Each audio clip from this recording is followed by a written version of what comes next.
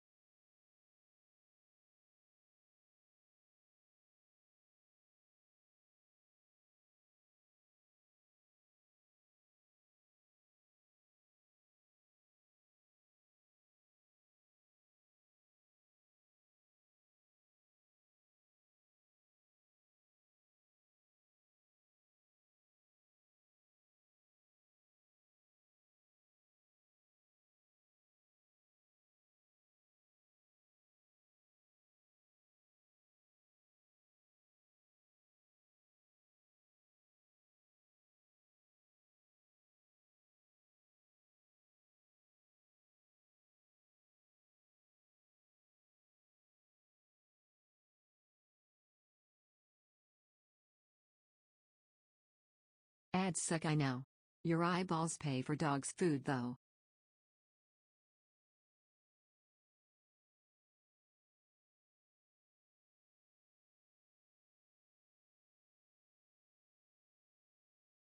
Hello. Do you not have any game stores around you? No, I don't. I keep having to tell people. I think people just keep forgetting. I live in the middle of nowhere. I live in the middle of nowhere. We don't even have a pizza joint that's like open for more than 6 months in the year. We don't have like anything. The closest like store to buy stuff at is Walmart. And I would also have to get there too, which would be a pain in the ass because, you know, cold. Ow! It's cold. No, don't put me back above 30 hours. I've been doing so good. Hey, you know what? It works. It's the Lord of Thunder. I got Thor. 1K? Heck yeah. It's taken 8-9 months of grinding nonstop and streaming, but we got to 1K. Which is pretty damn cool. That's pretty cool. 1,000 people decided to hit the follow button, either by accident or on purpose, but we don't care. Chips, please, not the spray bottle again. Yeah. Oh, that's a cool emote. That's awesome. By the way, how is everyone doing today? I just need to do something controversial to get to 100K. Yeah, that's fair. Ball. Hello there. Hello there. I'm pretty happy. So I woke up this morning. First of all, I woke up really late. Wow, I woke up at like noon. Hello. And it was really weird. Hello, Shadow. And it was yes.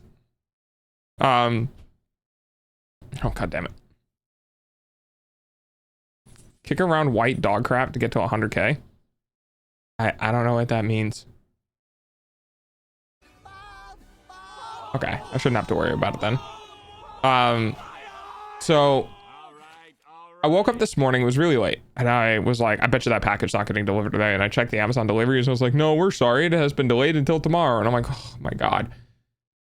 And then I was like, what about the pinout? What is the pinout? And then I realized that these little like golden pads on the side of the charging port was what's used for like the docking station, and it was a 4.6 volt pad in the ground. And I was like, wait, I have an Arduino that has a 5 volt output with a ground. So I grabbed some like connector cables, like breadboard cables, and I just touched the pads in the back and then started charging, and I was like, heh, nice. So now I have a contraption where I have package taped. Show the contraption. Yeah, all right, I'll do that. I have a package taped to the side. Open link. I think I just bring this here, right? There we go. So I have this. Okay. And what it is it's a box with packing tape on it to keep these two cables like at the same point.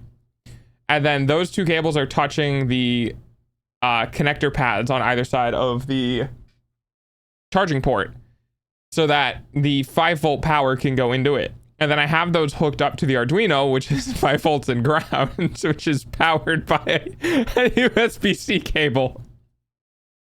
So yeah, it's a really overkill USB-C converter to my DS. But that being said, open link. But it's charging. See the little orange, see the orange light? That means it's charging. So it works. I got it from like 10% to like 50 something percent. So yeah, the battery charges. I finished jailbreaking it and getting the region swapped. So now it is a North American 3DS. And now like everything is in English, all the titles have been ported over and all of that. No, I'm not getting it today. It's not even in the state, I don't think. I can double check, but it showed up. So it showed up at the like local post office at like 6 o'clock in the morning or 5 o'clock in the morning. And then I guess they just decided to not put it on a truck because it was just like delayed. I was like, it can't be delayed. It is literally at your location. It has been dropped off at your location. And then I was like, no, it's delayed. And I was like, okay. Yeah. Delayed in transit. Yeah. So it's not out for delivery. It's not coming out today. So plus side, Woo basic electrical engineering. And there is no downsides. Well, there was a bit of a downside. I kind of accidentally bent the charging port a little bit when I was doing something, but I bent it back. It's fine. How did that happen? And the mailman literally stole my package. That's dumb. But yeah. So I'm pretty happy. I have 2 games on my 3DS now. I have Pokemon Emerald and Pokemon Fire Red, which should come as a surprise to no one. It was Twilight Princess, and my friend gifted it to me for my birthday. That's shitty. Twilight Princess is a really good game. But yeah, so I'm excited. Veri asked me, what am I going to be doing, like for games? And I want to. I don't know if I'm going to be able to do it. But what I wanted to do was I wanted to set like a duration of time.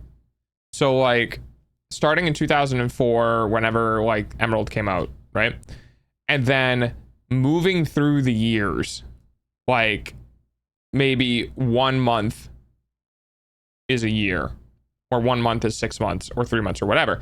And then putting out games. So like, I really want to play this game, but it didn't release until like 2008, right? So I'm not allowed to get the game until like, if it was 2 months per month, or if it was like 2 years per month or whatever, then I'd have to wait like 4 months, right? Because I know 8 months or 8 years would go by, and then I could play it.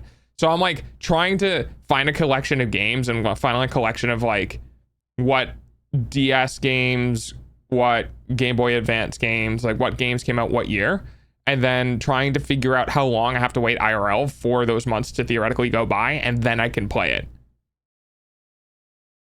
which will be super interesting.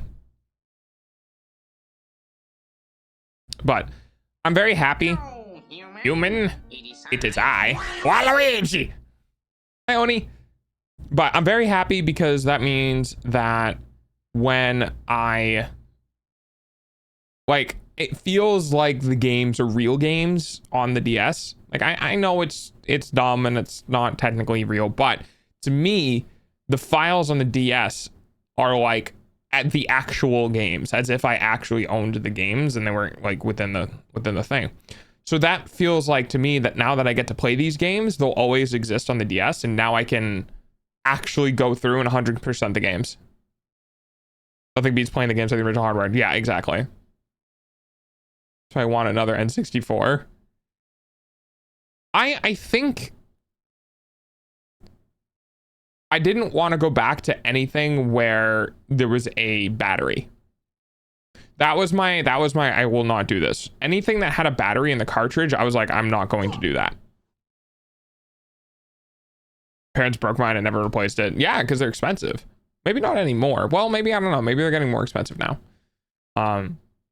But weird fun fact, the original Emerald and potentially Ruby and Sapphire had a battery in the cartridge that was specifically designed to power circuitry that like kept track of time. I just woke up, like the check-in sound. Good, I'm glad. How are you, Oni? How's your morning?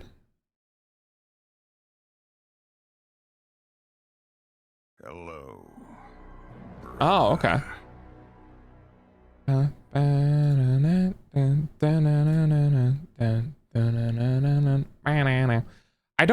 wonder if the Emerald Virtual Console will still track time if it's a virtual console. I don't know. Hang on.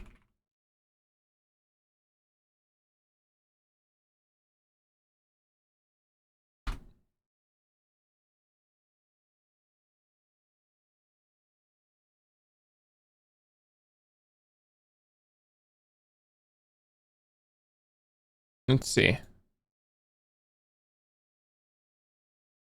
Hi.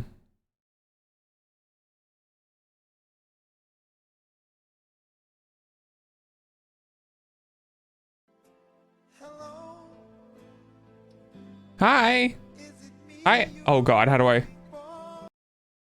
Allie? Did I say that one right? I remember you said just call me this. Okay, all right, we're good. Hi, welcome. Doing good. I was able to join a stream right as they were raiding. Ooh, fun. Welcome back. Oh, hey, human's back. Hi, human. Hello, human. You have to say hi, dog, back. Cause oh, wait, you did. Ha! Never mind. One step ahead. Emerald. So yeah, today, okay, so I do want to give a heads up. The DND thing is very much so up to Veri. Veri apparently did a whole thing today and is very, very tired. Haha. So she might not be able to make it. She wants to, but she's very tired because I don't think she got any sleep. She was up at like 6 a.m. or something. So we're gonna see how that goes. And yeah, I do have the general planned for the D&D session. I was supposed to plan fights today and that didn't happen. So, oop. Man, old fucking forums.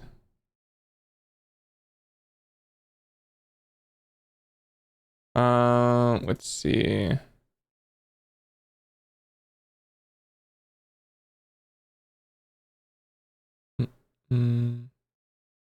Okay, here it is.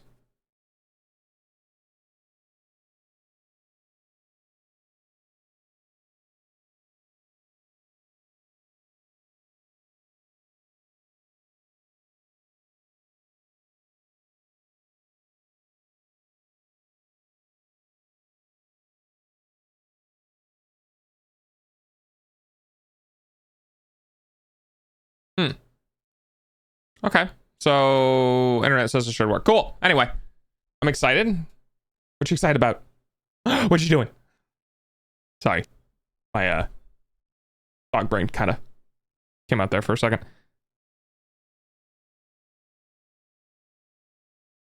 Also, curious question. Am I the only person that doesn't really like playing like outside of Fire Red?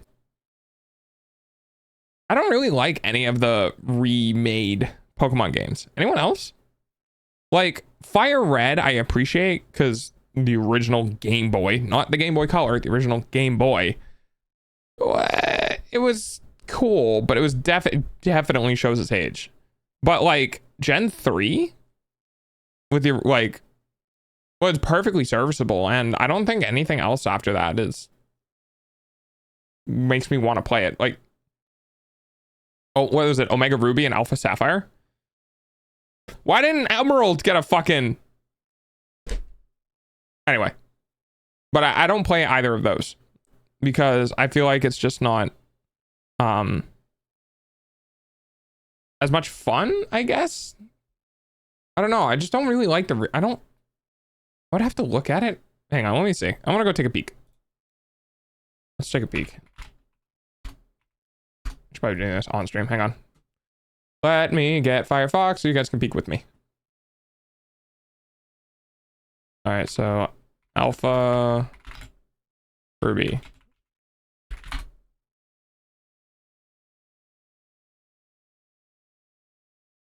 Okay, so they went 3D with it. I don't... Oh, and then they have the Omega evolutions as well. Yeah. I would have to, and I would have to do... I'd have to actually enjoy this style of game, which I'm kind of indifferent about. I like my 2D. So yeah, I don't think I'd ever play Omega Ruby. Like, I'm not against playing 3DS games, but I definitely... That's really weird. Okay. I'm definitely looking at something where I'm like, yeah, I don't really want to play the remake. I would rather play the original games. But yeah. One of the reasons why I was up late last night was because I was looking for drawing resources, because after stream I still kind of had the itch to want to learn, and all of the videos I saw were informational but weren't instructive. Does that make sense? Like, all the things that I saw were very good, like, encapsulated bits of information, but nothing to practice, nothing to do.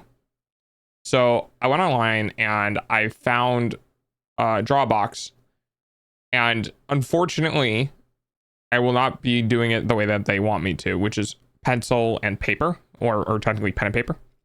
So I'll be doing it digitally. And one of the reasons why they were talking about why you should do pen and paper is just the commitment to your lines.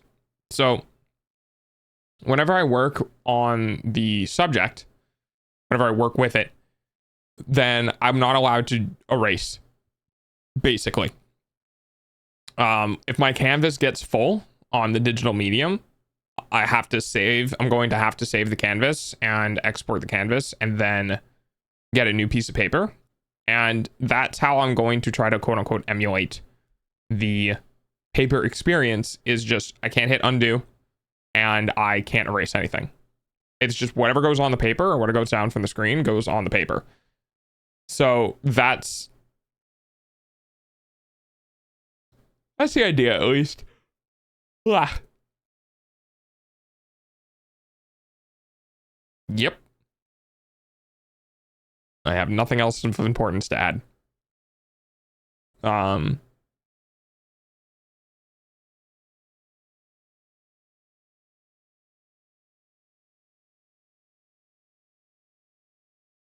Have you attempted anything yet? I have not. Oh, no, we did not. No, we did not. Hang on.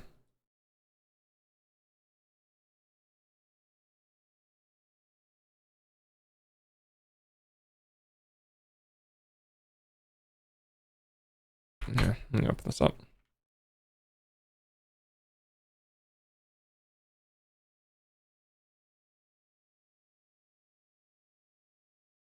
Oh, wait, does it project the image? Is it like a reverse projector?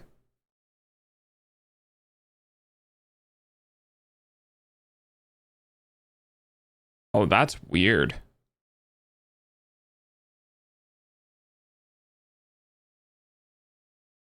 So it's like tracing, but for real life? That's weird.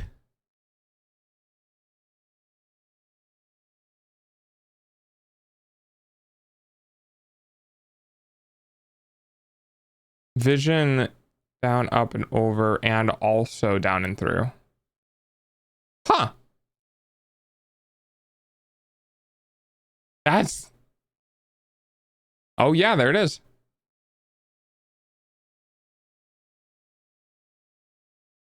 Huh.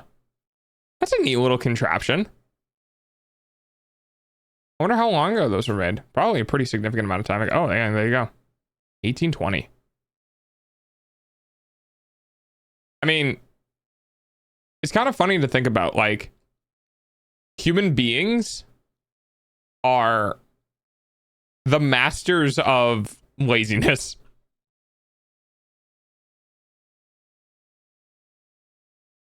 Trace and then make pictures with jumbled colors. Okay, yeah. Yeah. How would you explain human evolution? Holy crap, we're lazy. Which is not entirely, like, fair. We're inventive, but we're inventive because we want to be lazy. Everything we have done has been designed around making our lives easier in some way.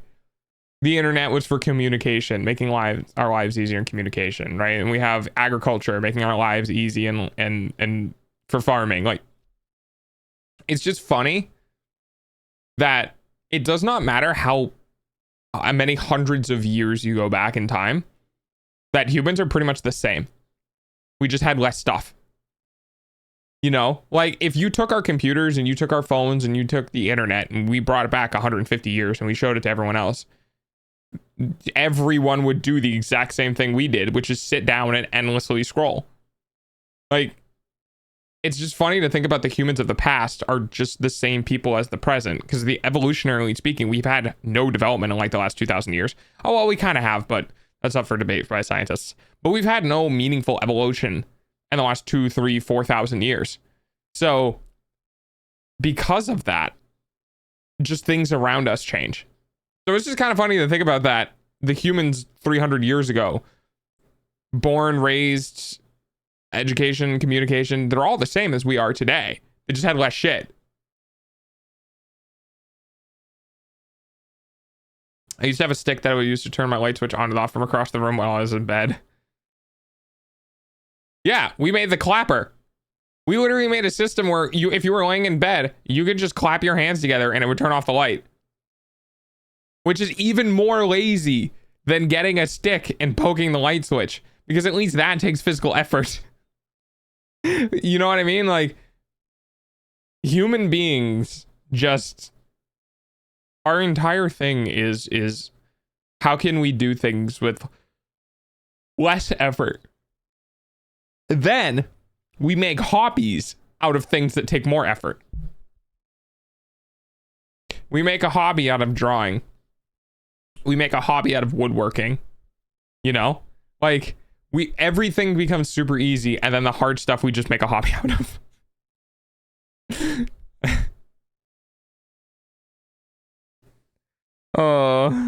It's wild.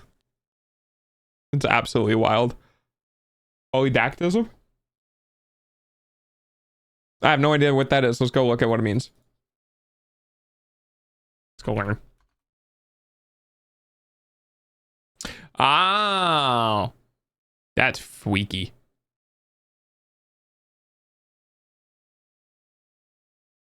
Imagine having a sixth finger for no reason. Is that even useful? I mean, maybe. I just want to know, like, what it's like to have a sixth finger. I mean, I guess it would just be, it's one of those things where you can't imagine it, you know?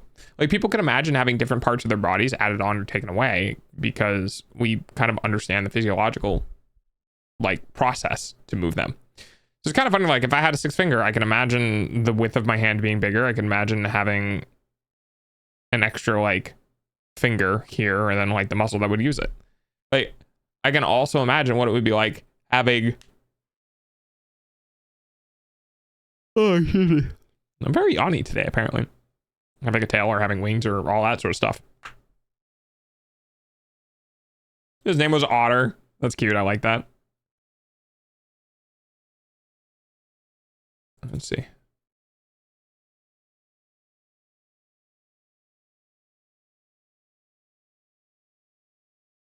I definitely should have taken some time to write combat before stream today, but I was very distracted. I did not have a lot of time. I did not have a lot of time today. Oops. I'm getting tired. I've just kind of been in my own world away from streaming for a while as a recovery from streaming. I'm getting very distracted from it. But that's how, unfortunately, streaming is going to work in my life, where I'm going to have periods of time where I get hyper fixated on streaming and I do a lot of stuff for streaming and I progress streaming really well. And then I'm going to have times where I'm just going to, like, streaming is going to take like a background. Like, it'll go into the background, like, development wise. I'm still streaming, but like development wise of doing new things, creating new things, stuff like that. And I want to focus on my own life and all the weird other fun things, which is the reason why I've done like art and the 3DS stuff. Is because those were just hyperfixations that I got outside of streaming. And I don't ever want streaming to take away the things that I get like weirdly affixed to, because then I won't want to stream. So unfortunately, I have to watch as like concurrent viewer counts or like shit goes down, just because I haven't done anything new and exciting. Also the SUB-A-THON thing. Like, I knew during the SUB-A-THON that we were going to have an influx of higher viewer counts, and then afterwards it was going to go back down, because it's an event. People want to show up for the event. And I was like, cool event. And then they leave, right? But it's kind of, you know, I got to take it day by day and see how things move and respond in kind with that. But at the same time, I need to make sure I take time for myself and time to do fun things that I want to do outside of streaming, so that I can just not burn out on streaming. And that can be really hard, but like, you know, like I said at the very beginning, streaming is a marathon. It's not a race. And to get better, to get seen more, to be more involved, is to maintain and do it for longer and just be around more than other people. Because when there's 5 people, if you're 1 in 5 and everyone is picking everyone else but you, and then time goes by and those people start leaving or changing, people will eventually notice that you are the consistent remainder and will naturally become curious about your stream because you're still around. And that's kind of where I'm going. Can't wait for the new laptop. This is complete first. Yeah, Veri and I are still in talks. There's not much I can really do for her at the moment, because she needs a new model before we can move forward. And I told her not to send out the laptop until it's been paid for by my work, because I don't like owing people money or time or whatever. I mean, I just like smaller streams, so I'm gonna show up a lot. Well, that's good. Lucia's been kind of the same way. Lucia just showed up and stuck around. It is also the time of year too. You know, December is a huge time. People have a lot of time off through the holidays or whatever. And then January is, okay, time to go back to real life now. Yeah, and I try to make my conversations at least somewhat entertaining. It can get a little tough, because during the downtime, like during the lack of people, during, you know, when people are lurking or whatever, you know, not everyone's going to talk in chat. But when things move downwards and there's only like 1 or 0 people, you know, it's a skill to be able to keep talking to a brick wall, essentially. Hey, you asked to hold on to the sword. And I was just like, okay.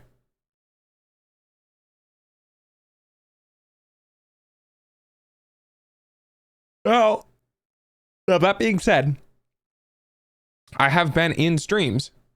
I have been in streams, a part of streams where there's only 4 or 5 people talking and there's over 100 viewers, right?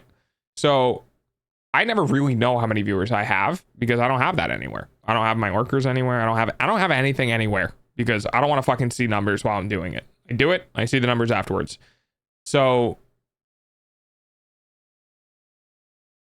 I've been in streams with hundreds of people, like 400 people, and there's only like 5, 6 people talking. So, you know, I think some streamers potentially underestimate the like involvement people have with streams, because they feel like that if people aren't talking, they're not being engaging, which is not entirely true. I can imagine how difficult it would be to come up with topics off the top of my head. Well, yeah, it's a skill. It's a skill. And it can get really hard. Well, especially when you're streaming every day. Imagine sitting in front of like a class of people, like in high school, 30 people, for, you know, 4 to 6 hours, with only 1 or 2 people actually talking to you or texting you technically.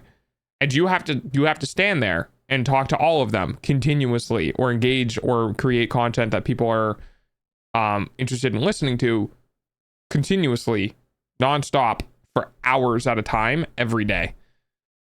When you take time off, it gets a little bit easier. because you have like time to develop stuff, time to think about stuff, time for things to happen to you. But when it's every day, I mean, there's nothing left in my life I haven't really talked about, you know? I've talked about everything. I got the drawing tablet, you know, the food and the bike, and like everything that I do has been discussed.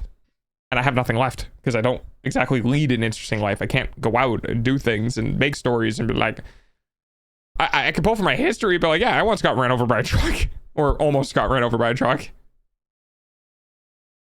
It's just like being here. Yeah. You know, bananas the same way. I know there's a bunch of other people who are like, yeah, I like the vibes here. Your life is more interesting than mine. My life is only interesting because I think like it's been enabled to be so. Like, I wouldn't be able to afford any of this without chat, you know? I am interested to see what's going to happen near the tail end of the time though. And we might go into next month. We'll see. I also might like hardcore just grind out the hours.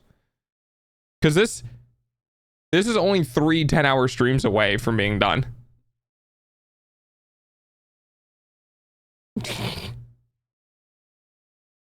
Imagine freaking people out. Imagine streaming for like a super long time. And then people come back and they're like, what do you mean there's only 8 hours? They're like, yeah, I streamed for like 12 hours the other day. Which I can't do. I've been struggling to get past 5. And I think it's just because even when I was doing 6-hour streams, I definitely felt that like the tail end of stream kind of just tapered off. And there wasn't really anything exciting or fun in the tail end of streams. 4-hour streams felt a little short, but they felt good.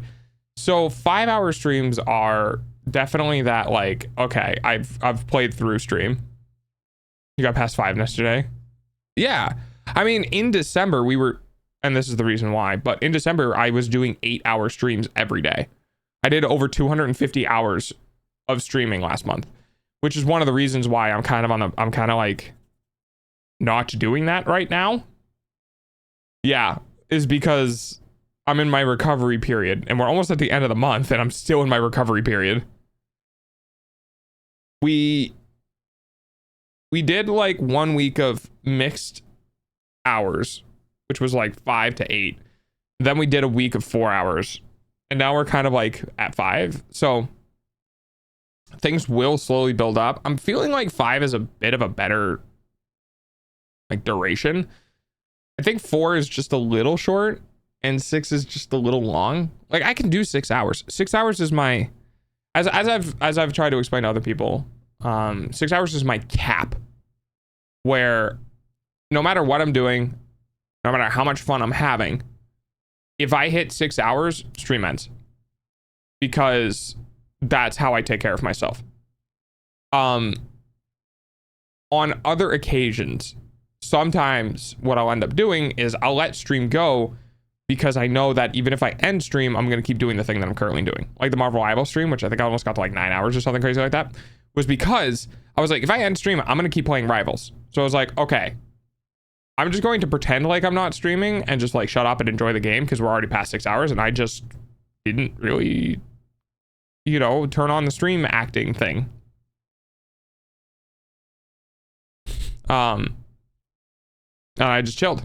I did what I wanted and I stopped stream and I got away from the computer. I ate and I went to bed. But I try to make sure that, you know, within reason, I'm sticking to a time at least somewhat.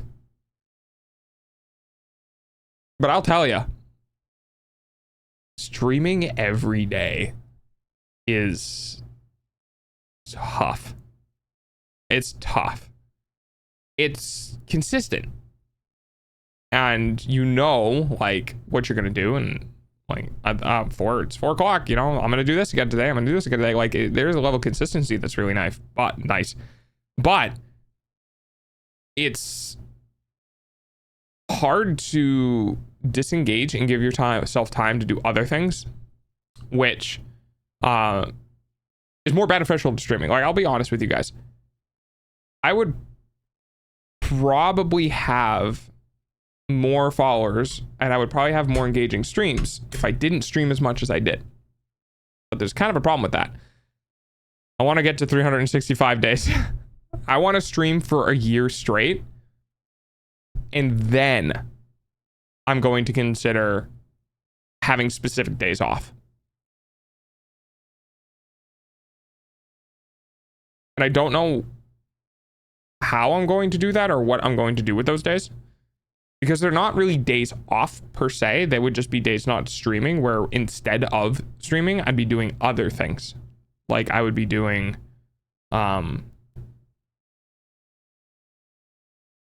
editing, for example. No dog every day is gonna make me cry. I know. Wait, but that's the thing is, like, I might, like, on a day, I might have a quote-unquote day off, which is just, I turn on stream, and I go, I'm here, guys, I'm gonna go edit. And I just edit on stream, or I just do, like I need to have days where I can work off of stream, even if I am streaming, right? Where I just do my thing, and if my viewer count goes to 0 or goes to 5 or goes to 2 or whatever, you know, that's what it does. But it needs to make sure, I need to make sure that I'm not making it detrimental to stream, right? Like there's one of those things where in the content creation space, you can't do YouTube videos that people aren't going to click on, because that actually hurts your channel overall. If you create content that people aren't engaging with as the average, like it doesn't meet the average of your channel, it kind of demotes you in the recommendations. Isn't that what you do on Saturdays anyways? To a degree, yeah. So like, I can do it then. But if I'm not talking with chat, or I'm not engaging in a way where people feel like I'm still there, then people just won't play. And I've had that happen numerous times. So as much as I would like to say, yeah, I can just not do anything on Saturdays and let people play, outside of Oculus, no one touches the game. Because if I'm not there, people don't feel like there's a point to doing it, you know? Hi, Veri. Making tuna. How long did it take for you to get away from the computer? Also, a tuna fish sandwich sounds real good right now.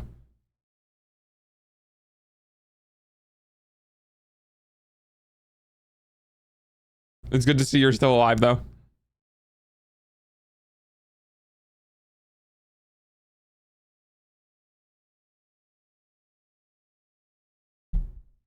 I love this song.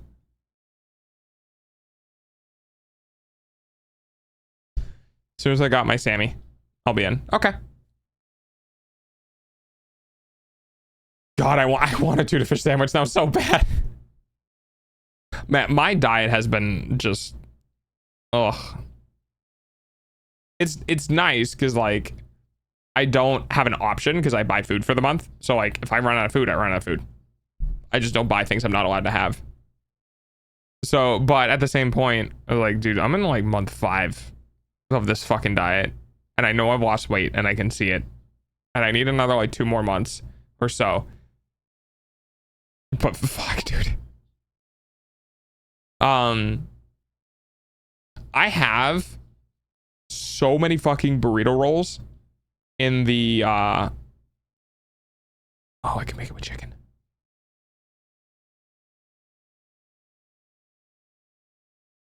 I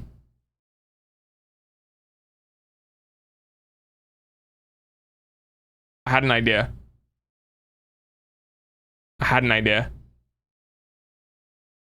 I think I know what I want to do. Okay. I have a bunch of wraps. That I come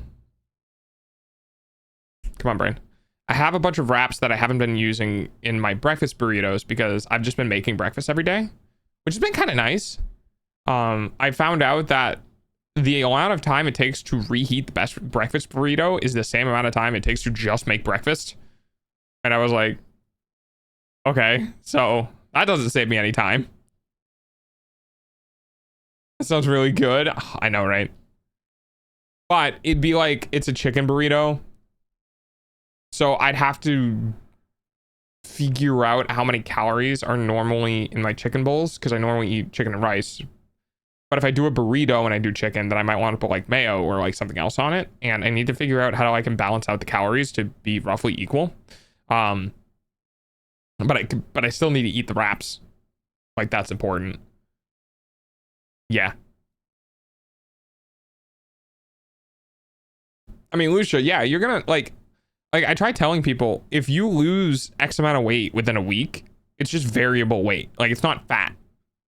It's water weight, food weight. Like, it's things that can naturally leave your body. Like, for fat to actually burn in a meaningful way, you're only going to lose a pound of fat per week at most. Well, not at most. If you just stop eating, you'll lose more, but it's not safe. So, like, you also eat muscle too. Like, if your body goes into panic mode, your body will eat your muscle and your fat, but it will go after muscle first. Like, it's more complex to break down, so it prefers going after fat, but there's more, I think there's more calories in muscle than fat, but I'm not entirely sure. Rice is my favorite food, and yet in lore I am made of rice. Ah, so you're a cannibal. See.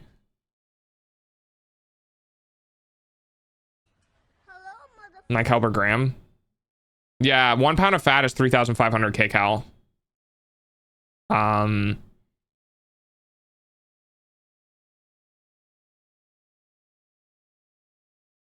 But it's about energy.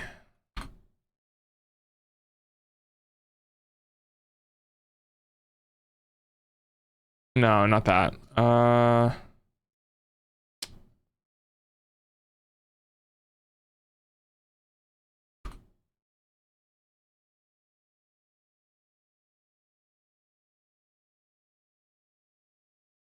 No, not that. I'd have to look it up.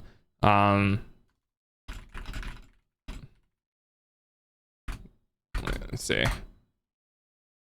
Bye, new day. Bye, new day.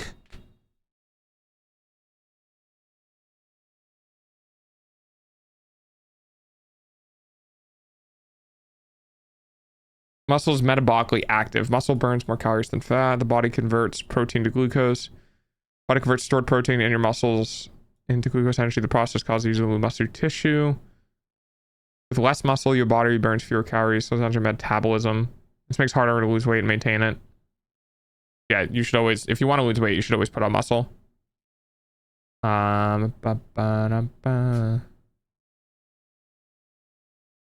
Starvation burn muscle, not fat. Mostly burns fat. The fat is burned directly by the tissues that it can, but that's not of all the tissues. The brain needs some glucose.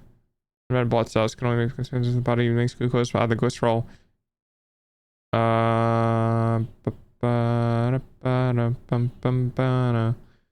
Get glucose, feed the brain. When the body starts burning glycerin, like glycogen, stored in the liver, well, muscle has its own glycogen to burn. When that runs out, you start to perform ketogenesis, which is burning fat to make sugar.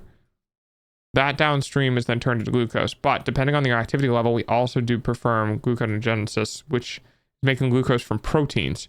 We do burn skeletal muscle to do this, especially if it's not in use. It makes biological sense to burn the highest energy requiring tissue if it's not in use. Oh, interesting. Okay. So we burn muscle. Our bodies burns muscles to make glucose, specifically because muscles themselves use glucose. So it's sacrificing muscle fibers and sacrificing muscle cells to feed other more important muscle cells like the brain. And in doing so, it also reduces the total amount of food those muscles use. Okay, I got it. Sorry, I had to go on an adventure there. Sort of, because I have no mouth. If you get the reference, let me know. If you look at my banner, I'm a small white mascot. I just picture, is onigiri the triangles, the rice triangles? Take any sudden moves. The VT's in. Yes? Yeah, okay, that's what I thought. I'm just picturing one of those triangles with like two little legs sticking out the bottom of it. With like the little eyeballs.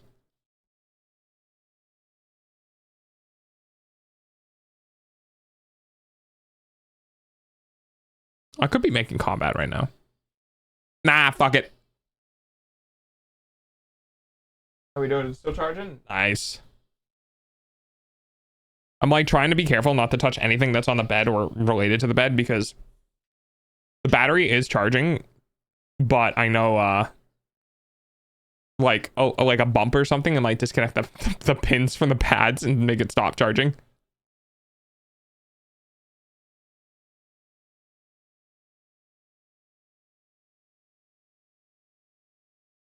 I'm excited. I want to do art. I want to schedule to do art, but my ADHD hates schedules. I don't know what to do. I can't stand for very long, and not eating didn't work. So, well, it's not that not eating didn't work. It's that it's more about the type of food that you're eating. I eat. I can eat like 4 times a day, 5 times a day, and I'm still losing weight. The difference is I'm eating popcorn, which is super low cal. I'm eating eggs, which is low cal. I'm eating chicken, sausages, which is low cal. You know what I mean? If you're going out and you're like, I'm eating ramen, it's like, well, it's not inherently low calorie because it's also about fullness to calorie count, right? For example, if I had 100 calories of peanut butter, I still had 100 calories, and those calories are going to get absorbed in my body, but it's like the size of a nickel or like a quarter or whatever, right? Which means that it's not filling, and my body is going to be very upset at me because even though I still consumed 100 calories worth of energy, I didn't eat a scale large enough for my body to digest, right? So when you're looking at food items, when you're looking at eating, right, you need to consider how many calories is this serving, but also how filling is this serving. So if you end up eating ramen and you're like, I'm fucking starving like an hour later, it's because the calories you did consume didn't stick around. Yes, yes.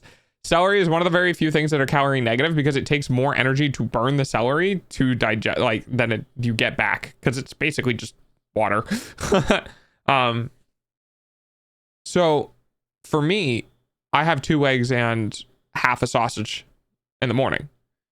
And no, it's not a lot of food. And I'm normally feeling hungry again within probably about 4 or 5 hours.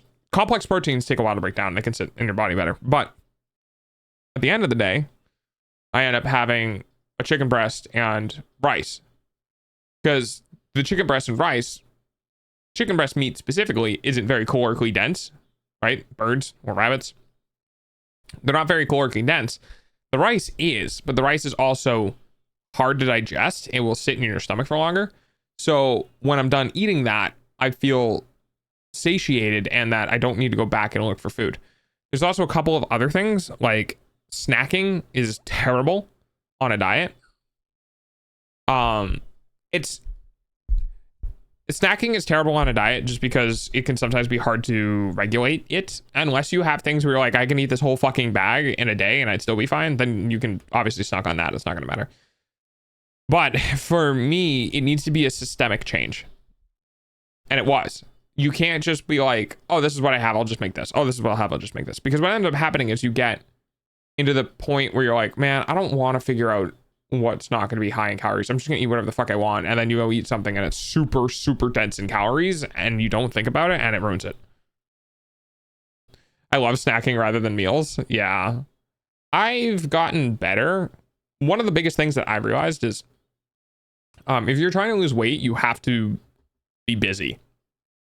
Like for me, I have my stream every day, 4 to 5 hours. That's 4 to 5 hours about like jumping into the future where I don't worry about eating and I don't worry about being hungry because I'm busy. You know what I mean? It's the same thing with one of the reasons why, like, you know, you didn't really put on a lot of weight in school was because you woke up in the morning, you had whatever breakfast you wanted, and then you had either a shitty lunch meal or, you know, a cold lunch or whatever. And then that was it until, you know, whenever your parents made something. If you look systemically at the amount of food you used to eat as a kid, also growing helps, eats a lot of calories. But if you look at the amount of food you used to eat as a kid versus the amount of food you have access to now, you're going to see the likelihood of the fact that you have more like accessibility to food now is going to be much higher. And because of that, you're going to be taking in more calories. You can just replace the things you eat on a daily basis with things that just are lower calorie. And all you need to do is get below a threshold, and then you'll start losing weight. For me, I used to have a shit ton of Chex Mix. God, I love Chex Mix. But it's like 200 calories for like 3/4 of a cup or something. It was quite a bit. I don't remember what it was specifically, but it was quite a bit. And I was like, that is not a lot of stuff, but is a lot of calories. So I started like looking around being like, what's a snack item that is large in volume but low in calories? And I found popcorn, because I can literally eat 2 handfuls of popcorn as a snack just randomly, and it'll be maybe 100 calories, but I snacked. And to put that in perspective, 1 packet of Welch's fruit snacks is 70 calories. 2 packets is 140. And you're not going to feel anything from that. But you eat 2 handfuls of popcorn, that's a pretty good amount of popcorn. And it's, you know, less than 150. But it's insane. I definitely learned that some things are just not worth it. God, I can't believe I'm about to say this. Oh, I hate when people say this, but some things genuinely are not worth the calories. And I don't want to sound like a fitness influencer, but when you're fighting as hard as you do to lose weight, and you know that things add up because of how long it's been taking to lose the weight, and you realize that everything adds up, when you look at something and you're like, this is X amount of calories, you're going to be like, is that even worth eating? Because if I say no now, I'll say no in the future. So if I say no now, it might also prevent me from eating this item in the future as well, which means that I won't eat, or I won't buy, you know, hundreds of calories, because it's very much so a psychological thing. When you buy a bag of chips, and you look at the bag of chips and you go, how many servings is in this? And it's like 7 to 8 servings. And you're like, how many calories per serving? And it's like 180 calories. You need to understand that that bag of chips is 1,000 calories. And if you go once a week, that's 1,000 calories a week, right? That is half of a day's worth of food. And if you cut that out over the course of a month, that's 4,000 calories you didn't eat. And 4,000 calories is 2 full days of food. So like, you begin to learn just how much shit compounds, which is, I think, one of the biggest things that people don't really discuss, is that as you begin to figure out the things you can eat or don't eat or won't eat, you begin to figure out just how much that compounds, right? If you have something and you make it last 2 or 3 or 4 months, whatever, and it's really calorically dense, then it's fine. Because over the period that you're eating it, you're only having 100 and, you know, whatever calories a month, right?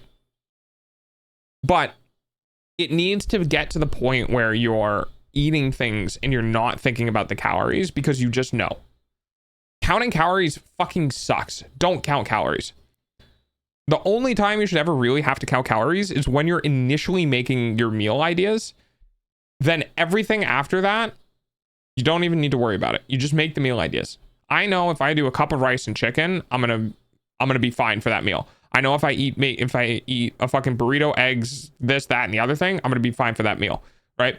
If you're trying to be under 2,000 calories, you need to be under 600 calories per meal, because that'll be 1,800, right? And you'll lose weight. You need to be under 600 calories in a meal. So if you're under 600 calories and you're only eating 2 meals a day, you're going to be great. If you're under 600 calories and you're eating 3 meals a day, you're cutting it close, but you're fine, right?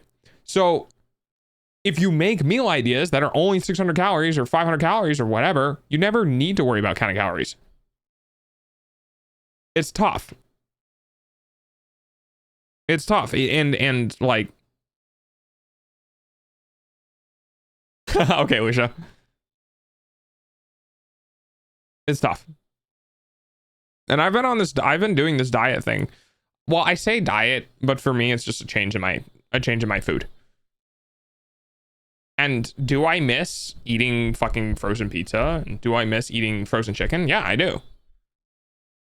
Do I like my body more now than I miss eating chicken? You bet your fucking ass I do. Like, I look down and I grab my stomach and I'm like, there's less stomach here now. And then I look back and I go, did I really miss eating frozen pizza? No, I didn't. And that's kind of what ended up solidifying that, like, this is just how I eat now. And this is probably going to be how I eat for the rest of like this year. I'm just not going to change because it's working. I just need to add in other things that are like a higher calorie count to offset and to maintain weight.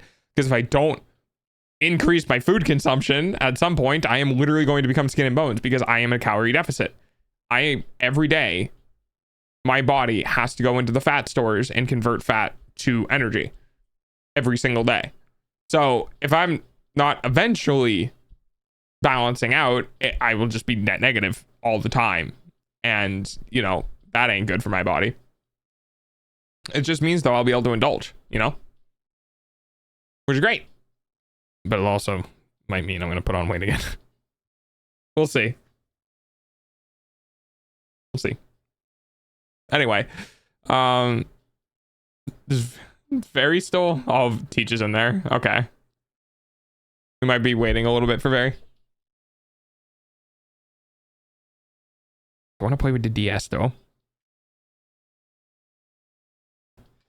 See, this is one of those times I wish I had like a face mask, because I could just turn on the hand cam and play on the DS and like share with chat and then not have to worry about my face being shown, but I don't have one.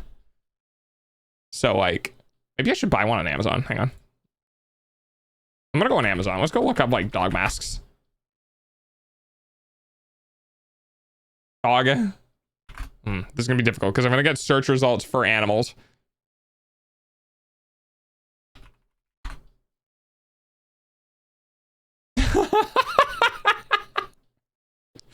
Hey guys, okay, hang on. Hang on. So,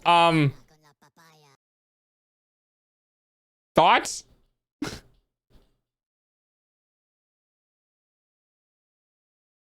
What do you guys think? Should I buy this? I love it. And then I can just put this on if I want to share something that's like highly reflective. What do you think?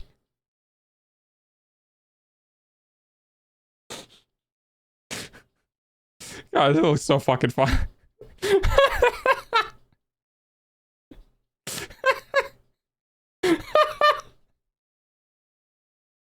don't know why this is so fucking funny to me.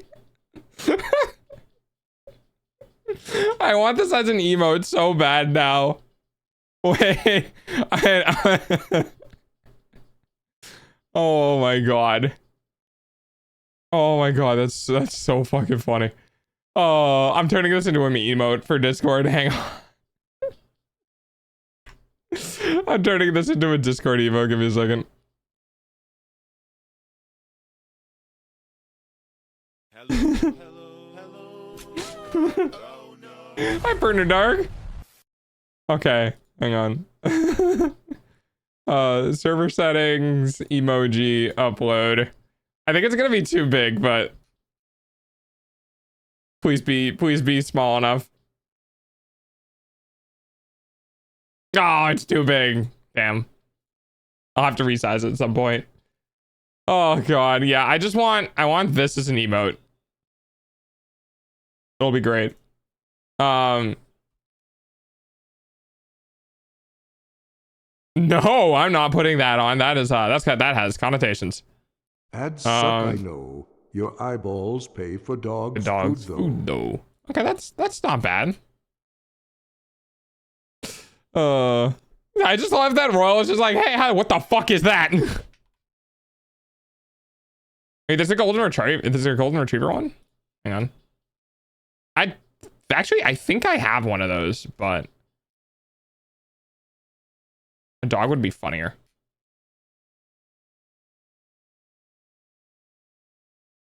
I've come to remind you to Campbell. True, yeah. Yeah, I'm getting a lot of BDSM masks. That's creepy as shit. Those are creepy as shit. That's creepy as shit.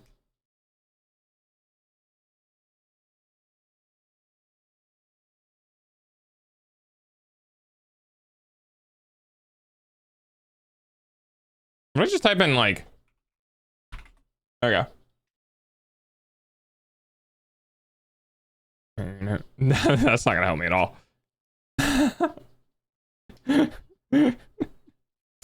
Oh man, some of these are fucking hilarious. Oh yeah, there you go. Wait, it's got ears on it. Wait, they have different types. All right, guys, I think I found it. Ready? There we go. Yeah, perfect. Yeah, just wear one of these. You guys won't be able to look at my face if I wear one of these, right? So I don't have to worry about reflections. Yeah, they got cat masks. They have bear masks. Dalmatian, more cat. Fox. Yeah, it's perfect. It's great. They even have a golden retriever one. Okay, the Labrador one is actually pretty cute too. It's a pig. There's a raccoon. Yeah, it'd just be weird for me to like talk through it, but other than that. All right, I want to see how charged the DS is. Hang on.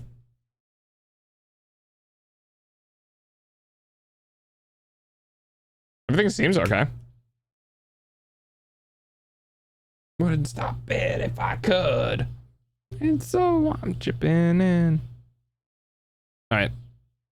It's been like what? Over an hour. So we're at for battery life. Oh, hey, it's almost fully charged. Nice. Or it's fully charged. One or the other.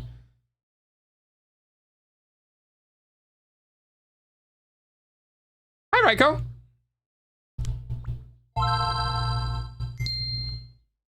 I'm so happy.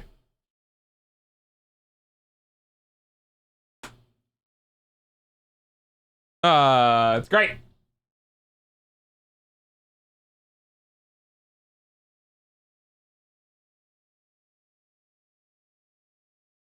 Okay. All right. How you doing? It has been a bit. How have you been? I haven't seen you in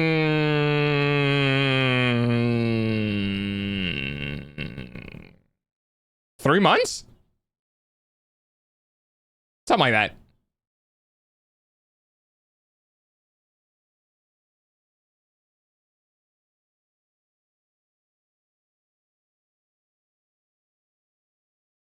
Eventually, we'll get to DND today.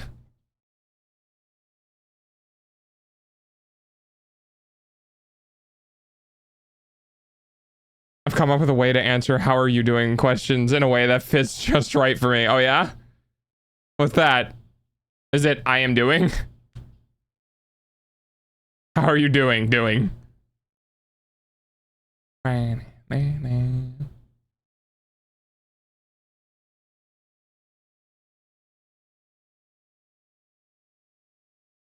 I feel like a cat laying down on a bed that's drifting in the middle of the ocean. Are you stoned? Or terrified? Because that could either be really good or really bad.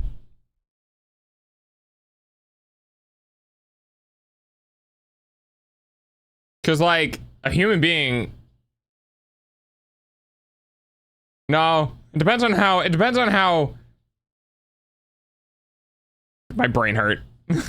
It depends on how you set that up. It's either super relaxing because you're like, I'm all alone and it's really nice. No, I am not stoned. I'm used to flourished. I'm using foolish language in leaving whatever that is good or bad to interpretation. Oh, okay. Hi, I'm autistic. See, on the one hand, that could be really relaxing because the concept of floating through an ethereal space with no worries in the world is very nice. But also, if we take it into a literal manner in which a cat is surrounded by water with no land in sight, would probably not have a good time.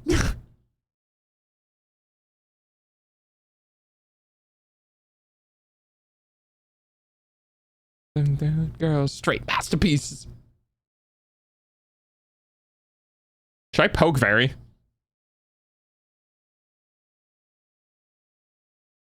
You very pretty much nailed how I'm feeling both ways. All right, nice. Let's go. So what you're saying is the best description for you is you're an astronaut in space who's been told that I'm an astronaut in space and ground station has told me they'll probably be able to get me. And which is, wow, this is really nice. And the concept of being saved makes this not as bad as it normally is, but also, holy shit, this is fucking terrifying. On the topic of cats, milk is actually bad for cats. Correct. Yes, it is. Never feed your animals dairy. They'll get the shits just like humans do. Plain English. I'm chill and relaxed, but I'm also stressed out. Oh, your eighth note resting notes. Your eighth note rest notes. I'm an eighth note rest note at 180 BPM. What does that mean?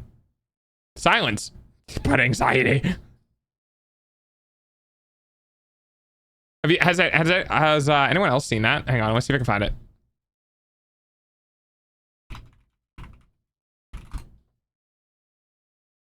Silence, but it gets faster. Yeah, here it is.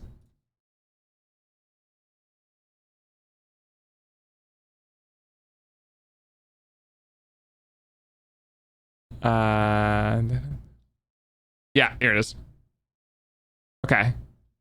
Copy link address. So it'd be, oh, not that. Here.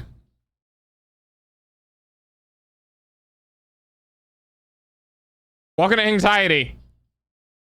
Tritone, silence, more tritones, all in major key. No notes, but it keeps getting faster. I love that this is the best way to describe anxiety to people. I still don't know how we came to we'd get the cat's milk though. Oh, feed cats milk? Probably because they like it. It's probably the eagerness in which animals wanted it. That's a good point. I don't really know why we associated cats with milk.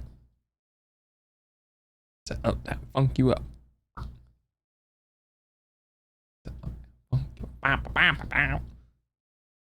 Any new updates in your life that has happened in the last 3 months? I think the last time when we saw you was like in October or something like that. I know it wasn't last month and it wasn't this month because you got the achievement for being in the SUB-A-THON. So it's definitely been more than 55 days. 56 days? 54 days. I'm more surprised we only do it for cats. Most mammals breastfeed? Well, cats breastfeed too. Are you talking about specifically cow milk? Like for cats? Maybe it's just better milk than what cat's milk tastes like. I don't know.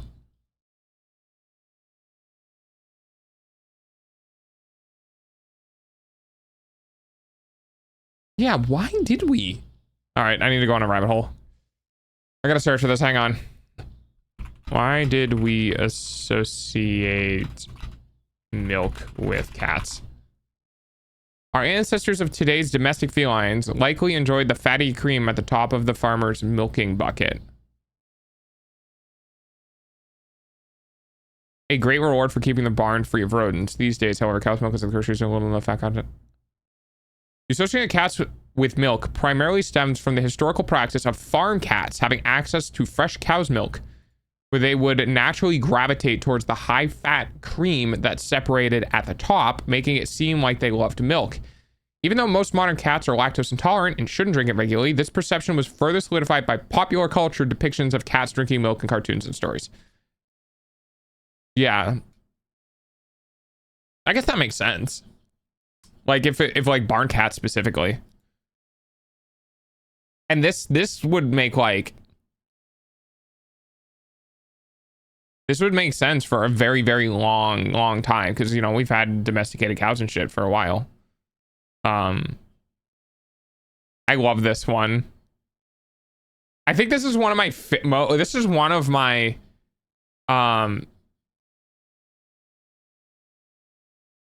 this is one of my most favorite images on the internet. Let me copy link address. You guys also might have seen this one. This is a dude in the 50s spraying a cow's udder into a cat's mouth. This is one of my favorite images. And is such... This is such an amazing description of humanity. We as human beings created structures in order to house other animals. And then in the process of using those animals for our own benefit, we also have other domesticated animals in which rely or enjoy on our creations through the manipulation of other domesticated animals. Like this image in its entirety, just, this is humanity. Which is amazing. The only thing that would make this better is if this was a lion. Processed milk is almost only water. This is true. The fat content in processed milk is extremely low. But the changes in 2%, 3%, and whole milk, which I think is 4% or higher, and skim milk, which I think is 1%.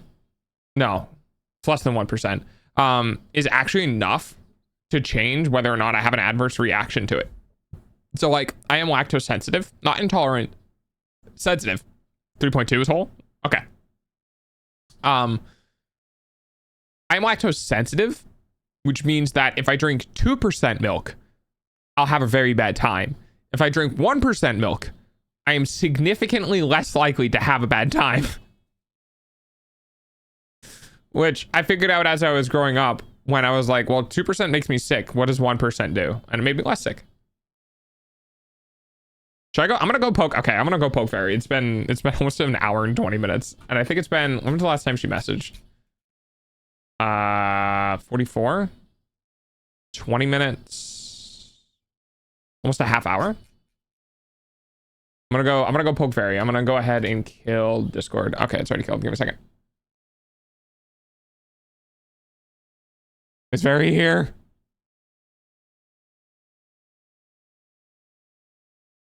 Yeah, okay, that's fair. All right. Okay. Okay, thank you for the updates.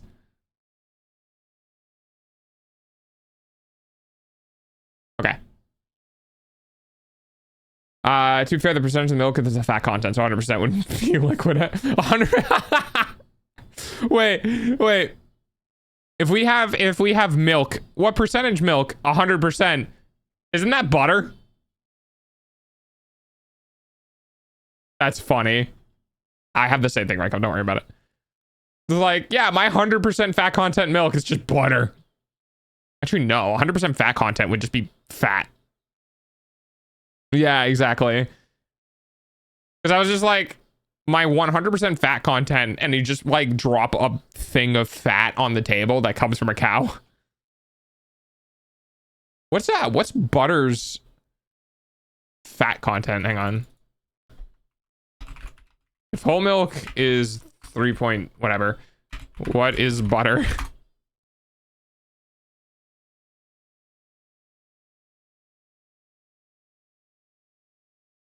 Whole milk is 3.2% butter fat, and then butter is typically around 80% butter fat. Okay. There you go. So apparently butter is 80% fat milk. So if you want to look at it in a really weird way, you can say butter is just milk. And it's like, butter's not milk. They're like, yeah, it is. It's just 80% milk instead of 2%. Oh, that's so fucking dumb. I love being technically correct. Also, why is milk white if butter is yellow? Because water's not white. Wait, why is milk white?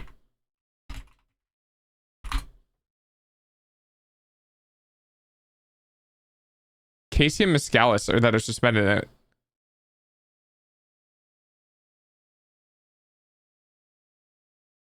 I have a problem, chat. I have access to Google.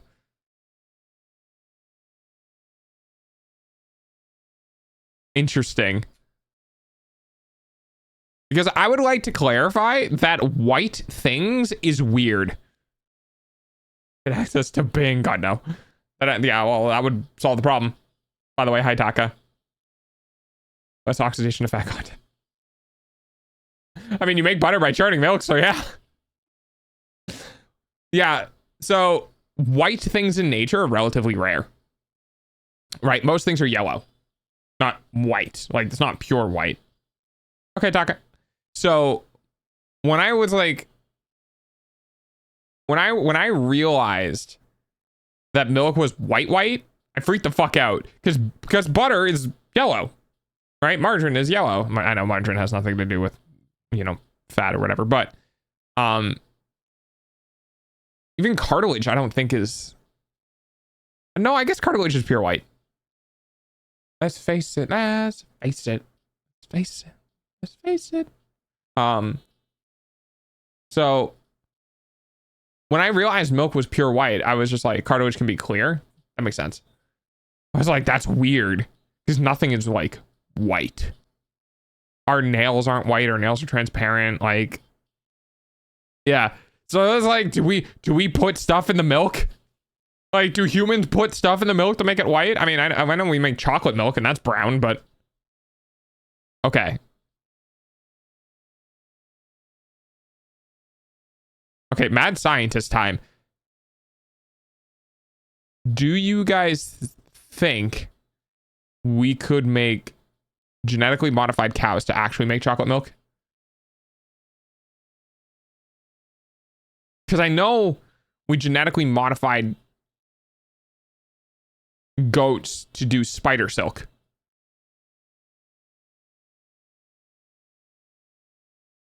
Maybe. Maybe. It wouldn't be sweet.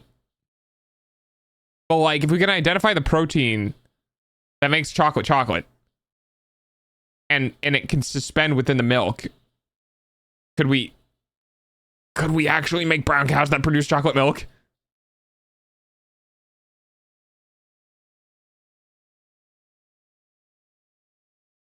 I want to know what the compound of chocolate is. Like, what is the accepted, like, compound? What is it? Yeah, it's cocoa powder, but like, what is cocoa? Cocoa molecule. The primary molecule associated with cocoa is okay,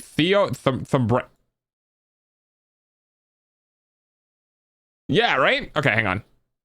Here, chat. You know what? I'll open this up. I'll open this up in Firefox and you can come explore with me. Let's go on an exploration, all right? Okay. So it's theobromine? Theobromine? So we have what? It's nitrogen, oxygen, and hydrogen primarily. Theobromine, also known as xanthose, is a principal alkaloid of Thembrona cocoa with a cocoa plant.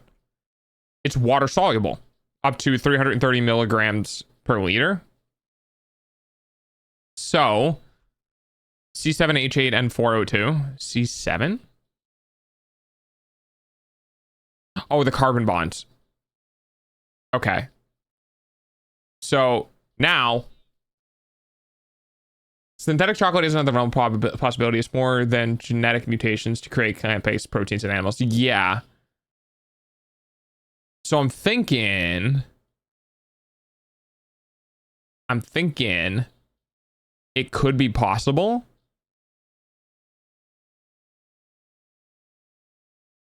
Primary alkaloid found in cocoa and chocolate. Cocoa butter only contains trace amounts, and they're usually higher concentrations in dark chocolate than milk chocolate. I mean, yeah. So like, if we can, someone, I'm gonna ask Google this. Someone must have done this. Genetic synthesis cows. Undesirable substance in animal feed. Not quite. I want cows that can make chocolate milk.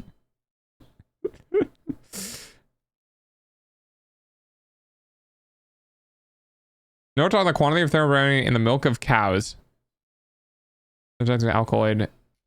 I think people, someone must have been able to been like, I want to make a chocolate producing cow.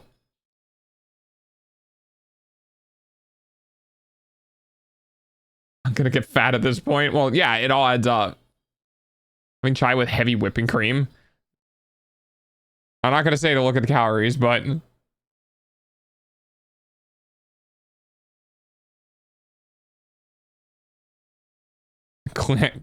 cleavage. Is a dimethylxanthine having two methyl groups located in position 1s and 3s. Its structure is similar to caffeine. It's found in green and black tea. It's a vasodilator agent, a bronchodilator agent in the muscle reaction. Oh. Huh. Yeah, there's the whole thing about it's 50 per serving. Yeah, how much is a serving though? There was something about like chocolate having a beneficial effect for women who are on their periods, and I'm not sure if this is the particular agent for it. Dark chocolate being better. Hang on. New rabbit hole. Dark chocolate period benefits. Magnesium, iron, and fiber. That's not quite right.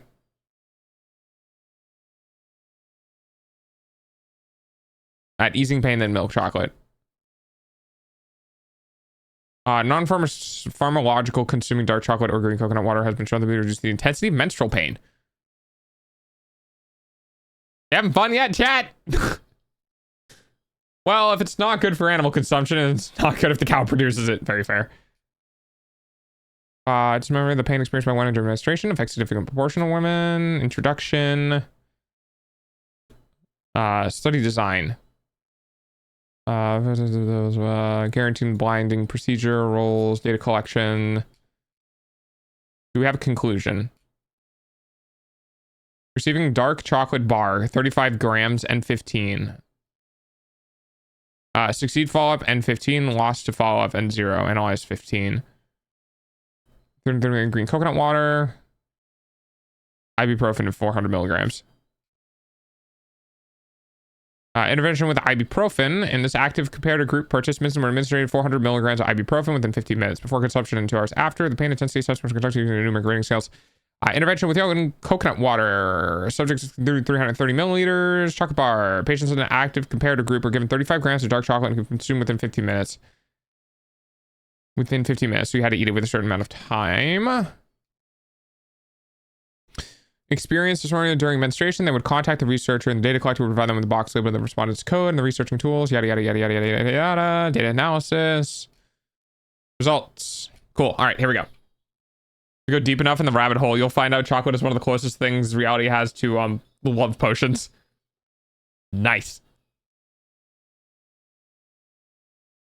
Okay. Characteristics of women in this studies can be seen in table 1. Total sample size of 45 women, which by the way is very, very, very, very, very, very, very, very, very, very, very small. But it's still fun. Evenly distributed among the treatment groups. Subjects in the study were 17 to 21, majority being 18. Don't know how I feel about that one.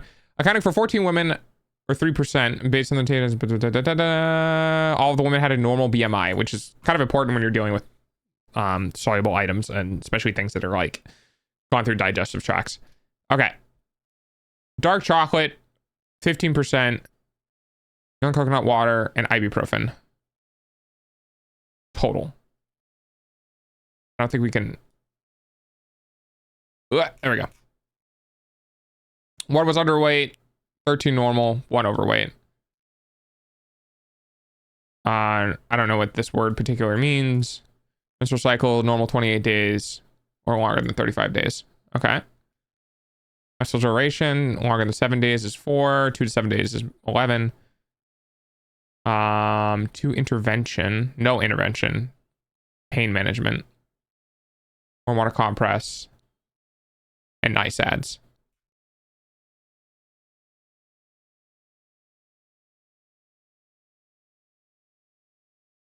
Tolerable 10, partially disruptive, unable to perform. Okay.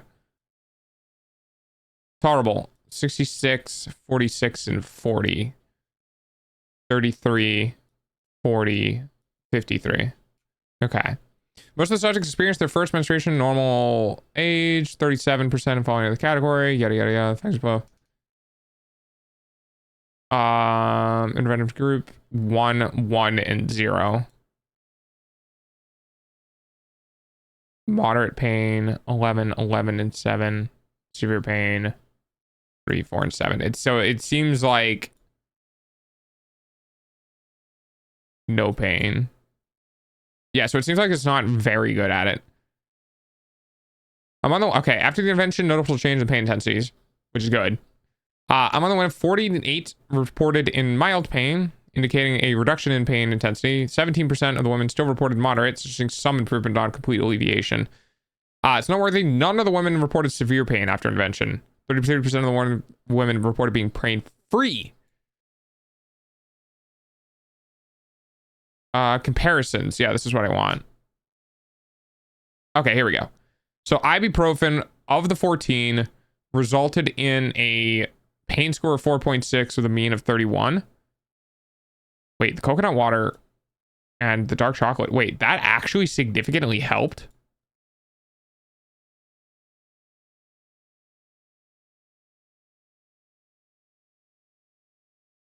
Whoa. Table 4 shows that the p-value between ibuprofen and young coconut water indicates a significant difference in reductions in pain intensity between the two groups. Hi, banana. Similarly, the p-value between young coconut water and dark chocolate indicates a significant difference. However, the p-value between dark chocolate and ibuprofen is greater than 0.5. Therefore, there is no significant difference between the groups. Interesting. In summary, the statistical analysis reveals that there is a significant difference in the pain reduction intensity among the intervention groups. Ibuprofen 400 is the most effective, followed by dark chocolate, while young coconut water shows relatively lower effectiveness. The post-hoc test confirmed significant difference between certain groups, indicating varying levels of effectiveness among the interventions. Huh. That's pretty cool.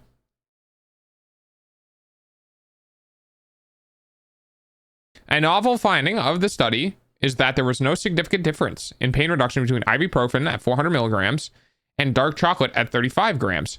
This suggests that dark chocolate with its high cocoa content may possess pain-relieving properties comparable to ibuprofen. Previous research have highlighted the potential benefits of dark chocolate in reducing pain, attributed to magnesium and its effect on prostaglands.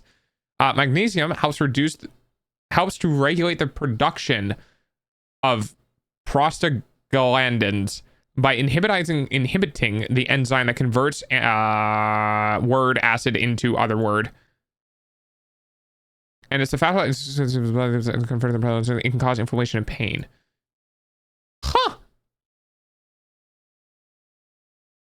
That's cool. Now, do keep in mind that the N value of this study was like 45 or something like that. So it's not very high. But it is still pretty cool to see that, like, there was at least some study put into this and found that dark chocolate has a significant enough change in pain that it's at least comparable to taking 400 milligrams of ibuprofen. So like, you know, if you're a dude, no, that's not fair. If you have a female significant other or somebody who has periods, trying to be inclusive here. If you have a significant other who has periods, yes, hold on to the dark chocolate. But also, I wonder if you can substitute, like, I know there are some women who have really, like, especially endometriosis, have really bad periods and have to take a significant portion of ibuprofen. I wonder if you can substitute 400 milligrams with 35 grams of dark chocolate. So you take one ibuprofen pill and then you have a shit ton of dark chocolate. And if that will feel like you took two, which would be probably significantly better for your stomach. I forget what NSAID's affect. Hi, puppy. Oh my goodness. But yes, if you have period pains, actually eat dark chocolate if you can. The liver? Yeah, I don't remember. I don't remember if anti-acetaminophenes were liver or if NSAIDs were liver. Whatever it happens to be. Hi, Spicy. How you doing, Plush?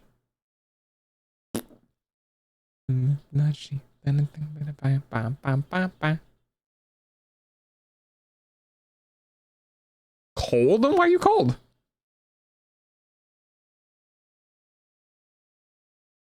I drew you something. You drew me something.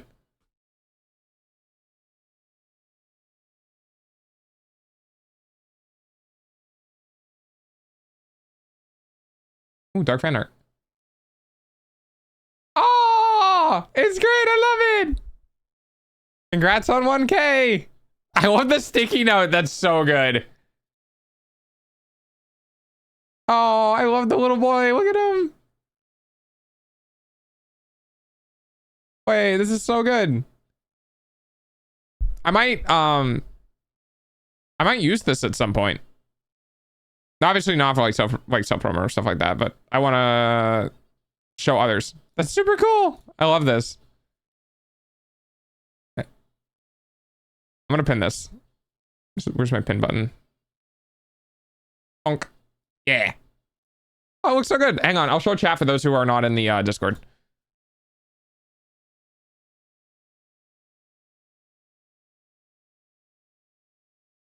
All right, here we go. Ta-da! It's the dog! That's me!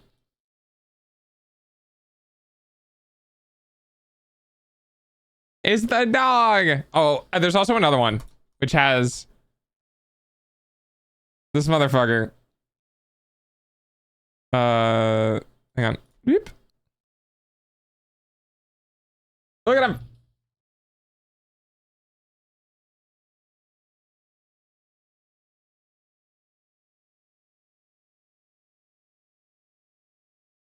That's awesome. I love it.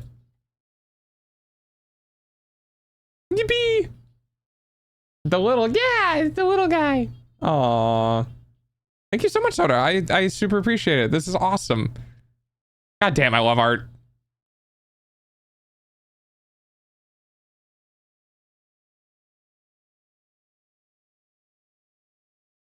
I'm gonna have a problem if I get bigger. If people keep making me fan art, I'm literally just gonna have it. I'm gonna have entire streams dedicated to showing people's art off. Like,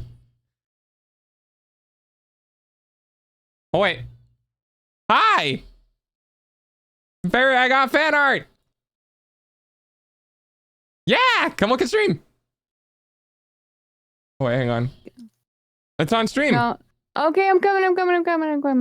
He's just a little guy. Yeah. TV. Soda made it for me. They're in chat right now. Oh my god. Oh my god. Oh, I love it. It's super cute. God. It's a congratulations on 1K. Oh my god. What? I love that art style too. Hello. Right? Isn't it great? Wow. Soda, I'm so fucking fluffy. Yo, you're the floopiest boy in the floopiest in the floopiest category even. Yeah. I will also be floofy in my 2.0 as well. That's not going away, chat. Floofy. Yes, I will always be floofy. You better be floofy. Floofy even. Floofy. Mm-hmm. So it's good to know that this sandwich didn't consume you. No, well, number one, I'm very tired. Number two, there's a lot of chopping involved in making. You went out shopping for your sandwich? No, chopping. Oh, okay. Chopping. Oh, chopping. I heard shopping. I was like, okay. There is no fucking way you went, I want a tuna fish sandwich. I'm going to go out and go to the store and buy things to make a tuna fish sandwich. I was like, I know you better than that. Fuck no. God, no. I just order that shit. Yeah, exactly. Yeah. This is so cool. I love this. It looks amazing, too. Oh, yeah. There's a bunch of stuff. If you go into my Discord, there's dog fan art. We have a whole channel for people who make fan art. And they can just put it in there. Banana makes a bunch. Winner's made some. Dude, Soda just I made don't know some. what I'm doing wrong. I think I've gotten like 3 pieces of fan art in my entire VTubing career. It might be Which because the tattoos are, yeah. I'm very vocal about how much I like fan art. I'm very vocal about art in general and loving art. And yeah, I think people have just heard how much whenever I show anyone's art Like on Grimmy? stream, I always freak out.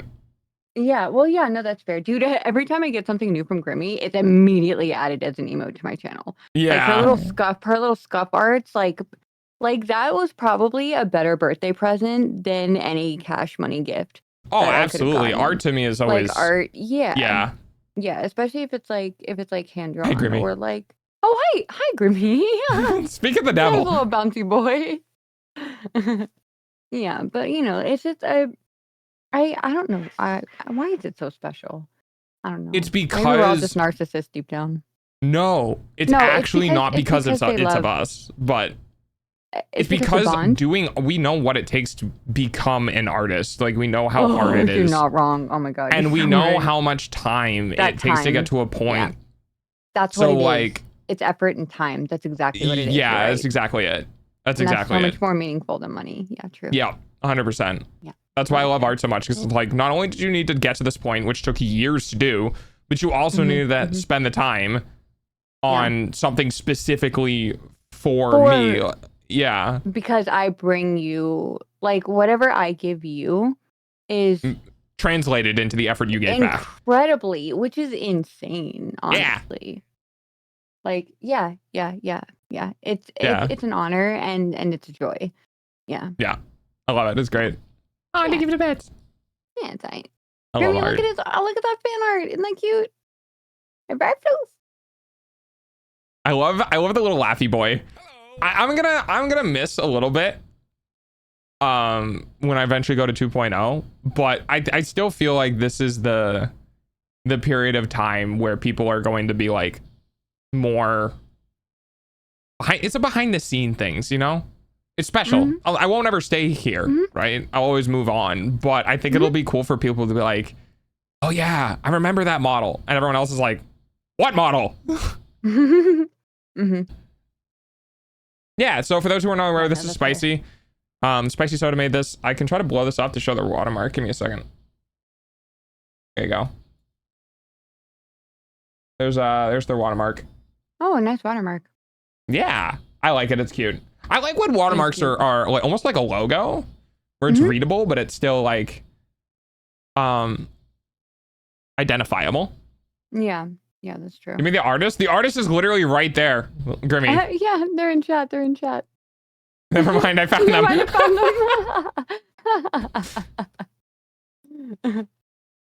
We have more too. Oh wait, do I have? Hang on. I think I have a fan art folder in my my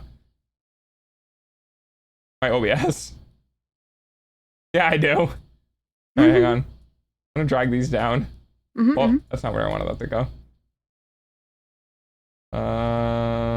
Yoink. So it is being yoinked away. As I find I need to organize my OBS so badly. You Okay, probably here we go. should. So I have a fan art folder in my OBS that just holds on to all of like the stuff. Aw, Mom. Aw, the cookies. Yeah, that was Oh my from God. oh god, who was that? Hang on, let me go credit them. That was from Nico. That's right. I didn't even need to look. Oh That my was from God. Nico. Nico is May's Taunt's friend. So if you guys ever see May's in chat, that's So cute. that's their friends. There's my cookies. So It's called birthday. cute. That's called birthday pup with like 6 U's. Oh my God. And then we have Sorry. Sorry made me Ooh. this one with all my sticky notes, and there's a very funny one. There's a little Easter egg with this one where in the back, the tiny sticky note, they couldn't read it, so it just says, I don't know, like IDK what this says. And then we have Brandy as well. Now Brandy's I like Sori's art style a lot too. yeah. All these art styles are good. Brandy's 13. Raw. So like even Brandy made me something. And I always love showing off art, no matter how like technically talented or skilled or whatever. Yeah, because it's about the effort and time. yeah, exactly. I'm also gonna add Winters as well. We can get this in here. You mean Wonter? Winter. So this is my profile picture right now, I believe. Oh my God. Ah. Right? Isn't it fucking adorable? Ah. I need one. I love the gremlin faces. Oh my God, me too, man. I do too. They're so cute. Or raw. Raw! It's fucking raw! It's That is a good fucking watermark, raw. right? I need some art. Yeah. You know, honestly, realistically, I realize I could probably draw something like that in like 10 minutes. Yeah, but you then probably it's me. could. But then You it's could easily me. have given, you can easily just give me like super quick art as a birthday present or whatever. I love art. Art's great. Yeah, no, right. Yeah, no, but then I'd like hyper focus on art, on like, and like perfectionist. But if I can make this better, but I can make this better. Perfect. Yeah, exactly. Yeah. And then like I'd spiral. But if I'm just okay, if I do it in a messy style, it'll be fine. Yeah, you can do whatever you want. Make it black and white, you can make it color, you can make it chicken scratch, you can make it finalized. I don't I'm trying to convince myself. I'm an MS Paint this bitch. Let's go. yeah, that worked. But yeah, I have an art folder. It's filled with stuff. I have a folder in my online backup thing. Backgrounds, characters, live TV memories. Puppy. Get the toy puppy. Friend. It needs Plus- to squeak. It does, Oh, wait, maybe yeah. it did. Yeah, okay. It should have come through. Mm, Sometimes lucky weird Discord. audio bullshit happens. No, I only have you on Discord. Ah, I okay, wish then you yes. did. Yeah, it did. It's sad face. It's on the floor. I know. That's why I was like, get your toy puppy. He was I face can't down and hold very on to it. sad. Not until I become 3D. Not until I become 3D. What do you mean you can't hold on to it? Yeah, you can. It's easier when it's 3D. I also haven't had like any time to work on stream. Yeah, Unfortunately. okay, that's fair. That's fair. I'm gonna download these to my fan art. I almost feel bad calling it fan art. Doesn't Why? it feels like almost derogatory. Why? I don't know.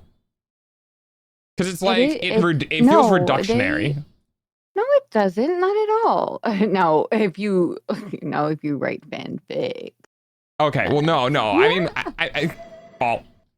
I mean, like, it's art, you know? Like, it's not like fan art. It's art that is, No, happens it to is. be, It is. you know what I mean? Wait, is Nim not in the chat? I thought he would die from that fanfic comment. No, he's, Oh, yeah, no, he's not he's here right not. now. Oh, I hope he's resting then. Yeah, me too. I need money. I need money to get the drown redeem. Oh, just ask. Someone's gonna have it. I love this. I need to turn on the fan art every now and then. Ah, there it You is. should. Oh, You should. Oh god. Oh god. The I actually do need to get rid of these because these are in web browsers, which we do not want to do. Zoop. Get rid of that there. Yep. Yeah, that's fair. Grab those. There we go. Oh my god, it's so big. Mm-hmm. I get Meow. that a lot. God damn it, Veri.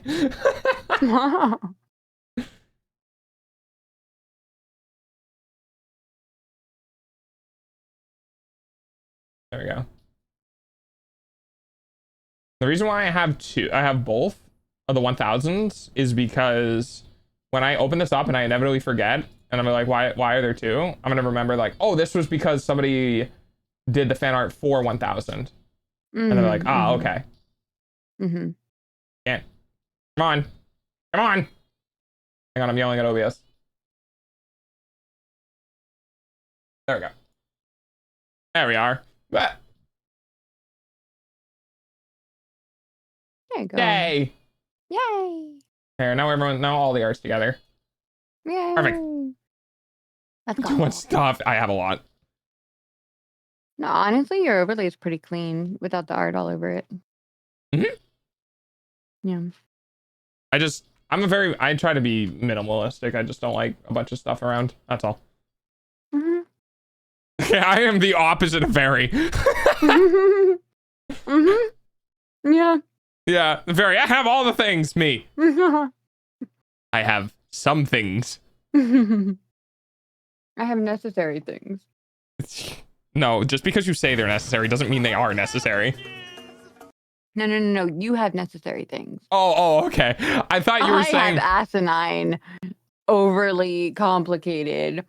Ooh, shiny. I know I'm gonna get bored in 2 minutes with this, so if I just do this, I won't get bored ever. Yeah, exactly. Exactly. But you know, it's also nice though, because you know we do have our chill moments, and I have two warheads. oh my god, Luxie, I'm so sorry. Oh, that's not fun. Okay. DND. Puppy, read what Luxie said. No, I know. Oh, okay. But what we should also know is that I glaze over topics like that, or gloss over topics like that, specifically because of vibes. Got it. Okay. Very good. Well, you can DM me if you want to talk about it later, Lexi, okay? A new hand. Oh god, it's so And paw cam! Let me see those paws, baby! This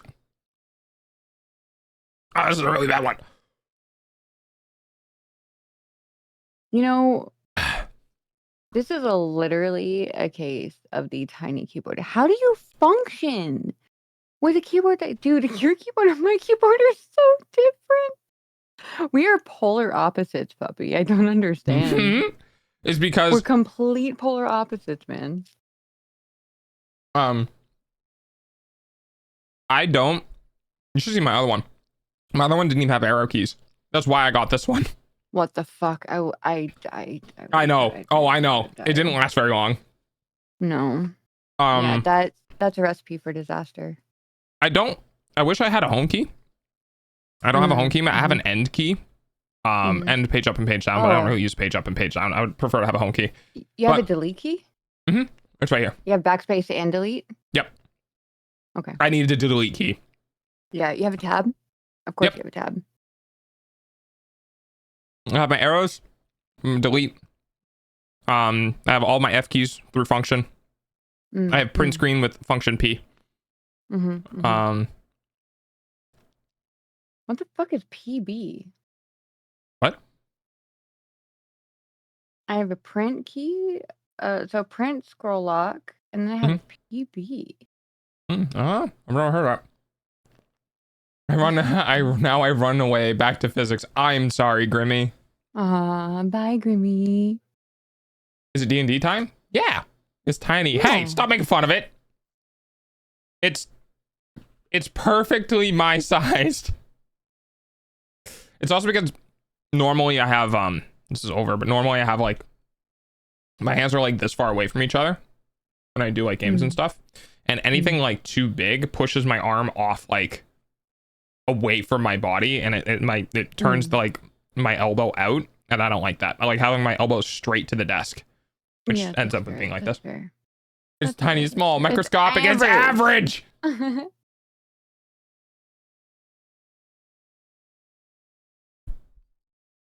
Stop it.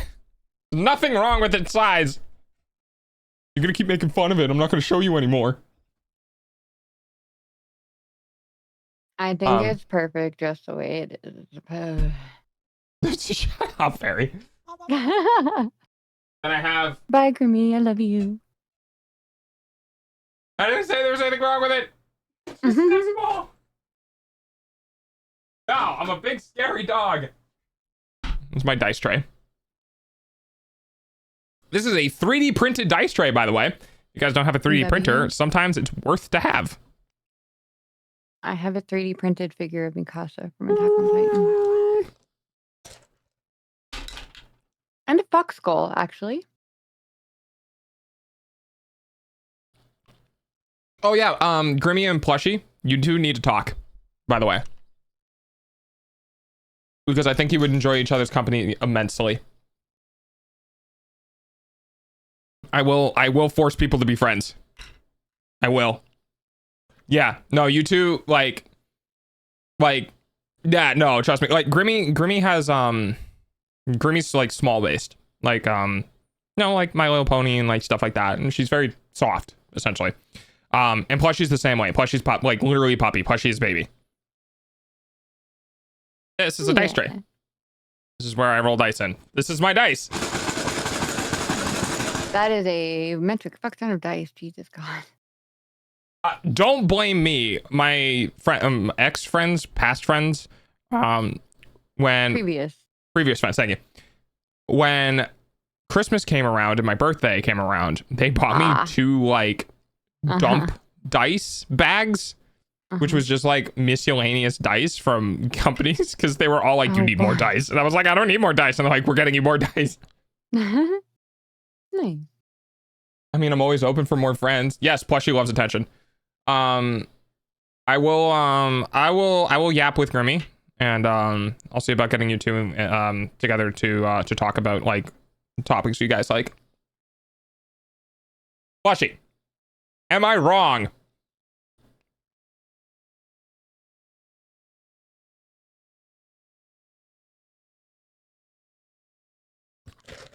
No. Yeah, that's what I thought. Okay. I'm gonna grab 2 sets. This blue one was actually like, this blue and black set was my very first set of dice Delta, ever. change category or what? Not yet. I'll let you know when. Yeah, look, see, I'm like extremely tired. We're gonna do like a 2-hour drive down to San Diego to deal with like pre-surgery stuff, and then an hour and a half drive back. You know, I'm like, she's alive, but she might not be kicking. Days. Yeah, that's the one. I'm gonna have a model for my character and like a voice changer, and I literally cannot think straight enough to put them together right now. It took me an hour to make a tuna sandwich, Lexi. Well, we don't need to do that for today, because we're still supposed to do D&D on Sunday. But this is my solo story. This is my origin story. I guess that's true. If I do it anytime. Okay. Joke's on you, I'm dead on the inside.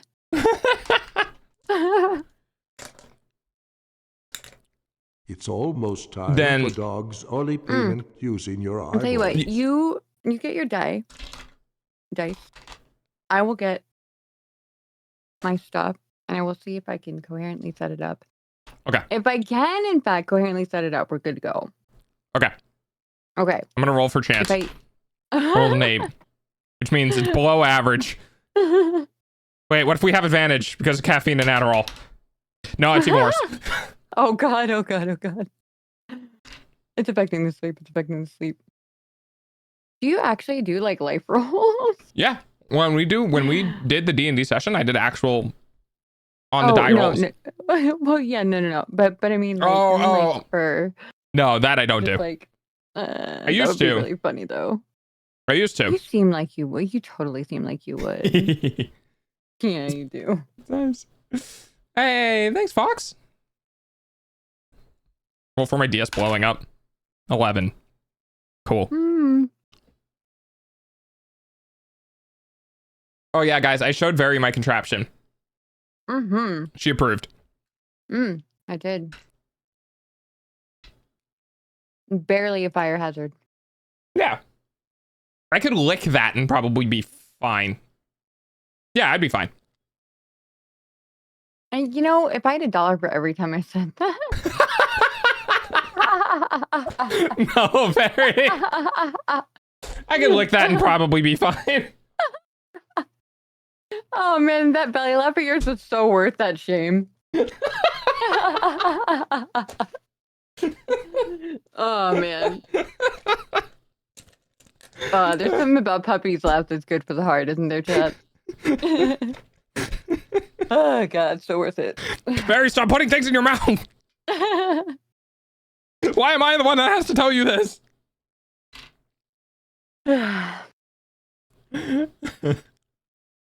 Everybody Shush, chat, stop it. You're not supposed to compliment me.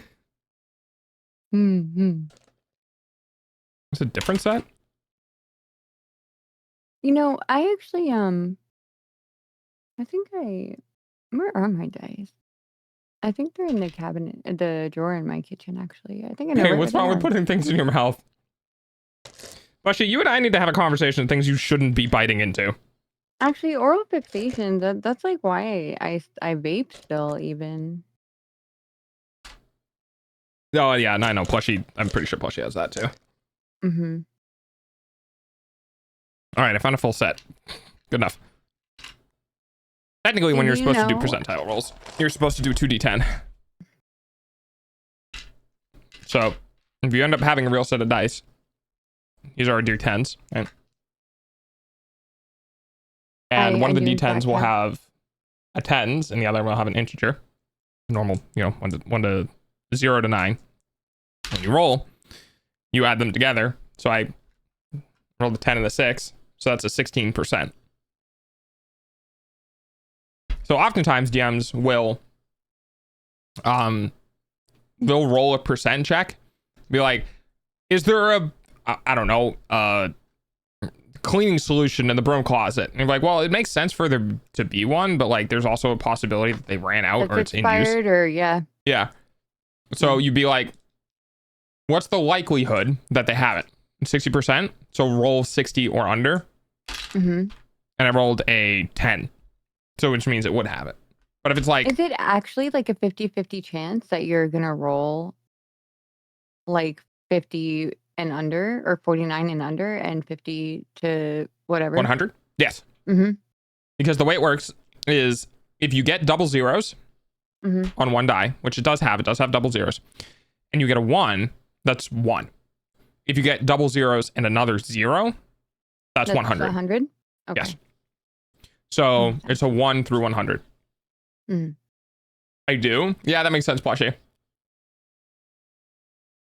I have eaten. I am no longer hangry. Yay, food! Yay. 55. I have also eaten as well.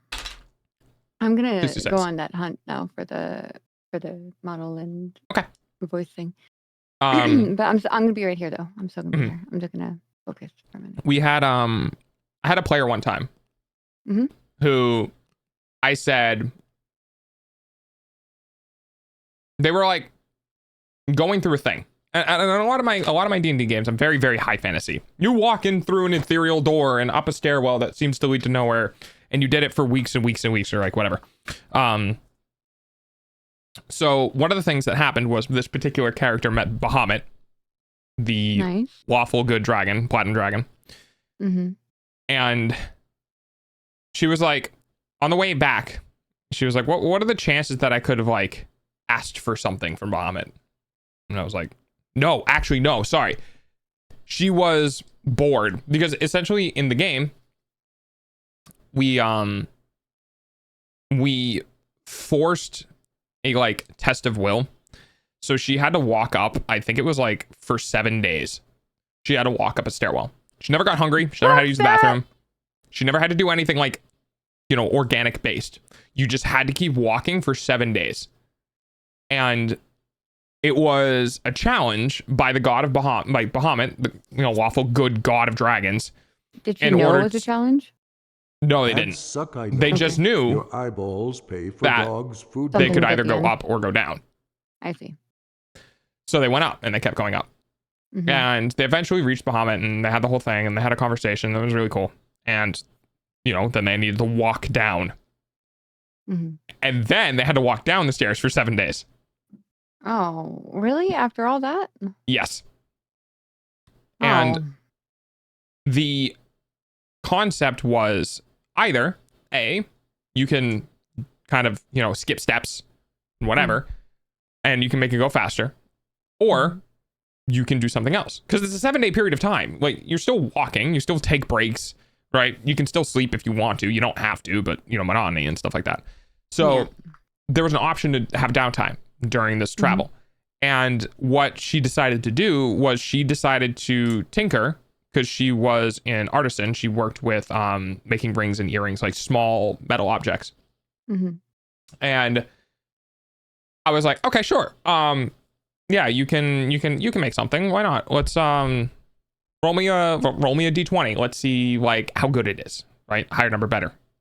She rolled a nat 20, Nice. which is a 5%. Okay, I went, wow, that's really good. And I was like, huh. All right, I'm gonna roll a d100 to see just how good your natural 20 is, right? So there are some things that are kind of like gatekept. Like if someone does something really well, they roll a natural 20 or whatever. Sometimes I will do like a severity roll of a natural 20, which is like, you did it to the best of your ability, but let's see what the percent chance is that best of your ability was accidentally really, really, really, really good, or just about what you would normally do, your average, or slightly below average because you're given your situation, right? So average is normally like 20 or like 15. It's pretty low on the D100. So I rolled the D100 and I got 100. Oh, And I was like, so this thing was like legendary tier item. This thing Yes. is mythic. it was, I literally told her, I was like, I can't tell you what you got because I need to spend time between sessions determining what is broken enough to give you, but not so broken that it completely negates the entire game. The problem is that I gave them an item, I think, that was like insanely broken, as it upped her, because she was a spellcaster. So you have a difficulty class, which is when you try to force a creature to make a dex save, they need to roll equal to or greater than your DC, your difficulty class. And if they hit it, they succeed. So naturally, the higher that gets, the harder it is for enemies to succeed against it. And what I ended up giving her was, it was an item that increased her main casting ability. So yours is charisma. Hers was charisma 2 because she was a sorcerer. It increased her casting ability by 2, so it gave her a +1. It increased her difficulty class by an additional +1, and gave her like some ability to like recover a used like spell slot or whatever. And I was like, good. I cannot make this any better because you are level like 4. Yeah. But the concept was you created an item in a realm of a god and did it to the best of your capability and did it 100 on a D100. I was like, the downsides of being a DM is that sometimes you don't really realize what you're doing until after it's done, when you're like, yeah, sure, roll for it. And they roll really well and you're like, oh, fuck. Yeah. Okay. Because like it wasn't really in the realm of possibility. Right. Because I didn't consider it. Or realistic I was like, possibility. yeah. I was at the moment, I was like, yeah, it makes sense to tinker something. Nat 20. I'm like, well, you might have made something really good. 100. Oh, fuck. Because a nat 20 is a 5% chance. Pokemon has entered the chat. A 10% of a 5% chance is 0.5. And it was a 1% chance, which means it's a 0.05. So the likelihood of that scenario happening was 0.05%. And I went, I have to reward that. That's like, that is rarer than most like super rare pulls in gacha games. Most super rare pulls, I believe, are 0.1% or something like that. Like you need to do it 1,000 plus times to get it. She pulled like triple S rarity, and I was just like, in a single pull. Yeah. I'm just gonna try it. Fuck. Hi, Oculus. Lurk evolutions go burr. Heck yeah. Hi, Oculus. So I did not make combat, but we're going to have combat because I can just pull shit out of my ass. Okay, buddy. I just came up with this whole thing. I love improving. It's something I used to do since I was a child. So sorry, I'm getting a phone call. 1 sec. Okay. Hi, Ninja. Blah, blah, blah, blah, blah, blah, blah. Blah, blah, blah, blah, blah, blah, blah. You look familiar. Why do you look familiar? How are you doing, Oculus? 0.1% was way back then. Now it's probably like 05 or 01. That's fair. Assuming the gacha doesn't pull. Oh, don't get me started on that.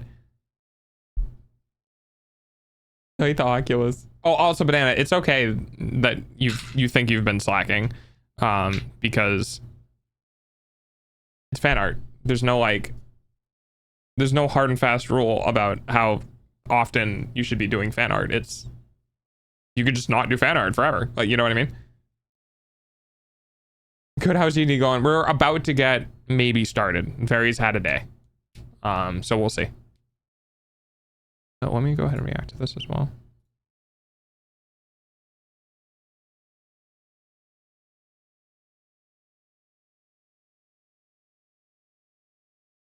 I have this shader. No, I think it's shader. Shader Kai Echo Knight. I want to run like a Nightcrawler. Yeah, Echo Knights are interesting. That's Matt Mercer's thing, right? That was Warlock subclass? No, fighter subclass. I think it's a fighter subclass. It's been a while. Have you heard of just adding a weapon that one-shots any enemy, but what actually happens is the players don't know the targets get teleported? Oh, I've seen stuff like that. Yeah, I've seen stuff like that. I've always loved those. Those are always funny to me. Yeah, I guess laser beam. Like, where does it go? I don't know, but it makes it not here anymore. Yeah, it's the fighter subclass. Yeah. Yeah, I heard that it's pretty fun to play. I also heard it's really strong, but I heard it was pretty fun. Mercer always has good fun ideas.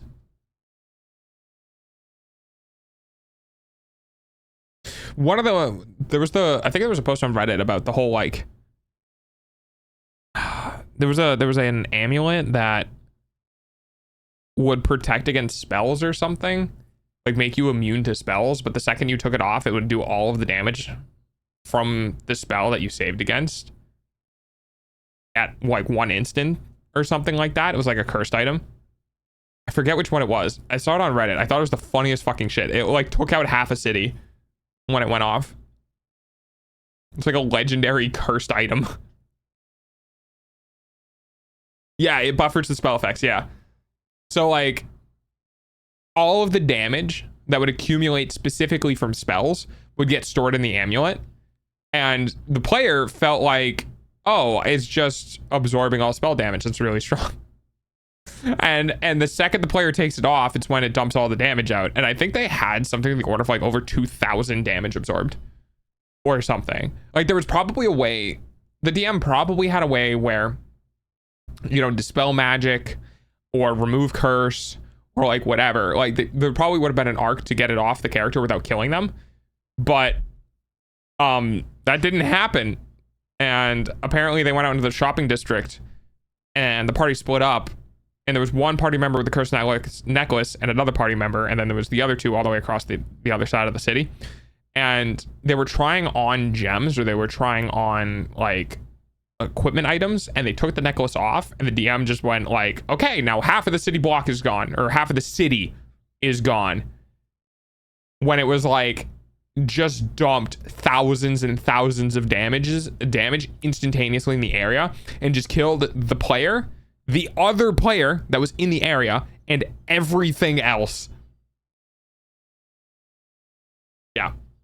I was like, damn, that's fucking diabolical. I think it was more than that. It might have been. It could have been the city block, and I might be misremembering the block, but yeah, it was a lot.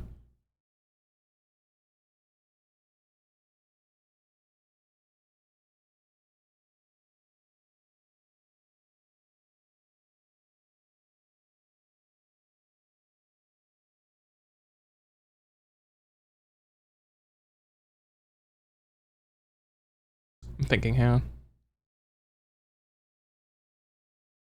Cassis, tomato, and cheese. I got, oh, that's what it was. Okay. I'm making an estimate that takes into account that a merchant ship is like 500 HP. And it, like, it's really hard to do, like, to, like, translate it like that. Because if it was 2000 HP, I'd just, like, I'd fucking nuke a city. Like, you know, it depends on the DMs. The consistency is, like, meh. When you're being a dungeon master, it's like, meh. It doesn't matter. It's a shit ton of damage. I want to make it a big boom, you know, just. Oh, actually, something. I'll get to your message in a second, Ninja. Something I love doing is I love breaking other DMs' brains, and I tell them, I'm like, okay, so like, you picture a fireball, and it's just like, oh, it's an explosion, and I love being like, it's actually not an explosion. Do you know what fireball really is? It's just a propagation of flames. The reason why we think of it as an explosion is because we think of explosives that make fireballs. But when it's magic, it just immediately makes fire. There is no explosion. And it's kind of compounded by the fact that, like, a lot of times explosion-based spells are either thunder damage or force damage, gravity or sound. And fireball doesn't have either of those. So, like, if you're going purely based on damage type, fireball just instantly incinerate. It like superheats an area essentially and ignites it on fire. And I like doing that because it's much more different than an explosive, which can destroy things and like by force and ripping apart. And then when you cast fireball in a particular area, it doesn't actually destroy things in a force. It just ignites everything for an instant, right? Just. And that's why the description also says, I believe fireball says anything that's not worn or carried is immediately lit on fire. And it's very interesting to play around that, because if you do that, your players will kind of get it in their brain that their spell damage is more than just how it affects people. It's also how it affects the environment, right? So if you wanted somebody to do like, what damage type is this? Oh, it's thunder damage. It's like, so it's sound-based damage.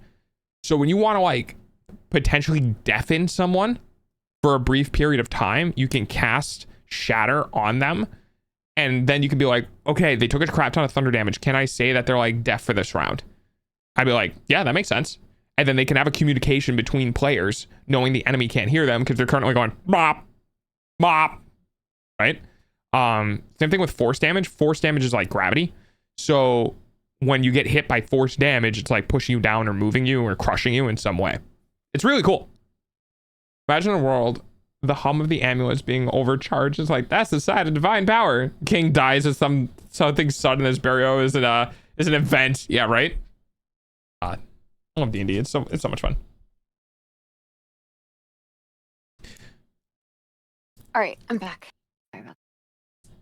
Hi, welcome back. Thank you. Yeah. Force is raw energy damage. You're not wrong. The thing is, the reason why I do that is because the spell Meteor Swarm is force and fire damage.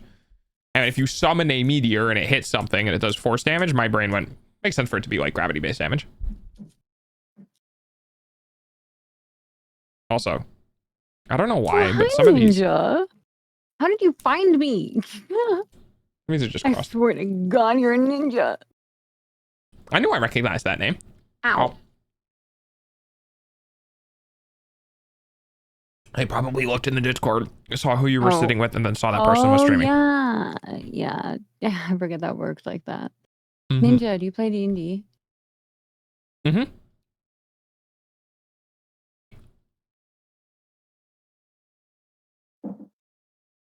I'm in your walls.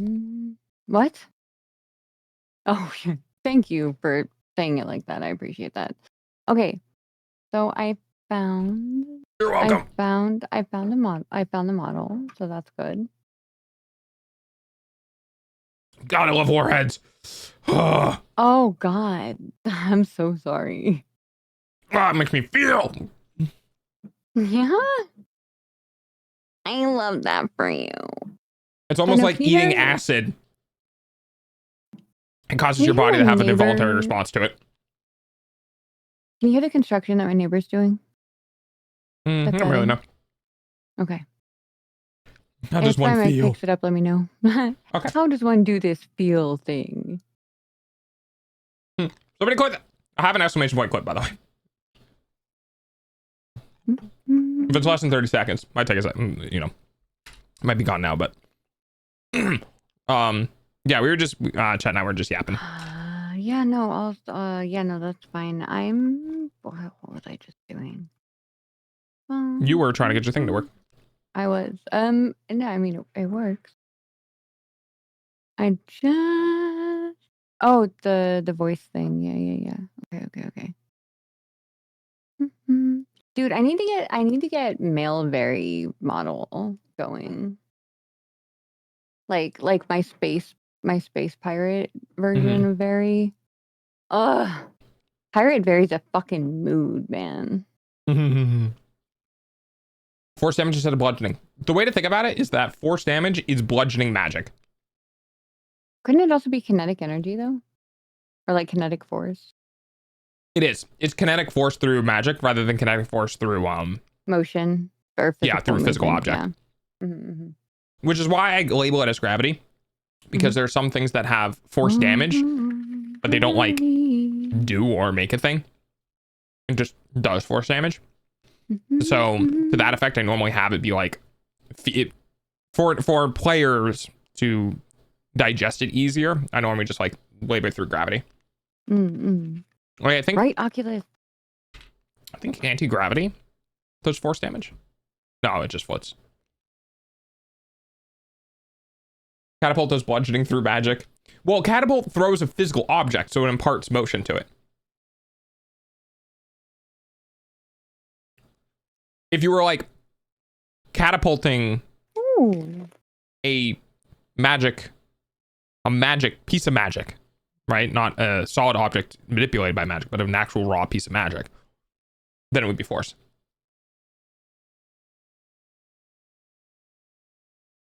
That's what my interpretation is.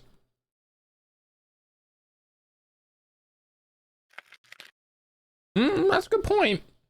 If you pull stones out of orbit, you'd be pulling solid objects through. The question is, does it pull it out of orbit or does it create it?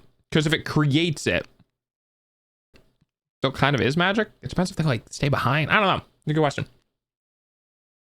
Clip needed cropping. Very good point. Good clip cropping is very important, especially when it gets played on other people's like streams. True. Thank you for doing that, Ninja. W. Yeah. That's Dog important. is am I at 200 quotes yet?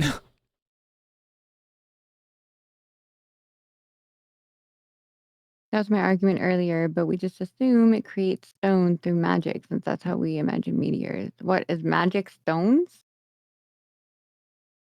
Well, we're trying to figure out if force is better described in the world of as D&D. yeah. Okay. You know, 200 yet? You should be able to do exclamation point last quote. You think she's good at making out? Were you talking about Nico or the boss lady? You were talking about the boss lady, weren't you? I think I was talking about one of the boss ladies, yeah. Yeah, I know the exact one too. DMC5.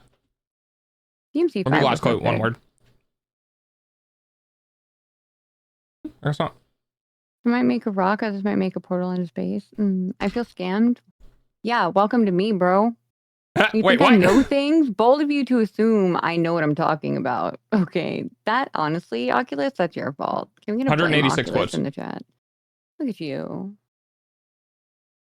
186 quotes. I looked at the software. Yeah.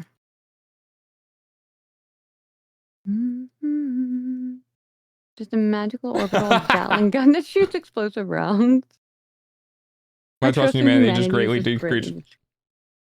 Well, see, Yeah, the thing wait is another she's not a year, part of homie. humanity. It's true. I'm not. She's part of divinity. Which So you're even more fucked now. yeah, so your faith in divinity should be greatly diminished if it's not already at 0. My faith in everyone's just generally diminished. Like, I have no myself. faith. Except myself. That's why I give you hope, puppy. Yeah, I take yours. I'm like a fae. It's not taken if it's freely given, silly. It is if it can't be returned. No, that's actually true. I don't have faith in humanity or divinity. Ah, finally. And I have no faith, one period. with wisdom. Did you know there's this philosophy called solipsism, where it's this way of thinking that anything that exists outside of your own mind might not be true. So the only thing that you can truly count on, the only thing that you know is certain, is what you are actually experiencing. I kind of understand that, because one of the great things that I've told you this before, is that, you know, when you as the person die, everything dies. Mm-hmm. Because your ability to perceive it, your ability to understand it, your ability to be a part of it goes away. Which means to you, your truths, your livelihood, Exactly, Oculus. everything goes away. Poof, gone. Mm-hmm.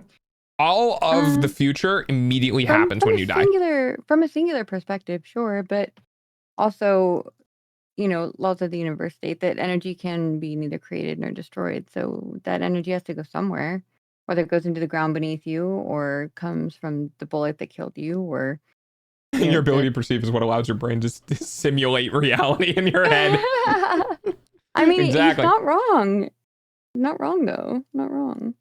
But everything goes, you can leave things behind. You can leave things behind and know that when you die, the people after you will see it.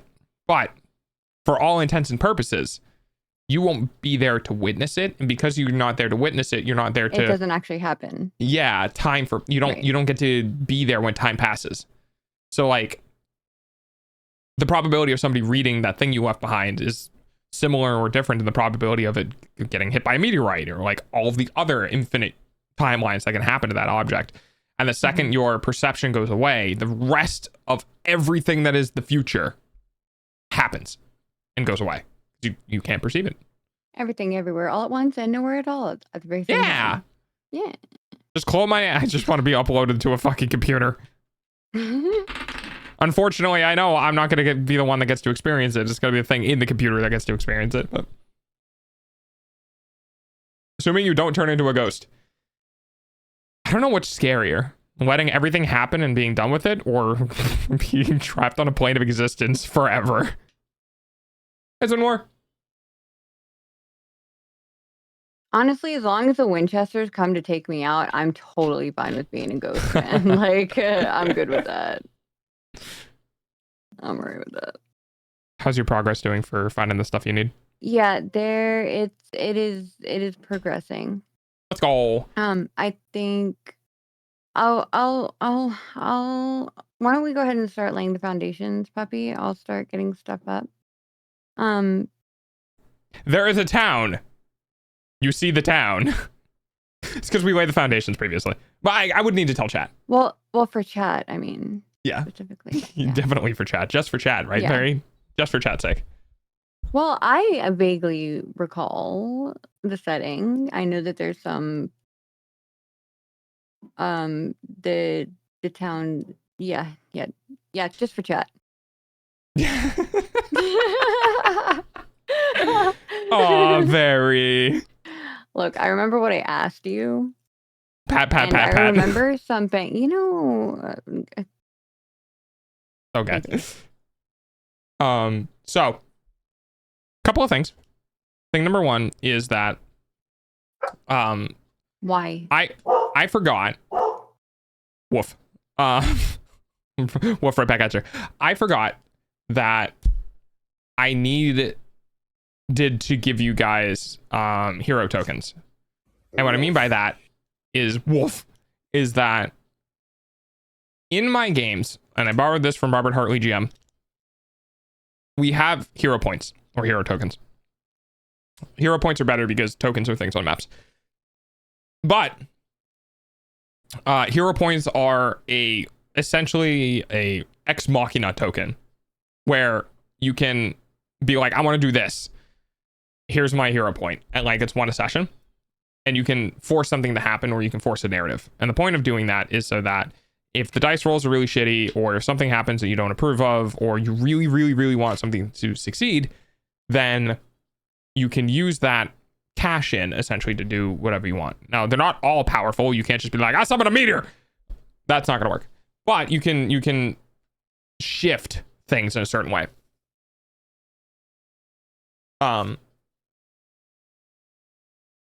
So for chat's sake, as an explanation, we're going to kind of try to get into it a little bit. We'll see how Veri's doing. Veri, can you say the name of your character out loud one more time for me? Ruskin? Oh, no, wait, no. It was Alteus, right? Alteus, thank you. Yeah. Okay. So If Alteus. it helps, it's literally like Altair, just with an S at the end. Like the star. No, I literally forgot the name of the character just because I don't have the character sheet pulled up. Yeah, no, all good. Oh, I should write that down in my notes. Hang on. Okay, here we go. All right. So Alteus is a character that Veri created and is currently a part of our Sunday, well, air quotes Sunday games. We've had D&D things where people just kind of can't show up. Either they're working or they fell asleep, or they're exhausted from the previous month, right? So life happens and we haven't been able to do the Sunday game, but in December, we had games for D&D and Alteus is a character in that. And because Veri's birthday was 7 days ago, a week ago, which is hilariously timed, I wanted to do something for her birthday that is like fun and different and something that Veri doesn't get to do very often, which is, hey, D&D is a thing. I like doing D&D. I like making up things. We already kind of have an established base with the characters, so why don't I just do D&D stuff? So I decided to create a little bit of a B story. This is more of a prologue to what's currently happening, and I kind of have it tied into stuff and things that will be explained hopefully in the later part of this little mini story. The intent is for it to be a one shot. I have a nickname that is basically my name with air quotes one shot. And the reason for that is that I do a lot of one shots because I can't stop myself from creating a fun little story and just letting people explore it at their own pace. I don't really like pushing people. I don't really like moving things along in a way that's like, okay, we need to get moving. Sometimes I will, if people are floundering too much. But for the most part, I think every part of the experience and freedom that D&D has is valid. And because of that, sometimes stories take longer to go through. Side stories happen, mini quests happen, whatever. So I say one shot because there's a high likelihood that even though this should be a one shot and could be a one shot, that it might end up being multiple shots. And if that happens, it's fine. Because honestly, this is for Veri. This is not for me. This is not for stream. This is not for pretty much anything.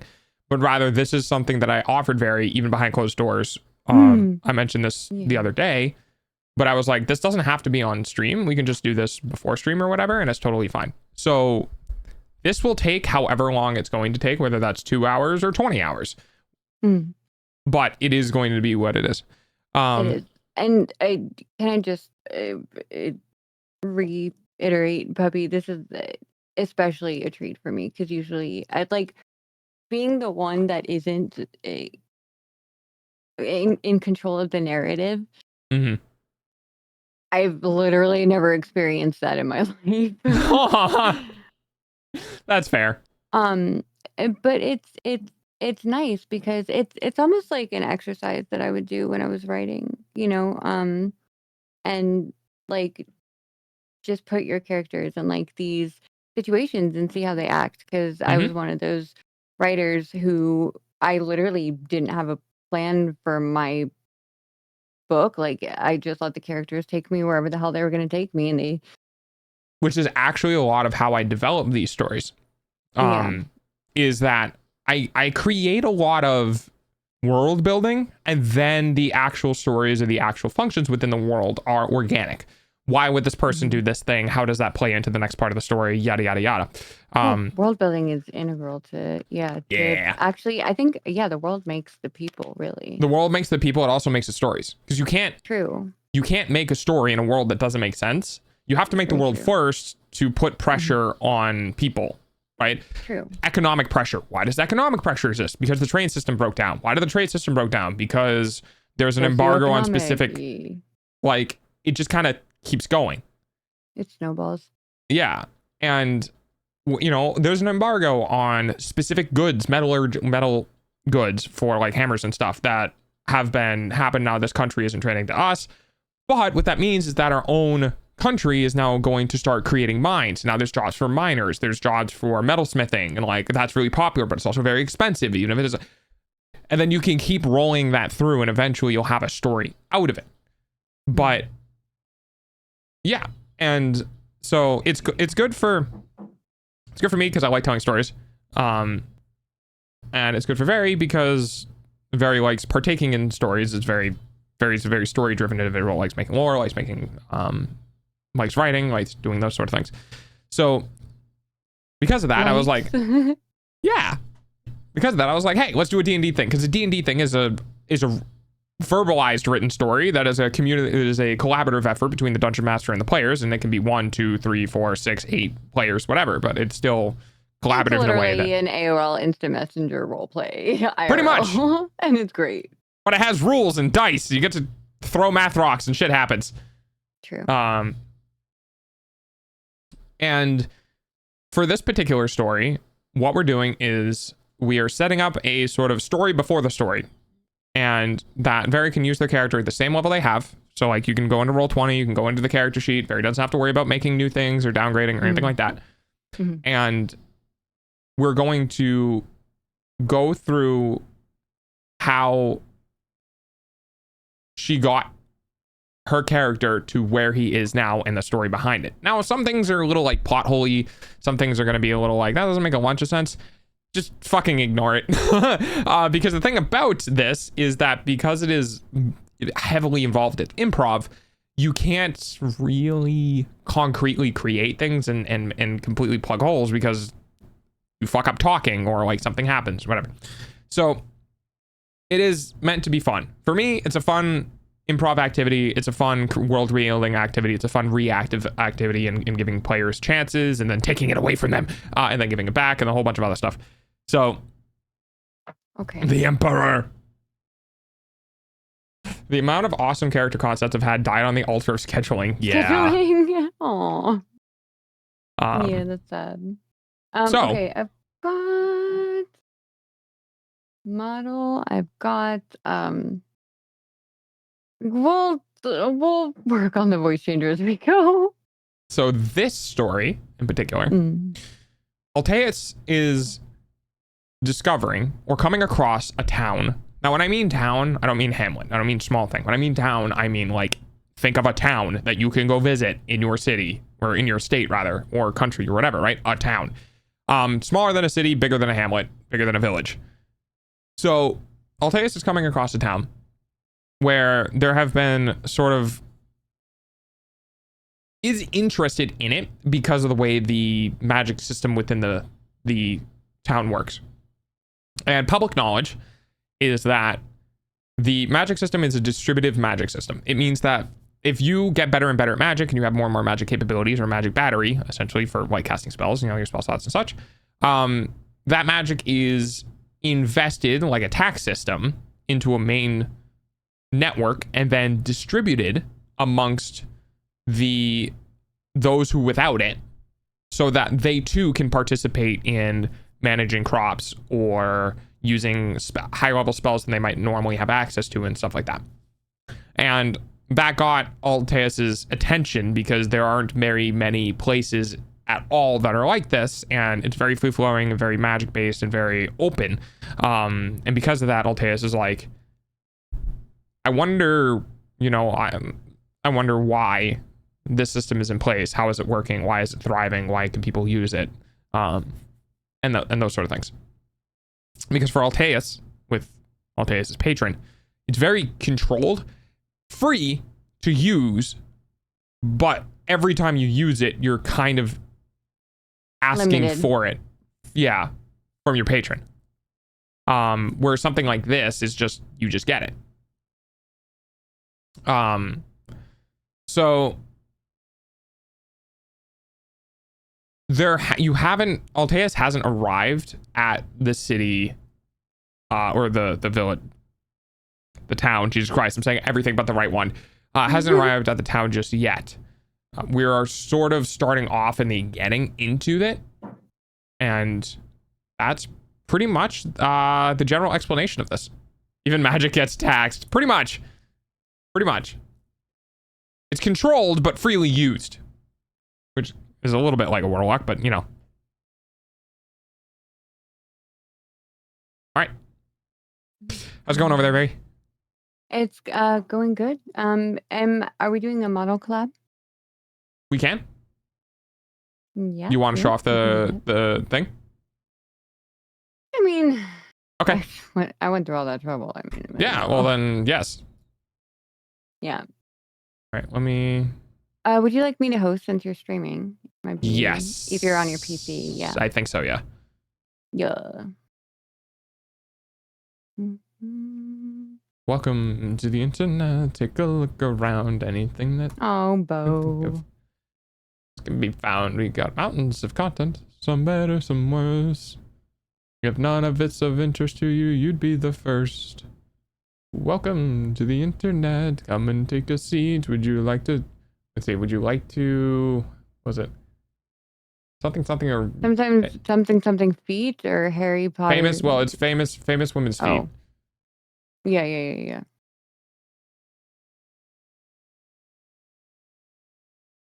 Been a while since I've village, city, town, hamlet, outpost, settlement. There's so many options and they're all different sizes. We not started yet, Doggo? Not yet. We're working on getting things set up. By we're working, he means he was being incredibly patient while Veri figured out her shit. Well, yeah, we're working on it. Yeah. I was explaining stuff. Yeah, true. Setting the stage, as it were. I'm ready for password whenever you're good. Yes, I'm grabbing. All right, you got to DM it to me. Yeah. No. I mean, that's not the big of a deal. Okay.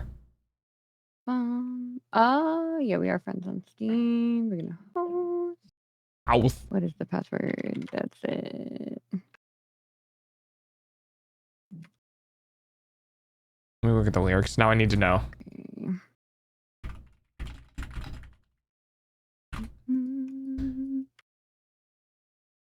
Would you like to see the news or any famous women's feet? There's no need to panic. This isn't a test.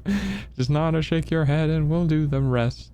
Welcome to the internet. What would you prefer? Would you like to fight for civil rights or tweet a racial slur? Be happy, be horny, be bursting with rage. We got a million different ways to engage. Welcome to the internet. Put your cares aside. Here's a tip for straining pasta. Here's a 9-year-old who died. We've got movies and doctors and fantasy sports and a bunch of colored pencil drawings of all the different characters from Harry Potter fucking each other. Welcome to the internet. Hold on to your socks because a guy just kindly sent you photos of his cock. They are grainy and off-putting. He just sent you more. Don't act surprised. You know you like it, you whore. Rude. Not wrong, but rude. See a man beheaded, get offended, see a shrink. Show us pictures of your children, tell us every thought you think. Start a rumor, buy a broomer, send a death threat to a boomer, or DM a girl and groomer and do a zoomer, find a tumor in your. Here's a healthy breakfast option, you should kill your mom. Here's why women never fuck you, here's how you can build a bomb. I can't get through that whole thing in one breath, but it can be difficult. Which Power Ranger are you? Take this quirky quiz. Obama sent the immigrants to vaccinate your kids. I remember that one, chat. Yeah. Could I interest you in everything all of the time? A little bit of everything all of the time. Apathy's a tragedy and boredom is a crime. Anything and everything all of the time.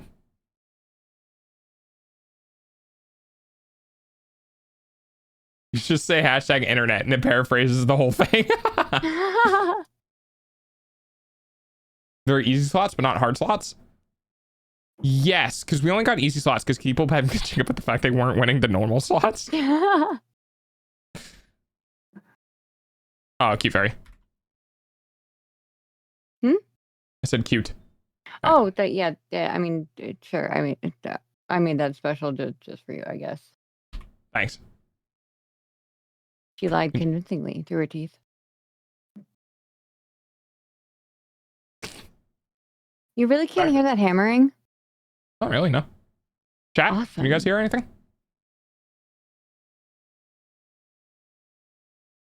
It's the man himself.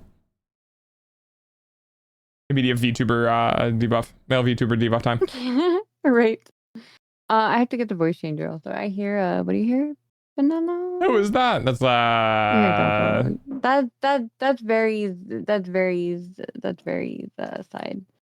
side piece. That's very wait, why am the colors aren't changing? Why is it not working?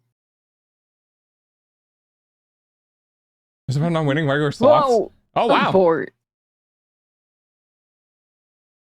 That's people were getting upset that they weren't winning normal slots. So I was like, fine, I'll make easy slots. Is that Very's ideal, man? No, no. I don't know, that depends. Is he toxic?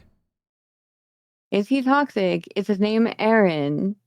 Ah, right, yeah, never mind. Has he committed genocide? If the answer is no to all of these, no.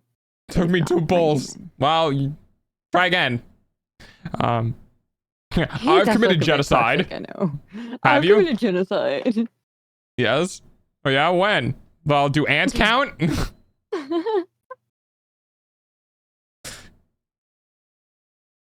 Or does it have to be mammalian genocide? Mammalian genocide. What is this movement? Ugh. You did say it was $7. Oh no!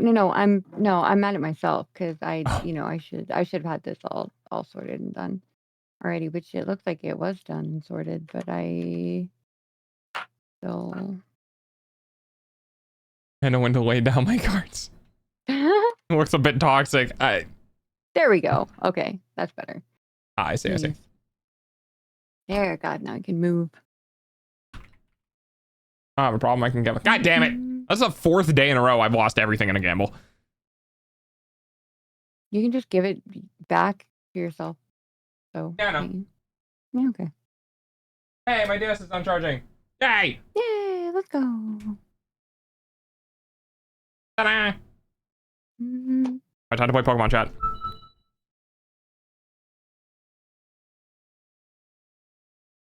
Okay, you do that. Why aren't my colors showing up on your stream though? That's weird.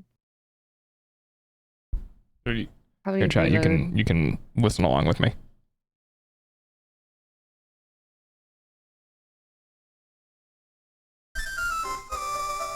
Aww! Yo, this brings back memories. Right?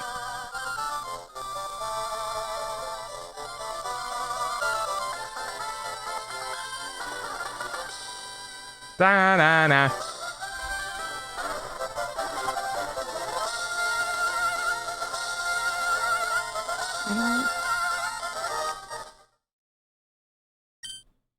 I'm gonna name my character. I haven't even actually gotten my character yet. Your hand cam's off. Hmm? Your hand cam is off. They can't see it. Oh yeah, it's off because reflective surfaces. Oh, fair. You know, if you get an iPad pencil, the paper feel covers, and just cut it and put it on the 3DS. Yeah, I could. I was showing masks on stream earlier. Like I could just wear one of these, and I was just like, it was like a ski mask with no mouth cut out, and it was like a Labrador, and it had like floppy ears and everything. It was hilarious. Oh my goodness! Please. Okay, this is all sorts of wrong. So Guys, I'm not gonna lie, it looks way better on a screen that has less pixel count. that it less what? Less pixels. Oh yeah. Because like it'll Hmm. it like makes text and stuff less sharp, which smooths it out and kind of makes it more like intentional.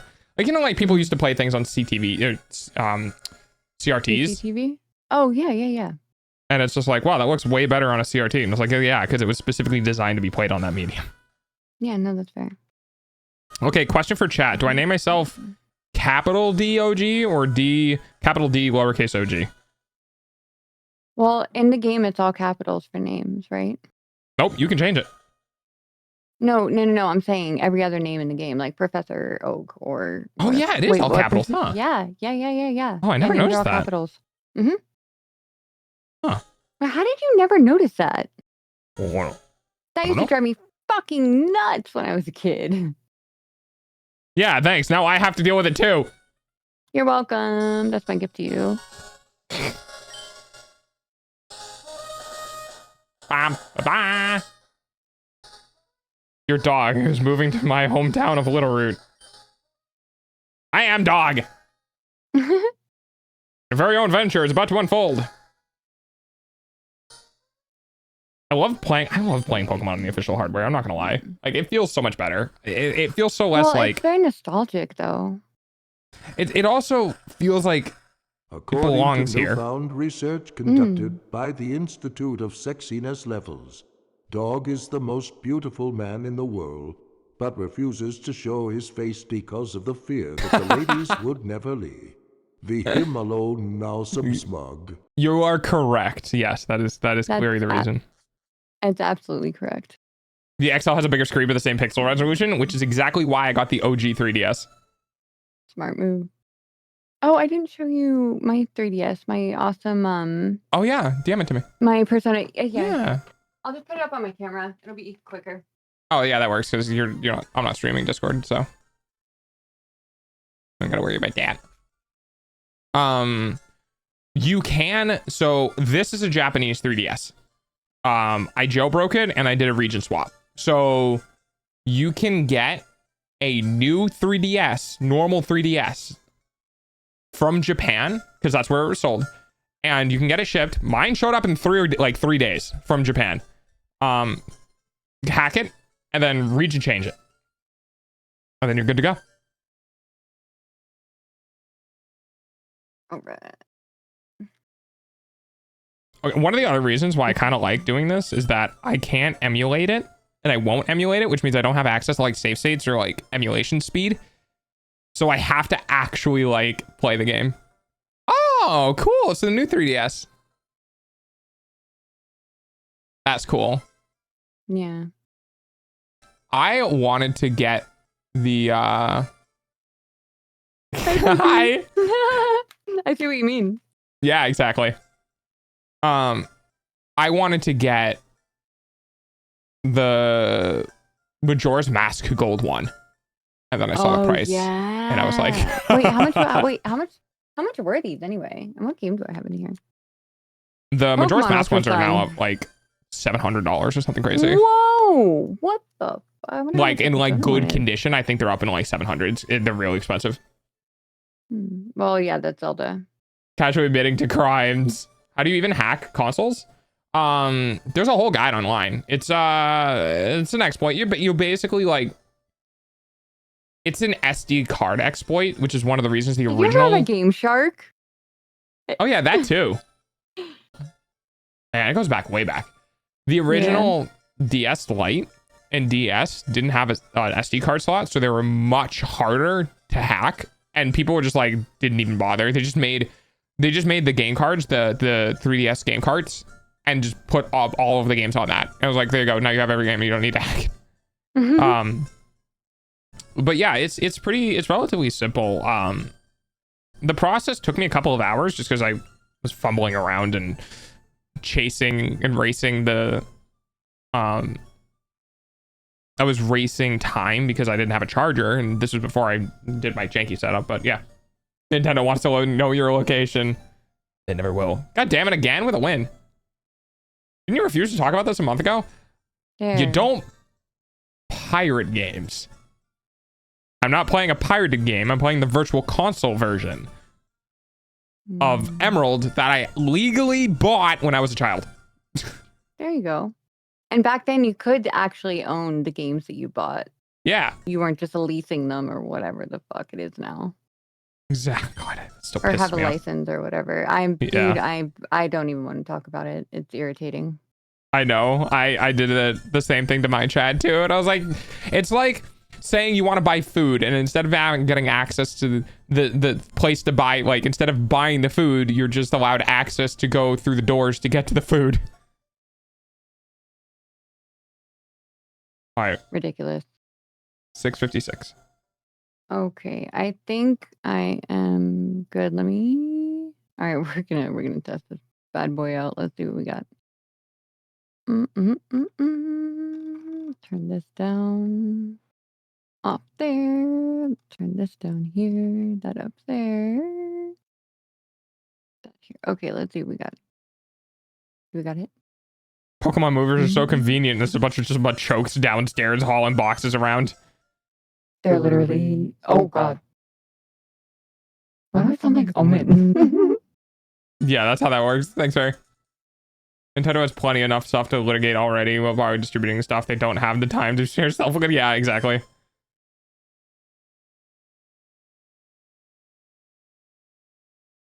All right, let me save. Would you like to save the game? Yes. Did you know? I can hear you. Why is it on both? Hold on. There we go.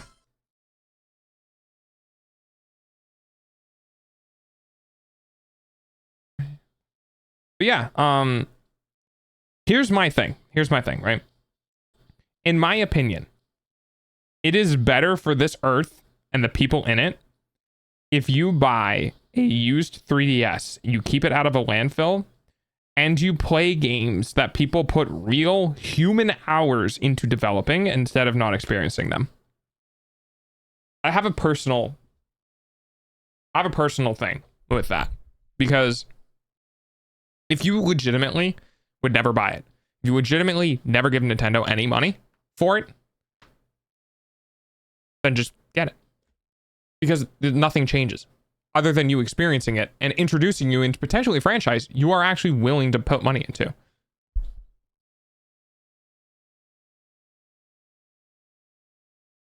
Every game developer would tell you they don't care if you pay for their shit or not. To them, it's more important that you get to experience it. To companies whose bottom lines are impacted, they would tell you otherwise, but you know.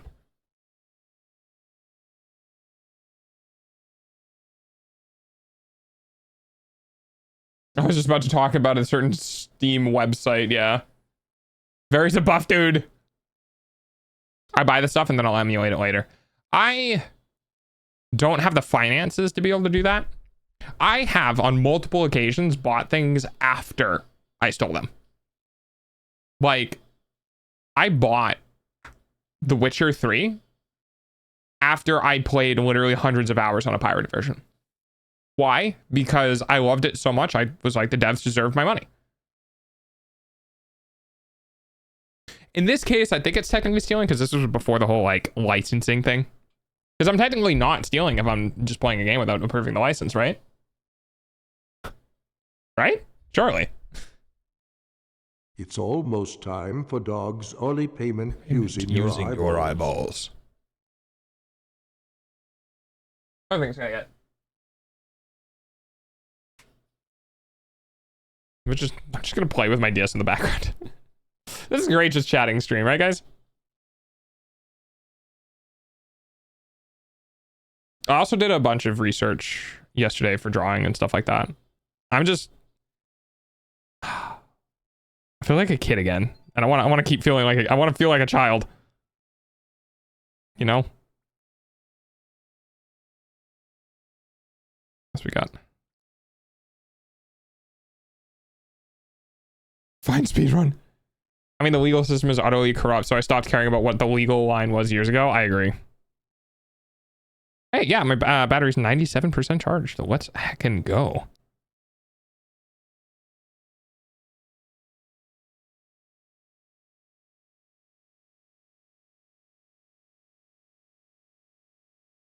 Legend of Zelda 30th anniversary, huh?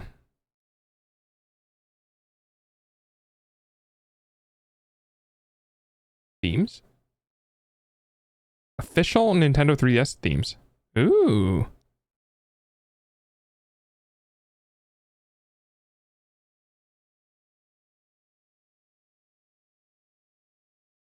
Pokemon Red, Twilight Princess. I love Twilight Princess. Does what's everyone's favorite like Zelda game? Because I think mine is probably Twilight Princess. Breath of the Wild was really good though. I bought Twilight Princess 3 times. Yeah. Yeah. I worry about ethical, and I don't judge others. I have the means to support, so I do. I agree. I agree. Mega Rayquaza. This do Apparently be there's an a Attack on Titan one-time theme. wonder. Ocarina of Time. Ocarina of Time is a good one. Twilight Princess #1. Ocarina of Time next. Happy 1K. Thank you, Cryptic. I've only ever played Ocarina of Time from start to finish. Yeah, when it comes to like story experience, Ocarina of Time's really good. I just love Midna. I love their interaction. I don't know. And like Twilight Princess felt dark. Like it felt like they explored something that was different, something that they don't normally do, and I really liked that. Who's the other guy? Oh, that's Veri. You hit 1K. I did.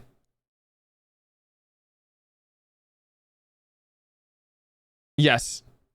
The Wii version of Twilight Princess is the worst. The flip was so bad. Yeah. I think I played it on the Wii too. I just like didn't really notice it, you know?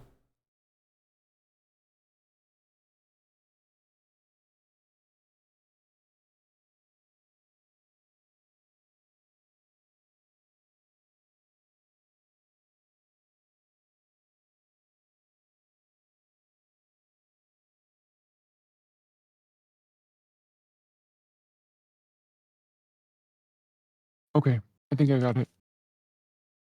That is so unusual. It erased all my settings. Oh, did it? Yeah. We have Guy Veri it's now. muffly. This is the very this is the wrong voice. But Oh, is it? it erased my settings, puppy. Oh, I'm sorry. That's okay. Yeah, you know what it you know what it sounds like? It sounds like you're on tetrahexafluoride or hexafluoride. Like the fish. No. The voice deepening gas. Oh, the opposite of the helium. Yes. Oh, Internet it browser. does. I think it's the formant. What if I get the themes? There's like the normal themes. Hmm? I had to set a theme normally first, and I'm not exactly sure where the normal themes are A theme. in the 3DS. Oh, not you. Oh, Here? Oh, yeah, here it is. Change theme. Ah, okay. If you saw gameplay of the GameCube or Wii U version, you'd be very thrown off. I believe that. Black. Ooh, wow. Oh, these are... Wait, did I just get like, did I get 2 IPS panels on my 3DS? No way. Hmm? No, I don't think I did. I need to check. Like, I have really good viewing angles on my 3DS. oh, they always had like really good viewing angles.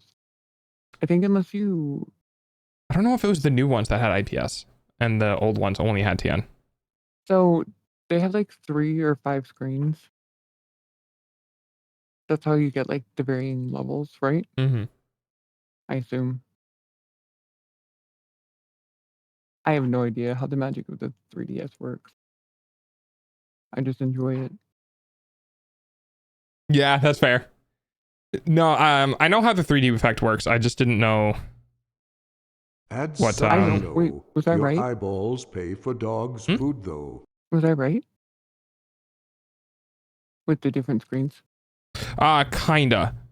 Mm. So the way it works is that for the 3DS effect, it basically points the light out to different, like, you have two screens in one screen, and each line, right? So you know how there's different lines of pixels. Every other pixel is showing a different image. So on 1 and 3 and 5 and 7 and 9 all show one image, and then 2 and 4 and 6 and 8 show a different image. And then what it does is it forces the light from those pixels to go left or right.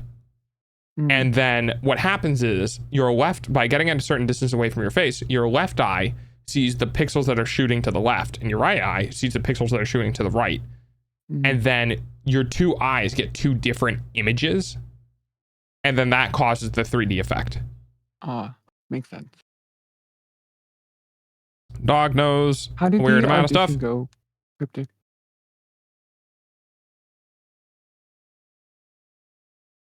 Okay, then I'm gonna do start. Okay.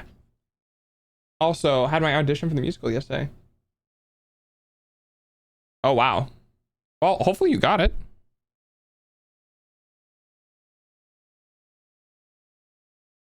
Okay, and I'm just gonna see if this theme installed, and we'll get started.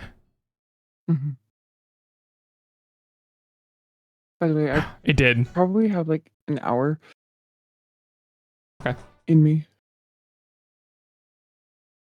I have Legend of Zelda background music. Let's go. Dang. It's very quiet. I can't blast it over this. I can't blast it over the microphone. Okay. All right. Now that I'm done playing with my toys. I got a toy you can play with. No, not in this voice. Oh god. Okay. Yeah. Did you forget you had this one? Yeah. Now the question is, do we want to do the thing where I do the? We probably should. My bot player for music, so I can control ambiance. All you'd have to do is just jump into my server. Yeah, that's fine. Or Okay. you could add it to this server. I don't remember how I even added it to my own server. It's been a bit. Oh, here. That's fine then. Yeah. Okay. Look at yours. Yeah, jump in the collab lobby, and I'll drag you into the room.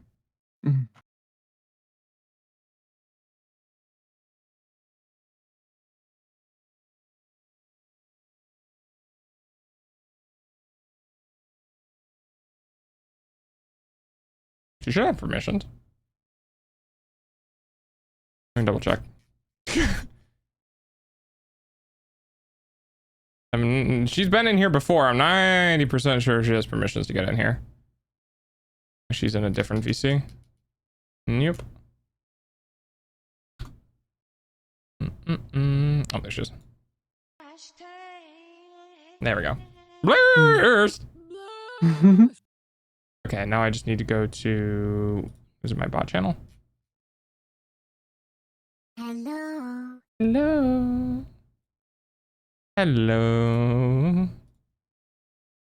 I didn't hear. I definitely have a... Is it in here? It might be here. Okay, this works. All right. Let me find music bot. There you are. I made this. Did you? Yeah, I programmed this. It was a time. Tiny me. Welcome, refugee. You are safe here. So if I do this, Oh, looky, Mobius Yay. is Alright, cool. here. That's a that's a VIP. VIP. Wait, did you everyone. both just show up at the same time? That's too funny. Okay. So if I do, let's do town countryside. Let's see if this starts playing. I haven't changed anything, so it should still technically work.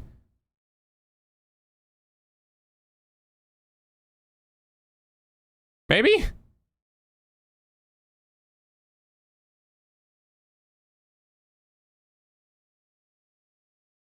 All right, let's try something else.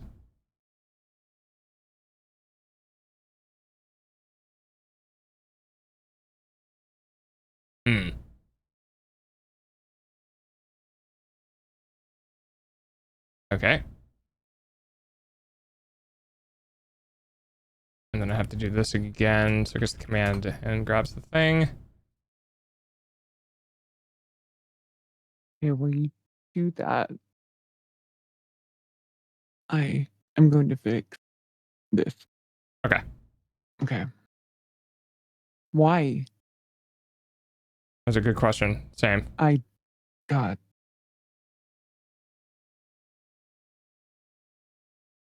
Uh,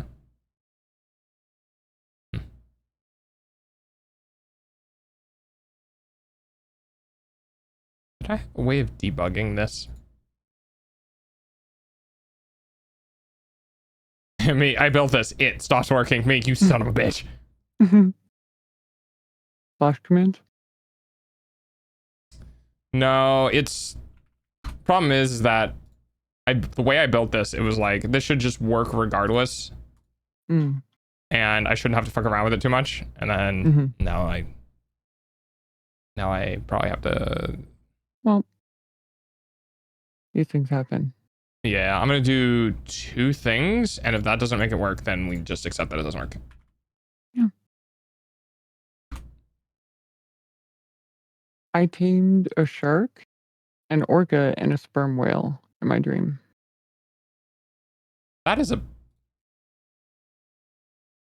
weirdly specific thing. It kind of is. I had a dream where I was sitting in a car and it was driving through water cities, floating cities that were like completely encased in water.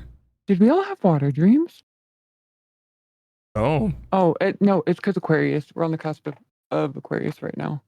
Ah. Fuck you, Aquarius. Hey. Aquarius makes me artsy. Otherwise, it'd be some lame ass Capricorn.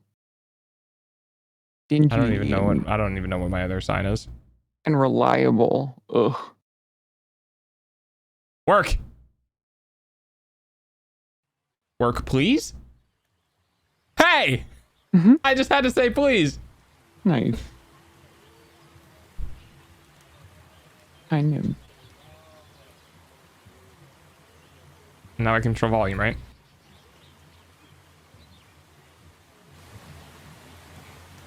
Man, I love being able to control the volume of the Discord bot with a slider on my panel. It's so cool. That was annoying to do. Not gonna get into how fucking audio like encoding works because I had to change like shit. I had to change information in the encoding. Ugh. Yeah. Okay, so we got countryside. That's a town. Enough. Okay. Imagine being reliable. Am I supposed Not to hear me. music? Can you hear the DJ? It's just playing normal background stuff. No. Yeah, it's playing for me. Is it not loud enough? What do I have it set to? Is it 200%? No, I don't know. At 100. Right click on DJ_D in our channel. I have them turned down to like 5%. It's fine. Yeah. Yeah. Turn it back up to 100 and tell me when it's too loud. I mean, I can control it individually. It's fine. Well, I know, but I can too, and I have to do that because some audio is louder than other audio, or else you're just gonna be sitting there constantly moving shit back and forth. Oh. Well, I have a separate slider up. Oh, okay. It's fine. There's good. Okay. Because like I can go all the way down to here. And now you can't hear anything because I can control the volume, which is kind of cool. Which, by the way, no other app has. I have it. But I'm going to put it back. Override? No, audio control. Everyone is always like... Other app has. Like just... Because this is actually... By the way, this is all playing stuff from YouTube. Which is why I had to do an update, because I had to grab a new update for like the YouTube Ripper. So I could pull the video. Okay. So you can hear like countryside music stuff, right? Yeah. Okay. Perfect. All right. Woohoo! Let's go. I'm down just a bit. So you, Altheus, have finally arrived at the town. The town is relatively small, like height-wise. There's a lot to it. There's buildings and structures, and it's pretty far expansive. You know, you can't see the end of the town in either direction. It's relatively like, it's a plains town. So looking around you, there's a lot of plains lands. It's very hilly. It's very like kind of New Zealand-y.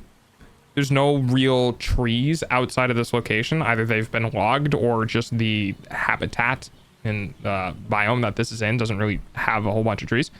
The town itself is a pretty decent size.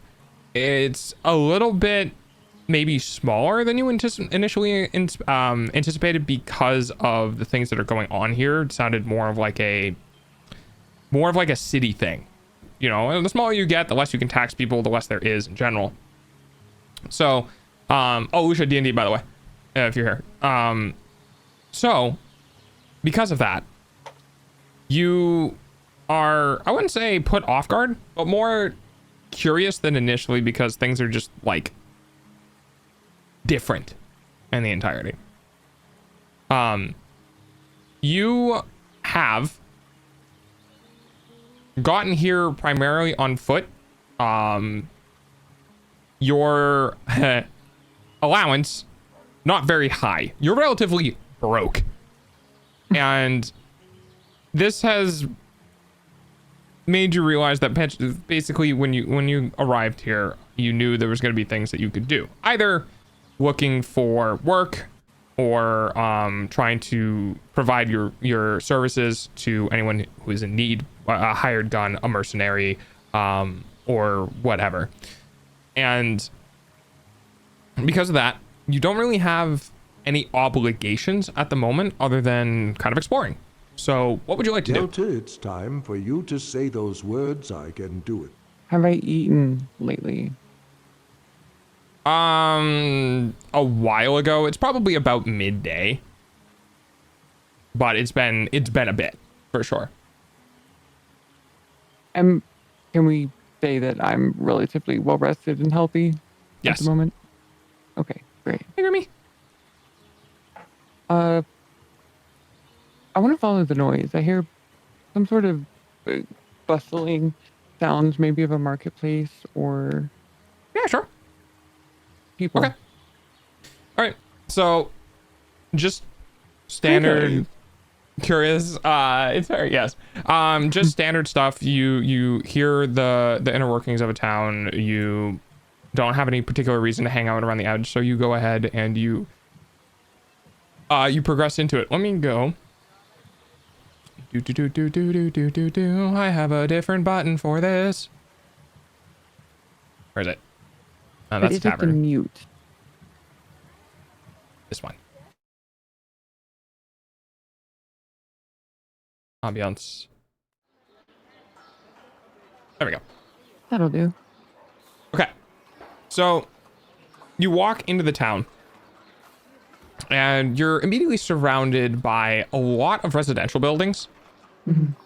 As the edge of town is, at least as expected, is normally aligned with some sort of commerce.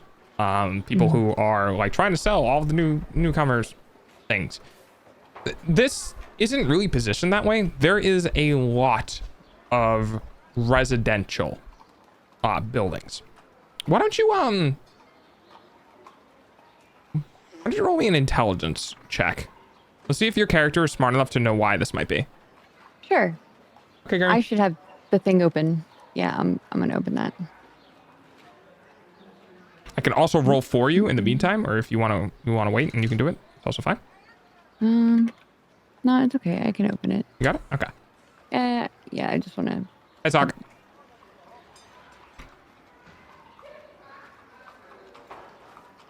Roll 20.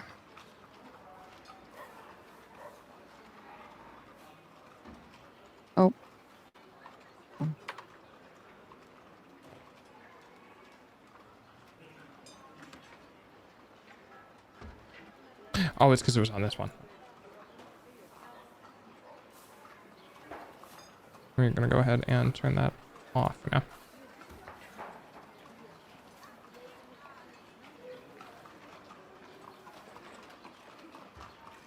I love having control of ambience, man. It makes it so much better.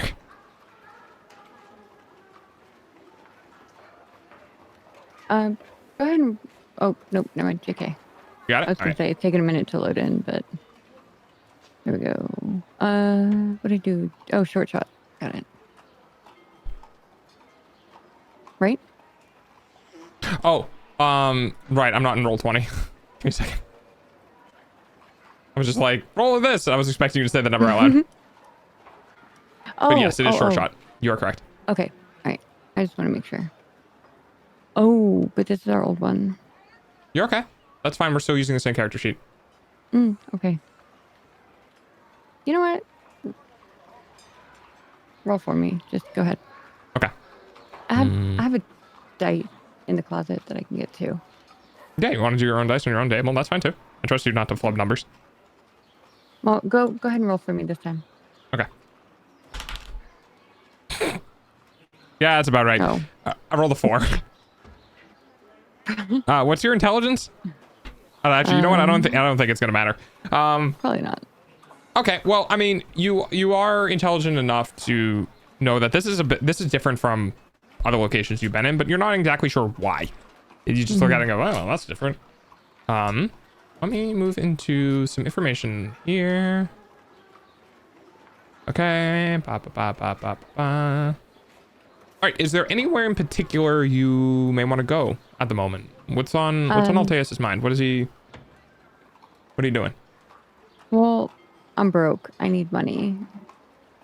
I assume I've been on the road for a minute. Lodging is a good idea. The inn generally is a good place to go, or the tavern. Usually both in the same place, under the same roof. Yeah. All right. Simple enough.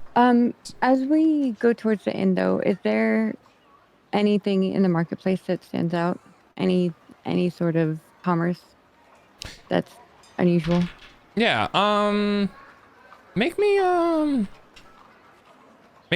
perception check. Sure. Let me get Your character sheet up? Yeah. Do you have mine up? Yes, I do. Oh, nice. Perception is a -1. What the fuck? Oh, poor boy. All right, Zoon. So which one are you using? Because we have like 6 character sheets in here. Is it the one with the pronunciation by next to it? It's the one. Hold on. Or is it the other one with the image?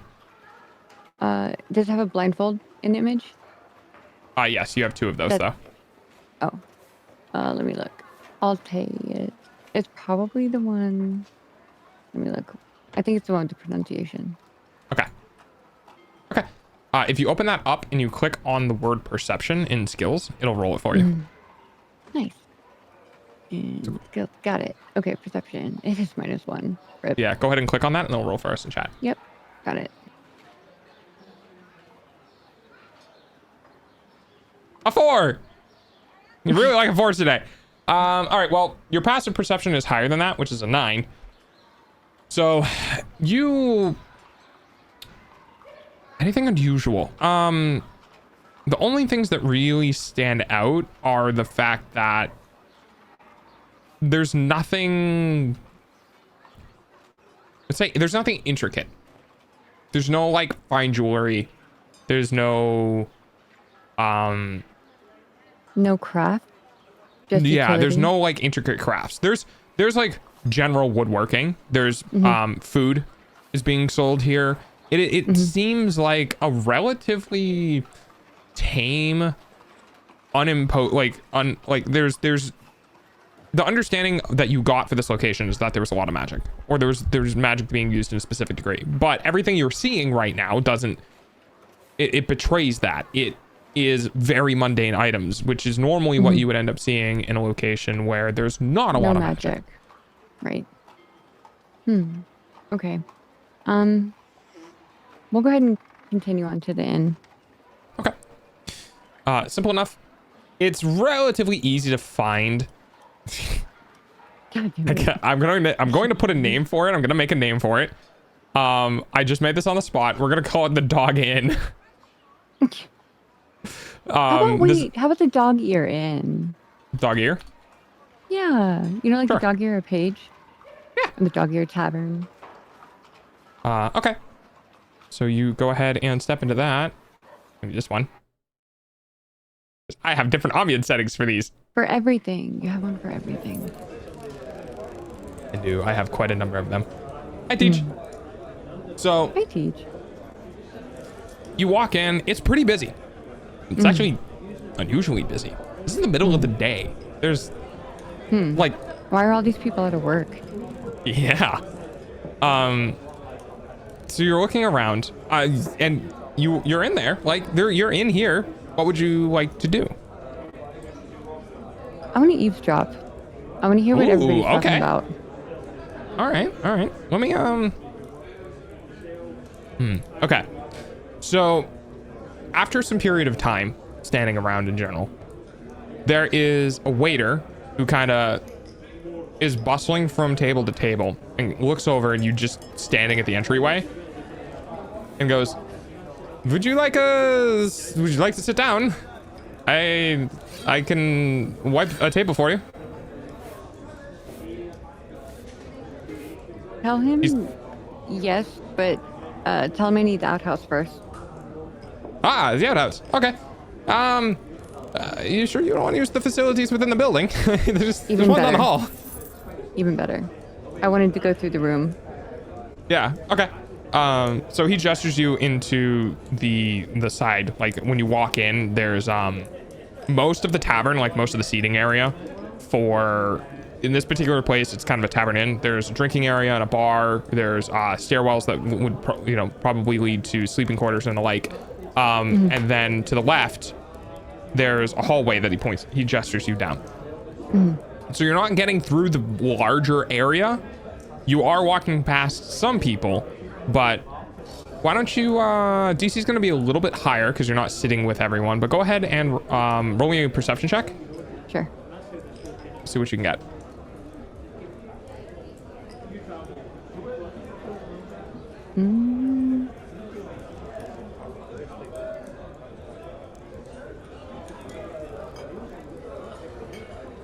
Oh, did it roll?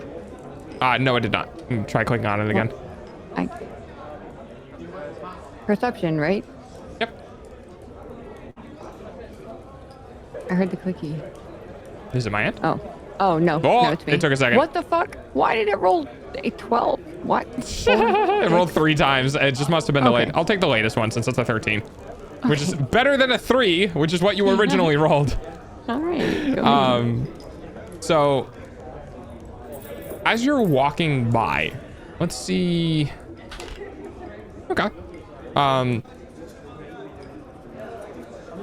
You hear 2 gentlemen who are kind of like to themselves and just let me make sure I got the story right real quick. Let me take a peek. Where is it? Oh, it's farther down. Nope, farther up. Okay. One of the gentlemen says, I don't know if she keeps working like that. I know. We have told them that they should not, do what she's thinking about doing. I can't stop her. I can't do anything about that. There's 3 guys who are roughly in, who are kind of sitting down, taking a drink. And that's about all of the conversation you hear with the 13. Before people start like pushing past you, coming out of the bathroom or whatever. Okay. I'm just gonna wash my face before I go back to the bar. Okay. Yeah, it's simple enough. You were able to walk into the bathroom and you find the running water. Basin. Oh my god. Magic. Mm-hmm. So, world building. You are able to find running water and you're able to wash your face. It's cool, not cold, but it's nice. You come back out You walk up to the bar. It's crowded in here, but there are free seats, so you are able to just sit down. There are some free tables. It's just, you know, if this place is packed, then it's probably like an event, but you know, it's just more than normal. The bartender, who is really actually kind of young, like questionably young, female, probably, God, you would guess like 20, like early 20s. And she's running around, and there's a couple of dudes who are more in their late 30s who seem to be enjoying themselves. And then there's one woman in her like early 40s who's also seemingly enjoying herself. They're not harassing. They're not, doing anything like that. It just seems like you get a sense of familiarity with these people at this bar, especially, My people. yeah. Okay. And she walks over to you and she goes, "Hi, I haven't seen you here before. Can I get you anything to drink?" Can I get a Riz check? Sure. What would you like? Would you like to smoldering look? I would like to let her know that she has refreshed me from a long journey far more than any drink could. Okay. Just roll me. I think you can just click on charisma. So Yeah. on the left-hand side, just click on the word charisma. I'll do a charisma roll. We take it. Might take a second to come through, because apparently roll 20 is behaving There that we way go. today. Did it show up on your end? I heard the rolly sound, but It's now just it not says loading click for a and drag second? to roll the Okay. dice. Yeah, so it's probably just taking a second. And it rolled 2 again. So you rolled. A 2 and a 3. Yeah, and plus, so this is not a Christmas. I will go ahead and say, you try to put the schmooze on. You try to be like a little like, and she just kind of goes, "So Keep in would mind, you like you have a anything to 7 drink?" proficiency Well, that's a in save, charisma. Oh. so it's a bit different. Ugh. Okay. So yeah. you Yeah. kind of do the thing, and she politely laughs and then asks her a question again, and you're like, "Yeah, she's probably, She's used to it, yeah." meaning that this kind of crowd isn't exactly unknown to her. Yep. She needs to be good at their job. Okay. Yeah, let's is there a seat next to the mercenaries, I assume? Let me roll a D100, let's see. 24. Not particularly. You see that there is a table with seats open, but there are currently people occupying that table. Okay. Is there any seat? Are they at the bar? No, they are at they're a eating at table. one of the tables. Okay. What are the tokens again? So you have one hero point that you can do to do something heroic. Oh, okay, never mind. Okay, are there any signifiers of mercenary guilds or anything in this world? Crest, pendant. Yeah, badge, there are different things that would indicate that, but you are not familiar with what would be in this particular town. There is nothing like countrywide. Anything that is Okay. countrywide is normally like militant force by whoever is deemed to be the ruler currently. Okay. So like the ruler has the main country's military, but they do not participate in like sub-town affairs, maybe in city affairs, but they're not, they're much like our military, right? Like IRL. Yeah. And you walk into the place like this and you'd be like, well, I know there's going to be some form of policing. Like I know there's going to be some form of whatever, but you don't know what would signify that because you just haven't been around long enough. Okay. You can look for sigils on people, but you don't know what they're going to mean. Yeah. Okay, let's go ahead and the guy that or the person that showed us in earlier, was that that was a different guy. That wasn't the Correct. lady, That was right? a waiter who was just doing his job. He's just going around waiting down tables. Okay. Did he end up clearing a spot for us when we went to the bathroom or no? He didn't seem like you were in. Well, let me roll an insight for him. Let's see if he got the feeling that you were gonna sit down. Okay.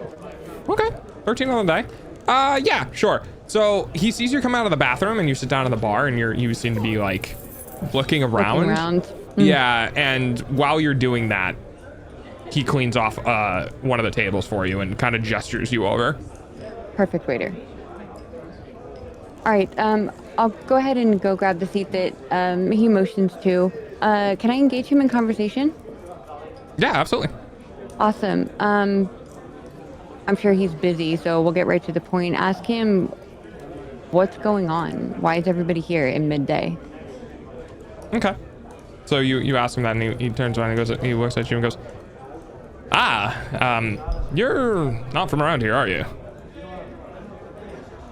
Gathered that much? So our work days are a little different.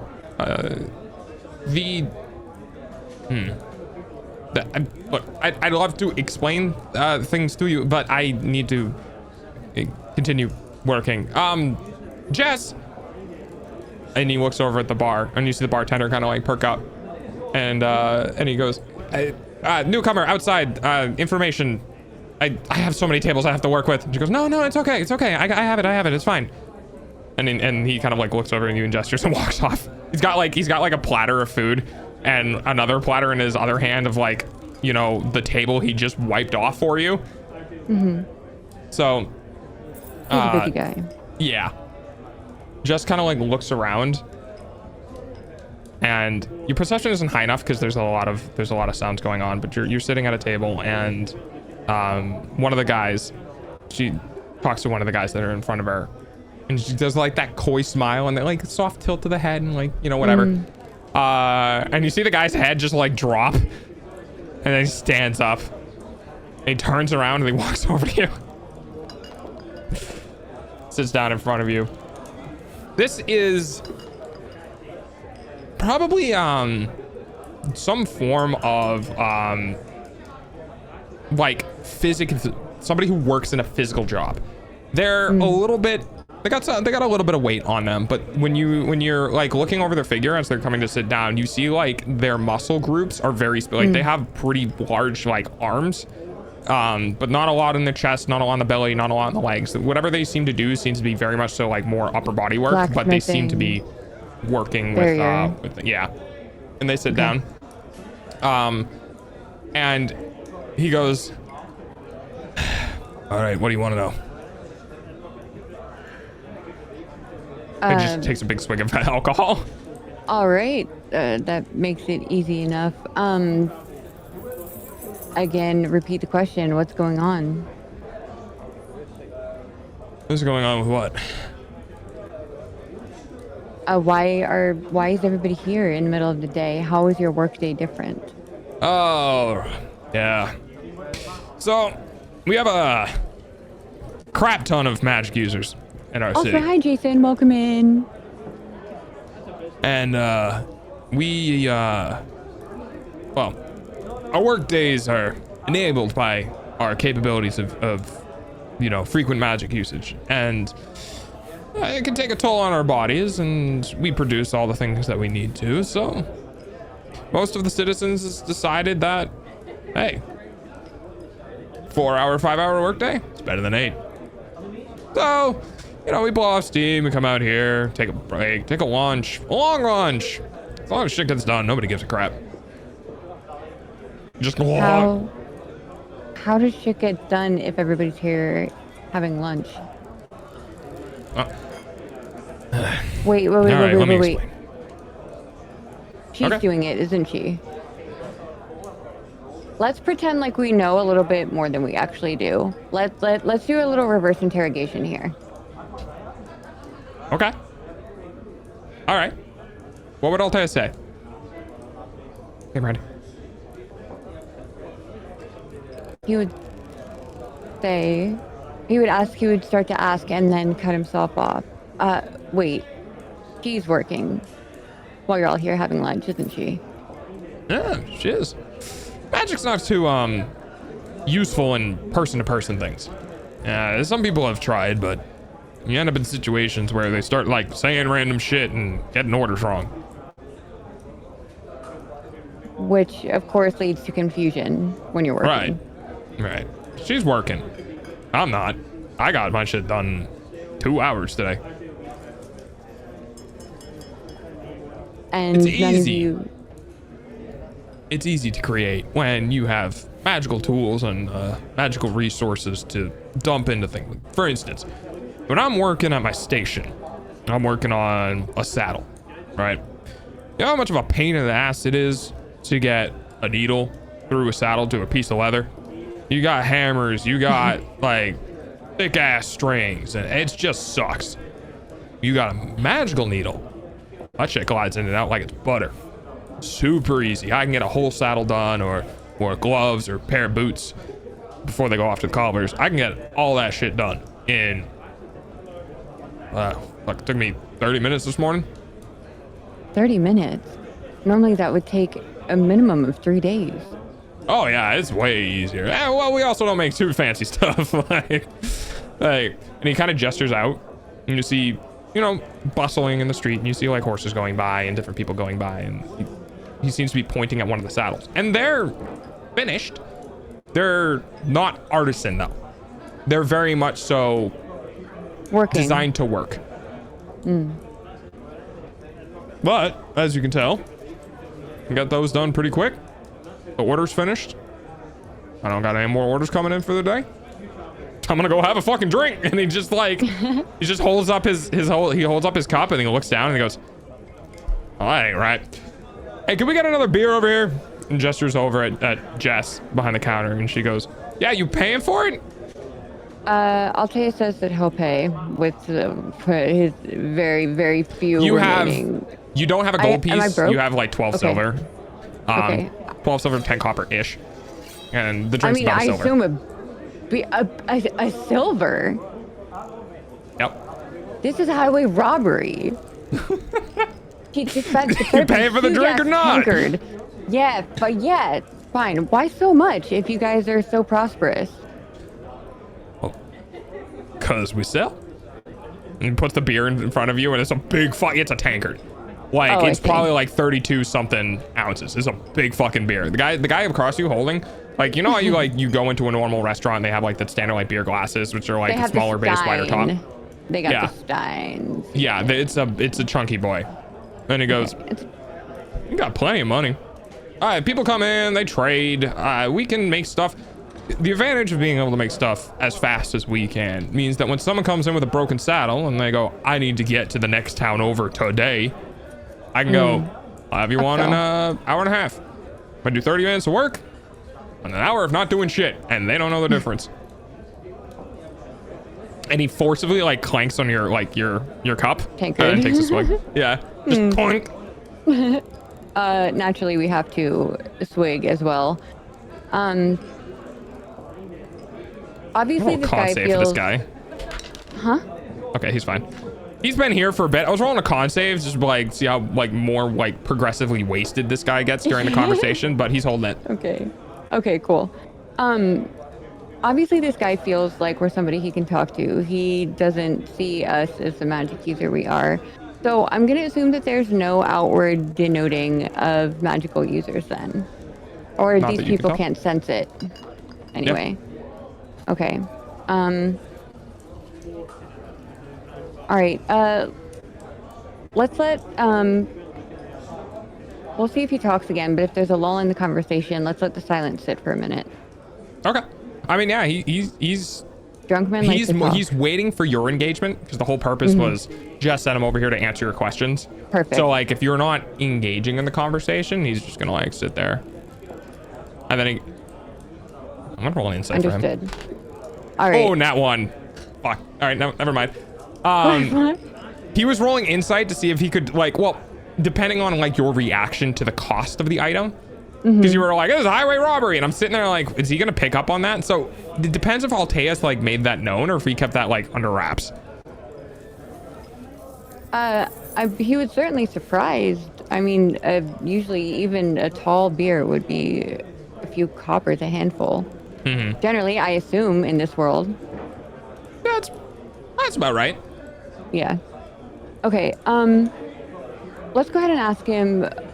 What does she think doing all? Actually, change my mind. Let's ask him where the magic comes from. Does it come from her? Ah, okay. Oh,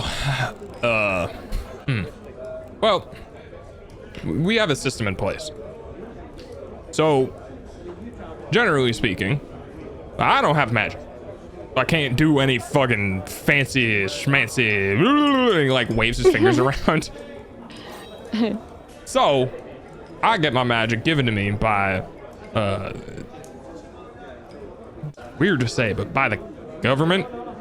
So they come in. I have to do this whole process. I had to do a submittal. I had to do proof of work. I had to go through this whole thing. But the advantage is that after I get intermittent deliveries of these basically packages, and guards come down, right? They walk up to the door, and you put your hand on the stone. It takes a little bit, and after that you can use magic. Now, I haven't really figured out like how long it lasts or how much I can do with it, but it was kind of explained that put your hand on the damn stone, and he's like doing this in quotations. He said, put your hand on the damn stone, do it quick, and then get back to your job. So I put my hand on the damn stone, and I did it quick, and then I started working, and shit was better. That's it. I don't have any intrinsic magic capabilities. I have some right now because, I recently, touched a stone. But, come the end of this week, I'm gonna have to re-up, so to speak. As this guy talked, Alteus' face grew more and more dark and far less jovial before he completely wiped it away naturally with return to his usual expression. However, something was wrong about that. Something was off. That is not how magic should work. Even with the government controlling magic, it wasn't just given to people. I want Alteus to suddenly kind of have like a brushing touch. What's this guy's name? Oh, let's have Alteus introduce himself with a handshake. There you go. All right. So you reach out for a handshake. He reaches out too. Like, yeah. So Alteus Pleased to meet you, Alta. I'm trying to figure out the name off the top of my head because I haven't named any Bronson. of these random NPCs. But let's just say he gives his name, and he reaches out and he grabs onto your hand and he shakes it. Fucking big hand. Giant meaty paw. He's got meaty paws. Yeah. It definitely. I don't know why I don't like it when you say it. Meaty paws. Roll me. Can I get a yeah? How would Alteus know? I was gonna say not detect thoughts. I don't know what it would be. I don't know the spells well enough or the abilities well enough. Would this be intelligence? It could be. Let's see. Go ahead. Can you go ahead and just roll me a straight intelligence check? Let's see if you can get this. They're all evil warlocks. Yes, every one of them.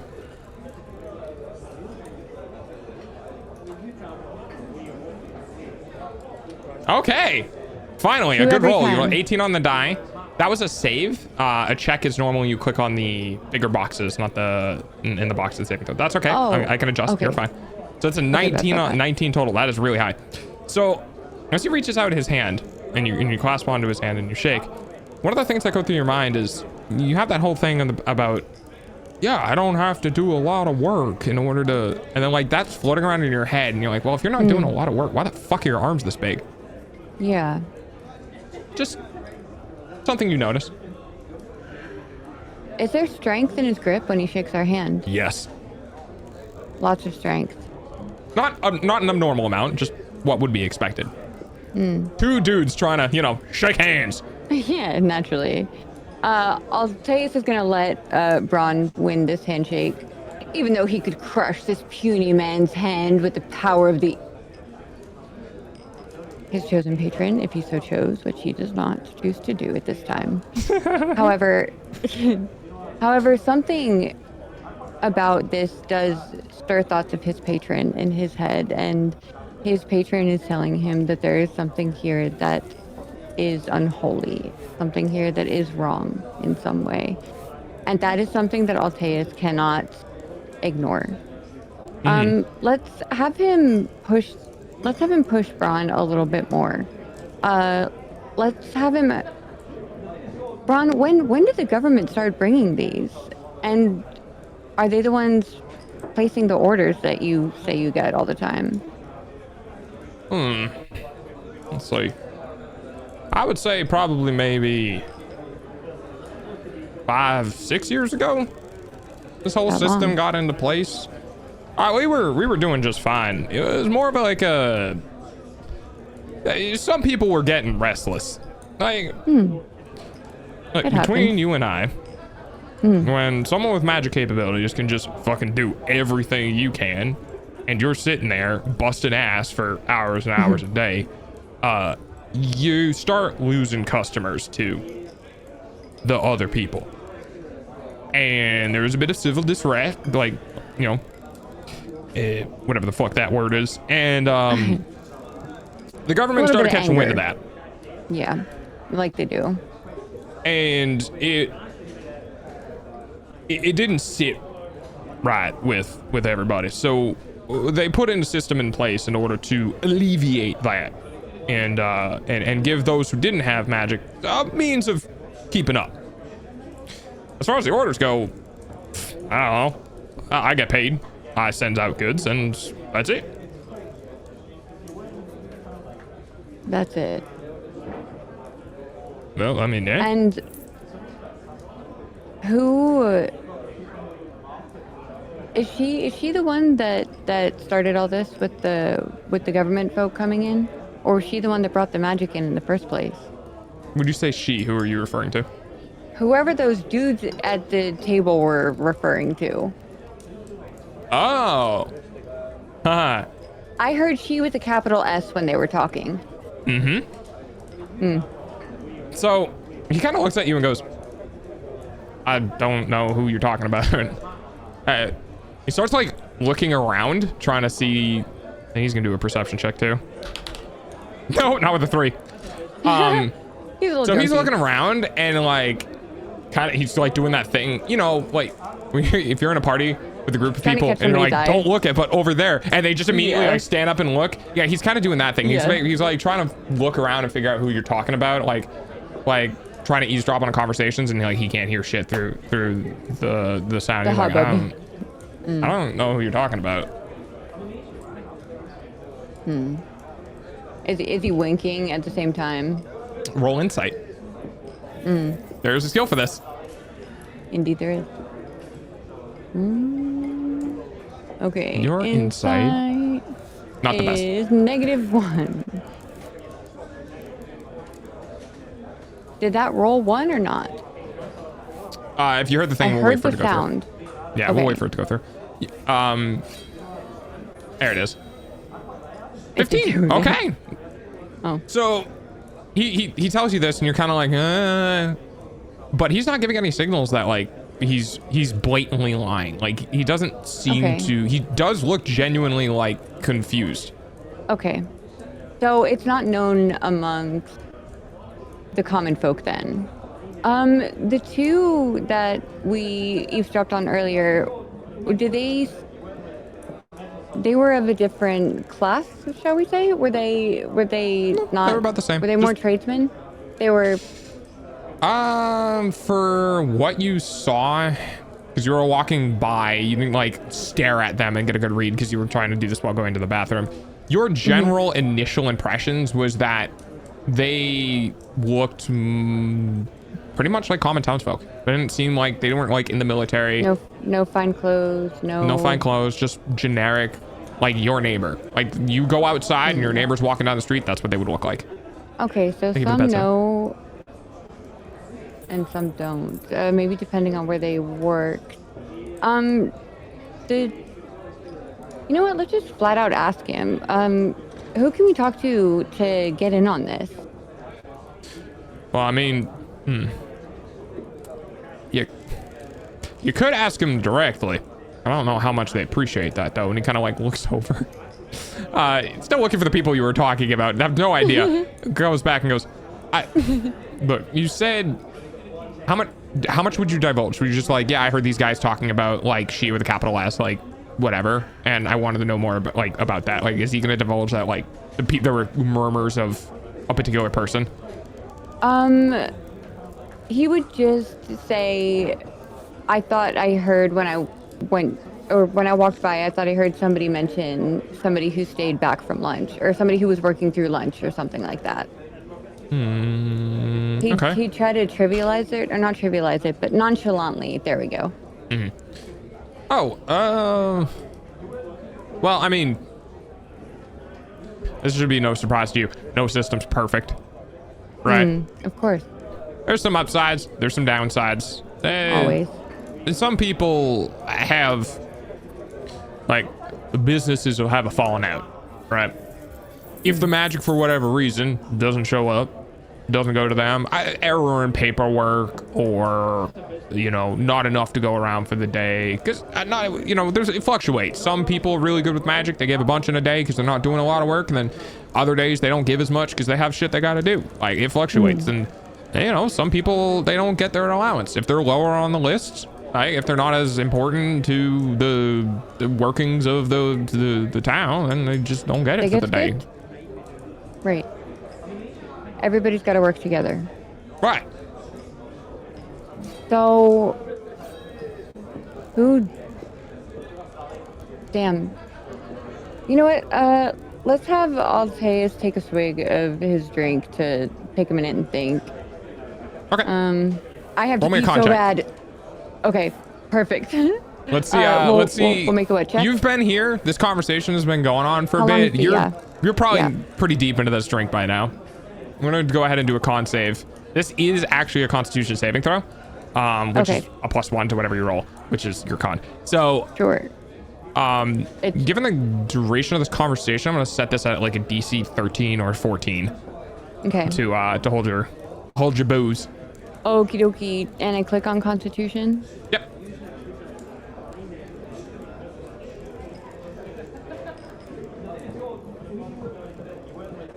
$10. Okay. That is not a 13 or a 14. So It is not. you're having this conversation with him, and probably at about this time, you start feeling like the world is just a little bit less. Healthy. Yeah, it's a little less solid, a little more flowy. As you begin to realize that you've had wow, there's a lot of booze in this cup. You're only halfway finished, but you've already had like a drink and a half.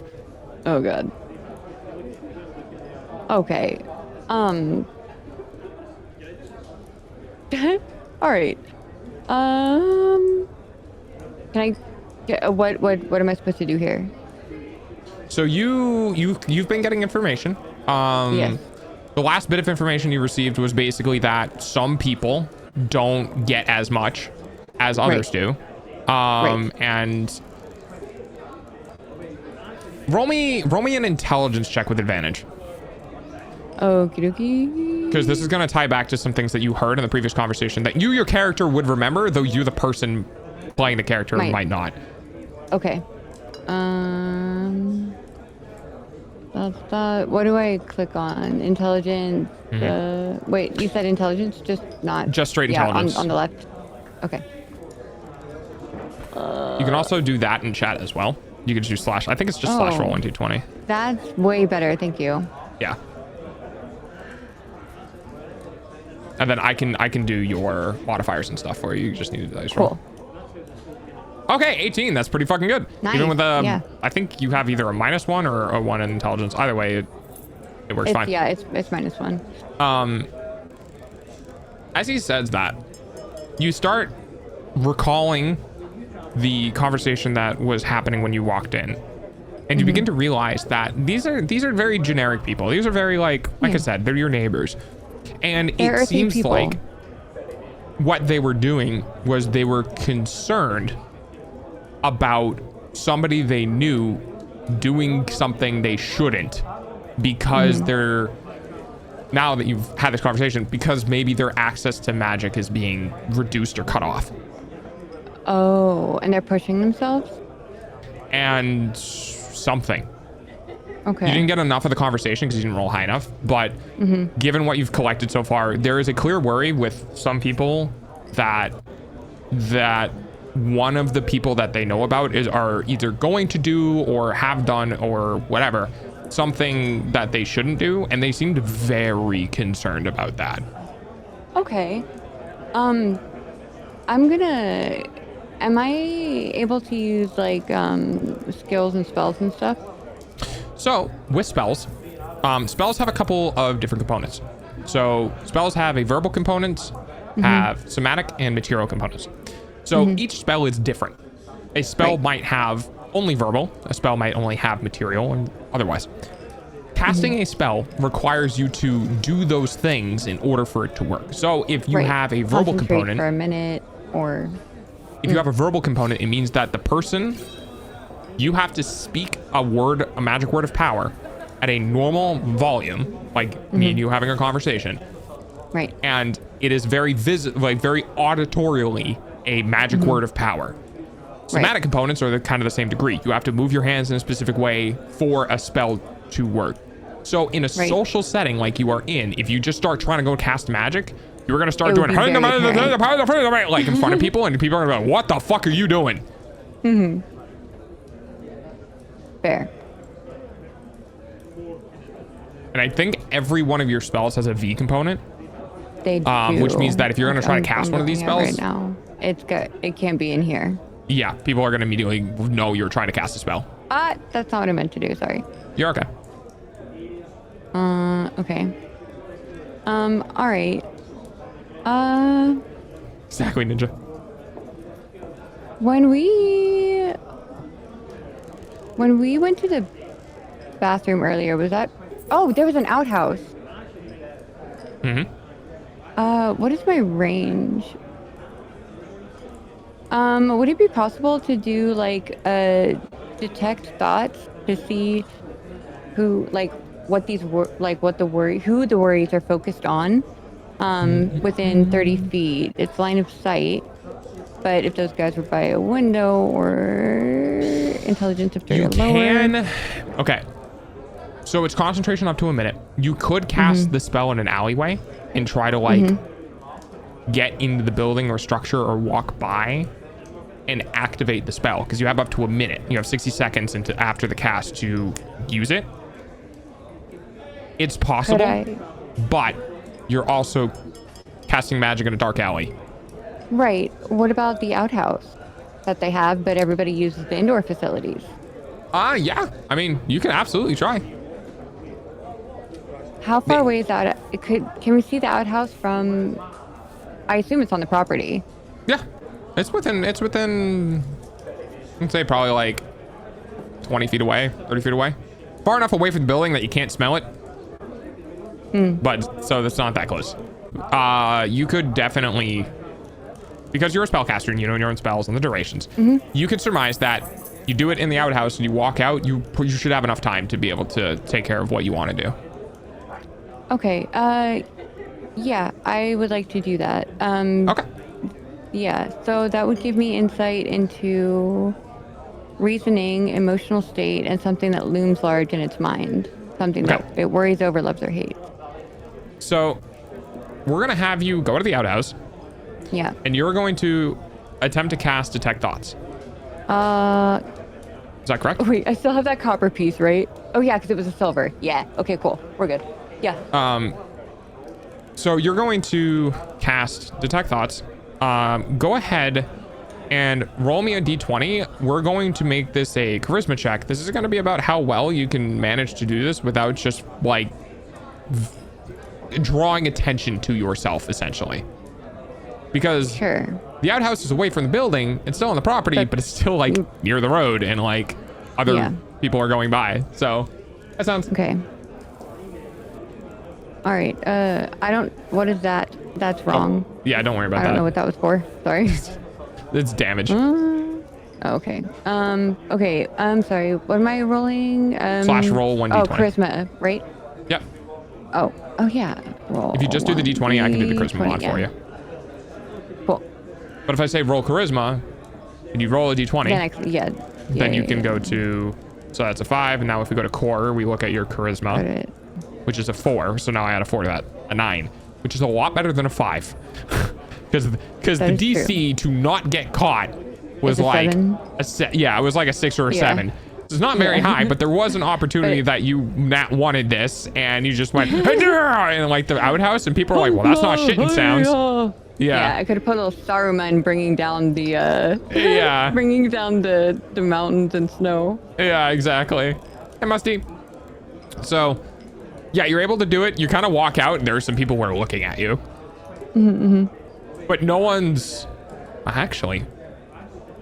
There are people who are looking at you. And you feel like somebody or whatever saw you, but you also notice they are also very much so ignoring it. Okay. They are very purposefully just like turning the other way and walking like turning the other cheek. Okay, like to the point that I'm gonna want to go after them, or at least remember what they look like. They're not looking sheepish like they know they got caught looking at you, but it's more like roll me insight. They okay, sure. Roll me insight. This will tell you whether or not your character's gonna. Okay, puppy. Do I just roll a d20 or do I click on insight? You can do a d20, that's fine. Your insight's -1, so whatever this is, -1. Oh. Hopefully tie. 10. Unfortunately, it's you get the information that I told you. Okay, that's fair. Okay, I'm gonna actually, you know what? No, here, let's finish this up and then let's break this off after we cast the spell and get information on the person. And then I can run to the bathroom, and I do have other stuff I have to do tonight. But let's finish up this scene at least. Okay, so this person at least believes that we're doing magic. We notice that they notice us, but they turn away, so we put them out of our mind for the moment to concentrate.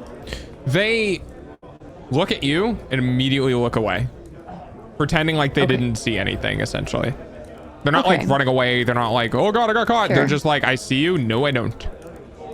Okay, got it. So they're minding their own fucking business. Yep.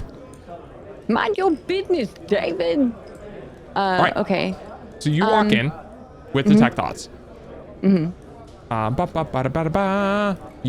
are kind of immediately like bombasted or lambasted with all of the available minds you can dig into. You can't hear all of them. You just like detect thoughts is sometimes like a radar system. Like if you don't know someone is there, but you cast detect thoughts, the detect thoughts will know they're there.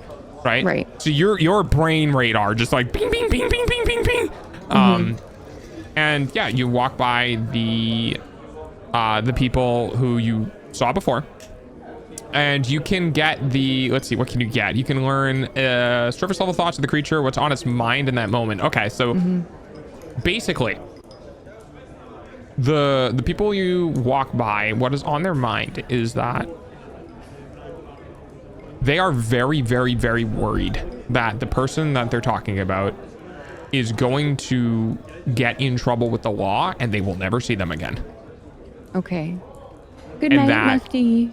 Oh shit, wait, that's serious. Yes. Because you're getting the feeling from these thoughts that this particular individual is either at the end of their rope or in a position where they feel like they are desperate enough to do something to try to resolve the situation in a way that is specifically magic focused. You're not sure what magic focus yet because that's not on their mind, but working in a specific way that is magic focused that is going to get them in trouble with the local law enforcement, and they're going to get taken away and they're never going to be seen again. Okay, that's not good. Do any of these thoughts that we're getting, I assume they know this person if they worry so much about them. Do we have a name? Do we have an image or a vague outline of them? Do we know who they are? You'd have to dig deeper for something like that.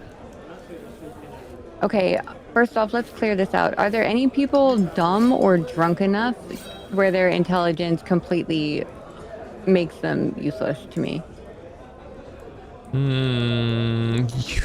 That is, in this particular scenario, that is going to be really difficult for you to filter through every single person's mind in here in 60 seconds to figure out who is and who isn't.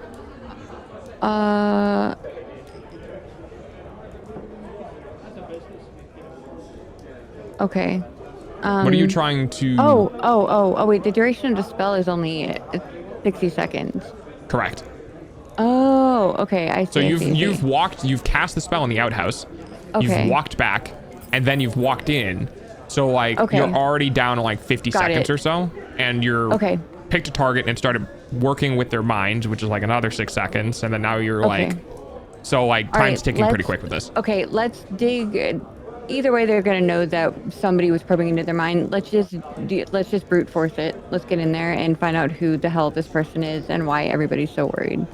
Okay, the target must face a wisdom saving throw. These are just generic NPCs, so not a very high probability they're gonna get this. But they might. Nope, that's natural 2.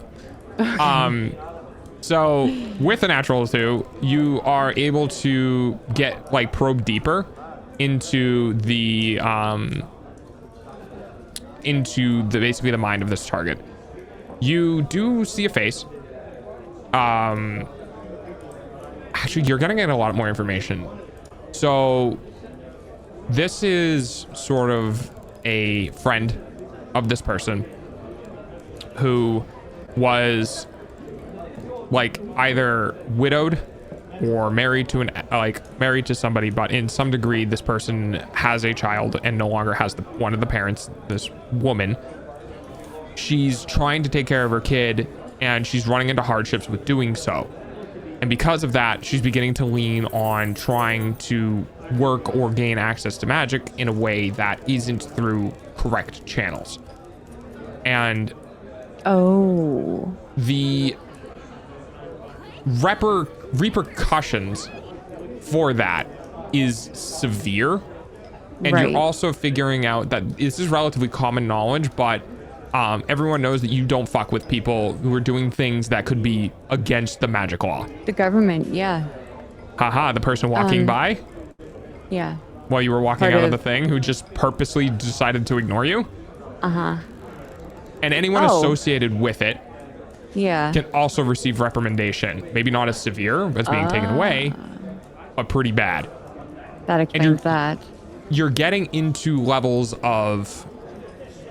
Not everyone is treated equally, and those who aren't treated equally are being forced to go through things that are not... humane. Yeah. Like a beggar. Like somebody without money. Because magic has so much weight, you're figuring out here, that when you don't have access to it, it's like it's almost like a currency. When you don't have access to it, you can't use it, you can't gain the benefit of it, you can't keep up with everyone else here. Okay. So, yeah, everyone's got a bit of like, there's flaws in the system, is that there are some people who are at the bottom rung of the ladder who are really not okay, but there's no one like super far away. Like everything has been compressed. That doesn't mean the ends don't exist. And this is a particular individual who is talking to his buddies, expressing the fact that this woman, like, is either going to, already did, or is in the process of doing something to try to better her life in a way that's like taking magic or dealing with magic that she shouldn't be doing. And they're worried that she's gonna go bye-bye. Okay, and anybody associated with her might also go bye-bye, which is why I'm sure a lot of the other townspeople are kind of concerned if it's an open secret. Yep. Got it. Okay, I imagine we're still a little dizzy from the liquor, and that was a lot of information that just got shoved into our head, right? Yep. Okay, why don't we step back outside to take a breath into the cool air and Yeah. process? That is simple enough. So you go ahead and walk out of the tavern back into the sort of open air of the plains of this location, and you just like reeling from all of the information. When you do so, and you're just like walking, you're just in your own head, right? You're just thinking, like, how does this work? Why is this doing this? Like, it's hard to collect your thoughts because the alcohol is there, just kind of moving things around, and you're just like, fucking. Yeah. You hear. Let me do this one. Okay. You hear, a very masculine, voice in the distance that goes, "We don't care. We don't care. The fact of the matter is you stole a stone, you took it to your home, and you've been using it for weeks. You are under arrest." And the voice of a woman retorts, "It's not my fault. I was in the program. I was in the program, and I never got what I was supposed to get." And you see one of the guards look over at the other guard. And the one who was yelling continues, "It doesn't matter. The fact is you have something that doesn't belong to you. It's magic in origin, and you've been abusing it for weeks. You are under arrest." And there's just people, everyone walking by at this time is like just completely ignoring this. And she's bawling. Of course. Question, are we haven't been taken, or we haven't been changed by the government yet, have we? We're not working for the state. No, you have not. At this You point. still have all of your magic and stuff. Okay. Hello, Extra. I want to go up to the guards, and I want to put myself between the girl and them. Okay. I don't like their tone. I don't like what they're doing. And I don't like the fact that they're telling a person what they can and can't do with magic that they were given. So you begin to walk, like you walk forward, and your intent is positioning yourself between them. Before we do a fight or anything, I do need to end the scene here. But okay, cool. when you look over at the woman, you're like rounding the corner. She looks familiar. Bartender. Nope. She looks familiar because that is the person that you saw digging deeper in that guy's head. Oh, I see. The blonde woman who you got from reading the mind of the person in the tavern is now being confronted. Powering. Yeah. And you know her situation. You know that she was going to potentially do something that was going to get herself in trouble, and now you're watching it. And there you go. Thank you. We got a big decision to make. Yeah, you do. Because this can go. This can go. This can go a couple of different ways. Yeah, it can. Oh, this is fun. And I can pick any of those ways, can't I? Yes, you can. You have a lot of work to do. Improv. Well, this whole first scene, this whole thing with the tavern, none of this was in my notes. This stopping point where we got to with this woman was the first thing in my notes that we were supposed to do. Nice. So we haven't even. The tavern worked well. Yeah, we haven't even glanced at the overarching story. We just spent like a solid hour and a half, 2 hours just trying to get progressing into the intro, which was you were going to walk in and see this happen. But now you got a bunch of information. And now we're invested, man. Yeah. We're invested. Because I imagine through some extent the worries and cares of the mindset that we read are kind of imprinted onto us in some way too. Yeah, it depends on how empathetic your character is. I mean, he's got a soft spot for people that are in a tough spot with magic. Yeah, that's fair. Yeah. Okay. Yeah. Yeah. It's definitely not the easiest. Yeah, he's gonna have a fucking hard choice to make because you thankfully have gotten the information. You know, Mhm. people go missing for a very Yeah. long time if they go against the The government. government here. Hmm. And like, you're strong, but you're not take on an entire force of a town strong. No, our patron is, but that's not what our patron does. Yeah. Yeah. Level 5. Yeah. Yeah. You yeah, don't fair. know. There could be, it could just be generic people, or there could be like Yeah. level 8s and 10s and 12s Or here. 30s, maybe. No, I'm just Yeah. kidding, 20s. You know, Yeah. whatever. Yeah. All right. Well, that was hella fun. I'm excited. I feel like this woman is going to be like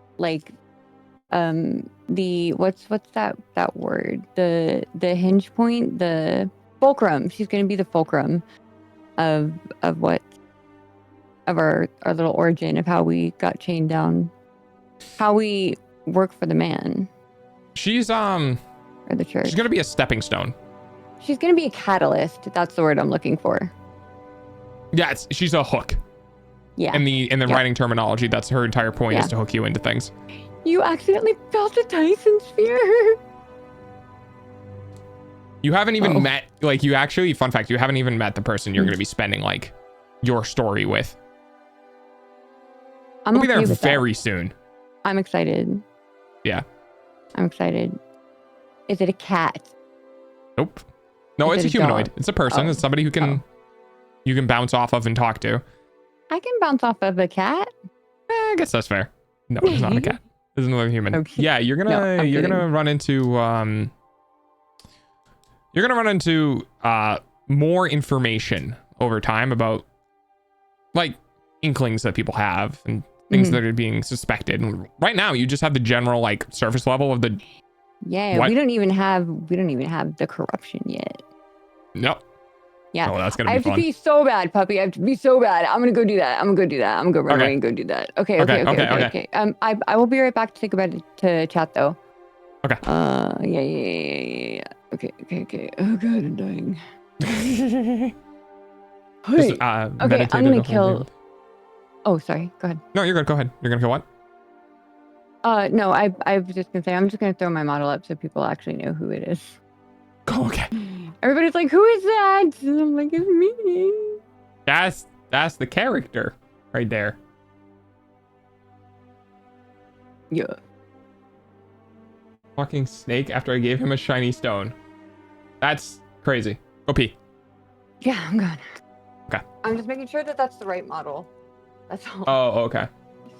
Yeah. Okay, we're good. I love Okay, that she's I'm good. standing up, like leaning over, taking her headphones off, still standing, looking at the fucking You know, monitor. Yeah. Dude, I can't. 2.0's on there. Oh yeah, that's fair. Well, if that happened, I would have killed my like tits. Or no, my tits, my thing stream preview. YouTuber spout capture. There we go. So Chad, did you have fun? Hey, Mom.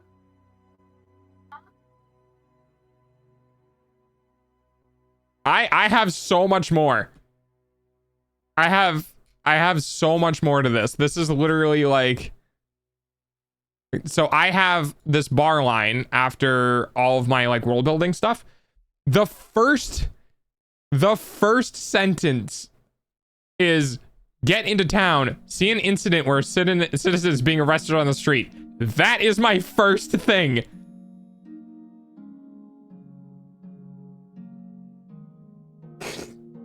The first one. Okay. So I guess, oh, there it is. Fucking Veri. Ah, there we go. I forgot it's because Veri has so much stuff on her model. All I can say is I'm invested and the cliffhanger is killing me. I'm still confused. Oh, right, Piranha, because you came in late. So, what had happened is, so far in the story, is Veri's character, known as Alteus, wandered into this town and the town essentially wandered into the town, wanted to know kind of what the vibe was, what was going on, and those sort of things. Walked into a tavern, kind of got an inkling from a small group of people that something was going wrong within their friend circle, but unfortunately didn't roll high enough to kind of get more information from that. Met somebody who I guess we named Braun, and had a conversation over some booze about what's going on, what's the town about, how do things work, stuff like that. Because the guy knew that Alteus was from out of town, and they're like, chill, I don't give a crap. And was kind of divulged that there's a whole system in place where magic users give up magic, and then non-magic users can gain access to that magic to kind of level out the playing field within the economy in the city. And that conversation took a while, and there was a period of time when she had her character leave and come back with the exact thoughts to kind of probe the mind of one of the people she initially heard those friend circle issues with. Got a lot of information about that. Left, kind of trying to figure out and organize thoughts of what was happening. Wandered down the street and walked into basically an arrest where the guards were conducting an arrest for somebody who had done something, took something in some way that's magic based. And that sparked the that's like the cliffhanger, right? So that was where we last left off.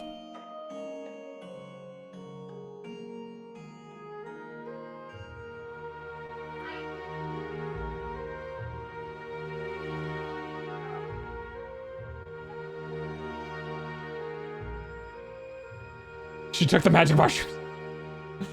No. She didn't take any magic mushrooms. No. What is public information right now is what was said was that she has something, and she's had something for a while, and she has been using it, and they've discovered that and decided that she needed to be arrested. And her retort was like, you know, I was due this. I'm a part of the program. It was never given to me. Like, yada, yada, yada. And then the guards were, too bad. Too bad. Tough shit. You feel it now, Mr. Krabs?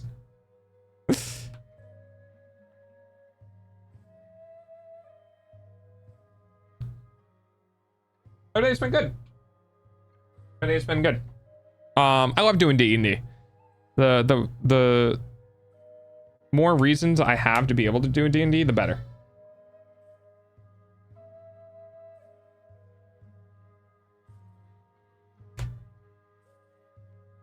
So, we did D&D today, which was super fun.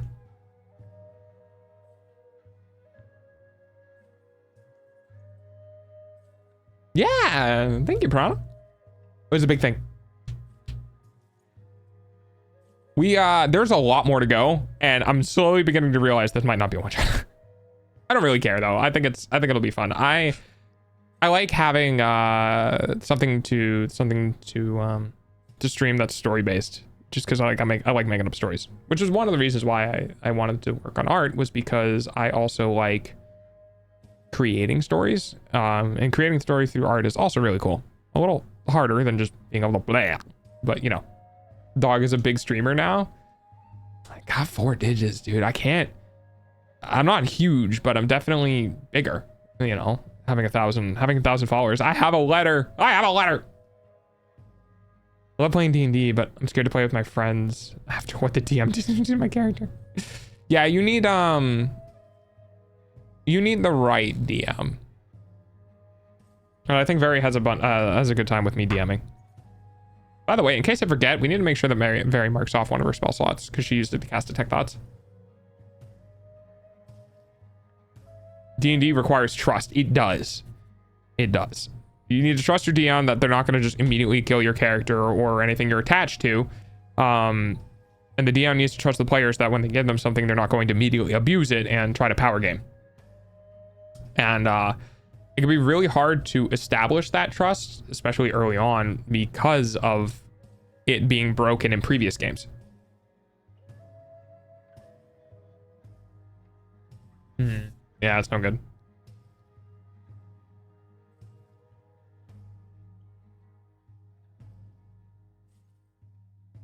Never give me an immovable rod.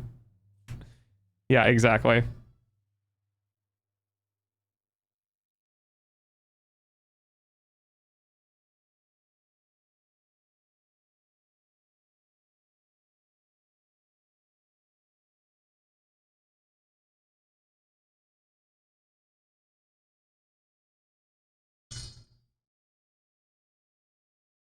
Dude, my PC is actually done, I think. It's giving me errors when I open up Google. Oh, geez.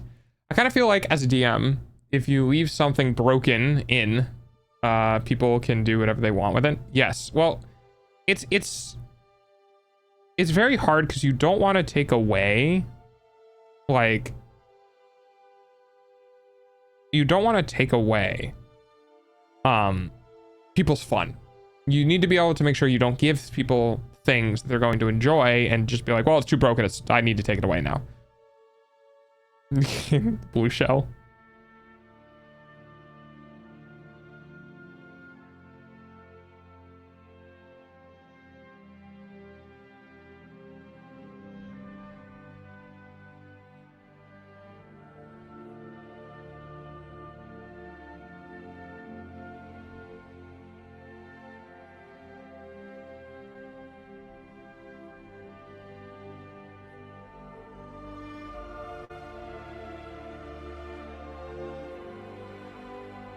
What happened to man? Oh, that was that's Veri. Veri was just using a different model, that's all. Veri had to go pee, which means Veri is going to do a bunch of different things, which also include peeing, because Veri has ADHD, just like I do.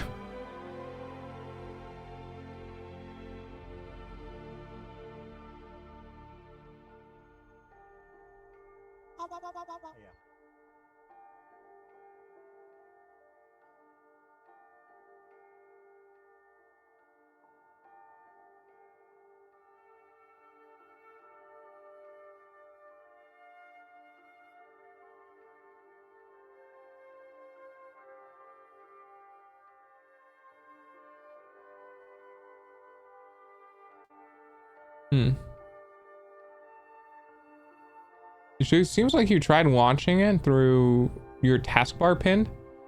Did you like uninstall Chrome or move Chrome's installation? Because it's pinned to your taskbar, but it says that the pin isn't in the correct location.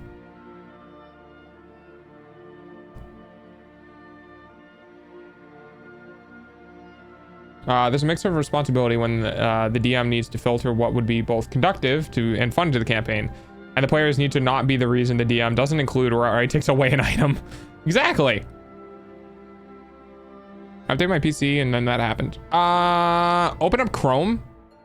Like, I would unpin your Chrome icon and then type in Chrome into the search bar and then open it that way. And if it pops open, then pin that new thing, and then that should fix it.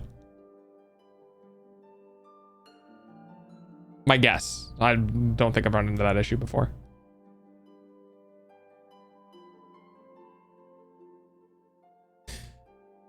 I wonder if you've ever played the tabletop version of Warhammer 40k. I avoid that because money. Have now joined a socialist group fighting against the upper class after chilling with the snakes. I think I'm experiencing character development. What game are you playing? What the fuck?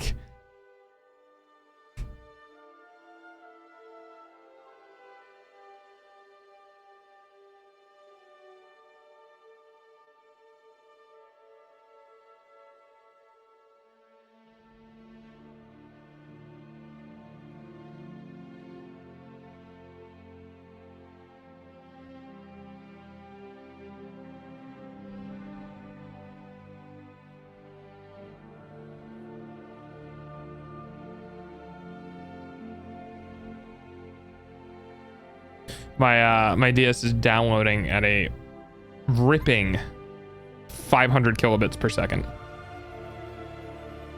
Absolutely ripping fast. We are apparently fighting for designer sunglasses. Do I join them or no?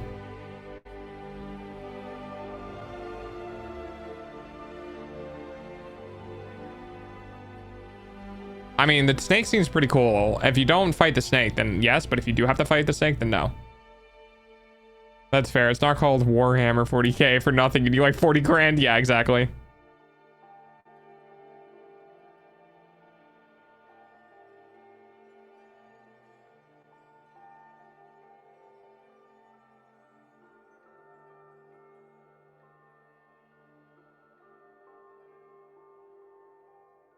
The snake is chilling the shiny rocks. Okay, as long as you're not fighting the snake. Speaking of snakes, oh no, what happened?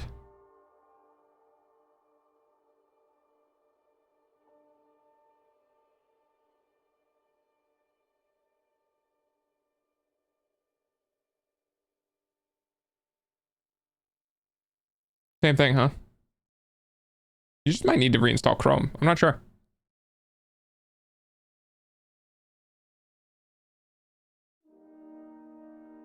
Why did Amazon just give me a fucking ad notification? For a hunt to buy a car.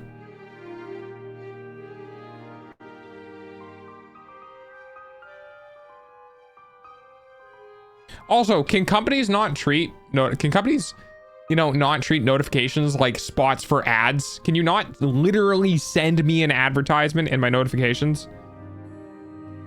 It's incredibly annoying. Do you not drive? I do not drive, no. Did you know that male Slytherin players in Hogwarts Legacy can catch a glimpse of the basilisk in the girls' dormitory? What? Why? Nothing turns me into a communist more like notification ads. Oh my god, right? I give you the allowance of sending me notifications for your product, and then you fucking betray me by sending me an advertisement. Unreal. Getting ads in my ad-free Crunchyroll subscription now. Oh my god. I wish the internet wasn't literally run on ads. Can't actually get in the dormitory because the stairs magically don't let you, but you can see it pass through the hallway. Oh, okay.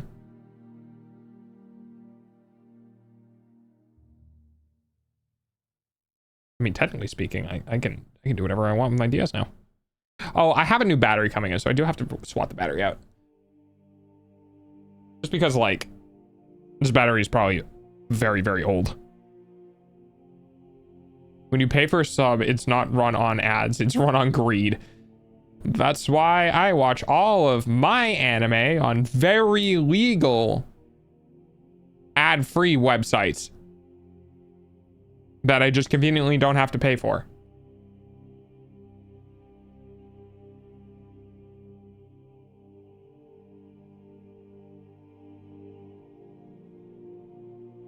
Oh, oops.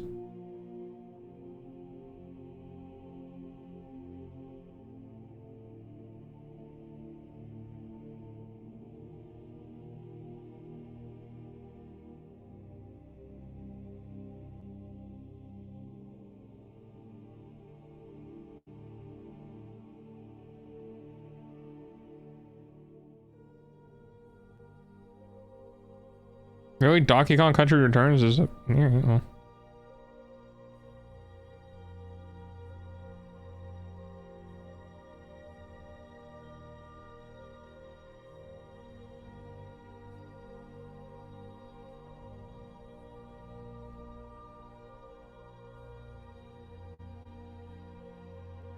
It's only illegal if you get caught or something. Yeah, exactly. Right now my ad block stops some on my browser, but it makes late night anime binging on mobile annoying. Yeah, I have you can get Reka, you can get Kiwi? Is that right? Yeah, get Kiwi browser. It's a Chromium browser that supports Chromium extensions on mobile.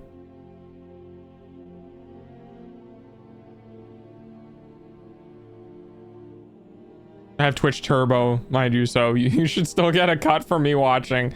Even if I didn't, it's okay.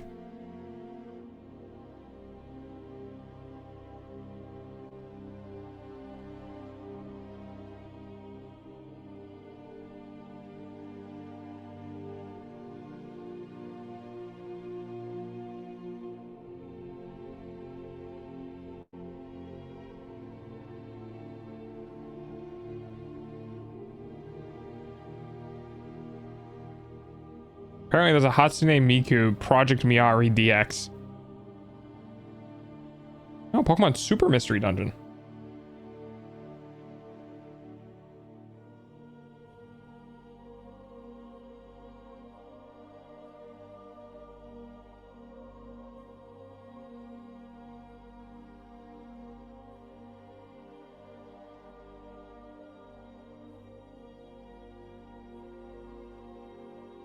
Ooh, Star Fox 64. Super Mario Brothers 2, Monster Hunter Stories, Minecraft New Edition 3DS.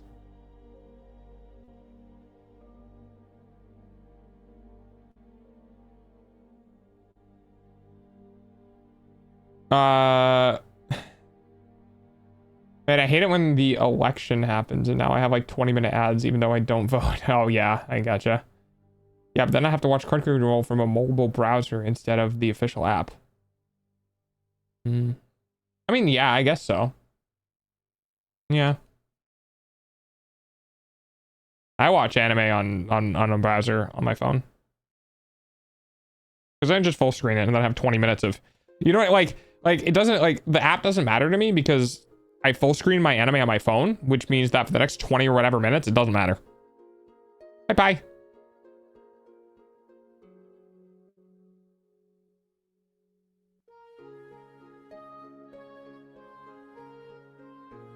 Dragon Ball Fusions? Maybe. Metroid Prime, Federation Force.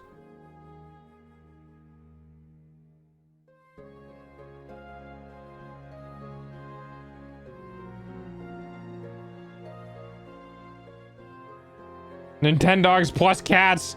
Golden Retriever. Oh man. I got that.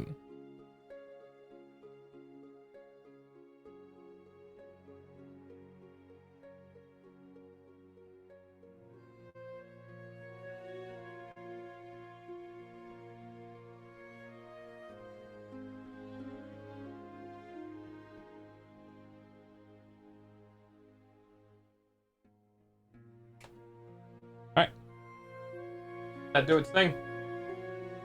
What's up, dog? Hey, so. How you doing? Hello, human. I hope everyone's having a good morning. Yeah. Having a good time. How are you? Pray, do not underestimate how lazy I can be. I can't give you any more details of what I do, because I'm pretty sure Twitch would be very mad at me. Blech. Metroid Prime mentioned. My looking forward to Metroid Prime 4 aggressively renewed.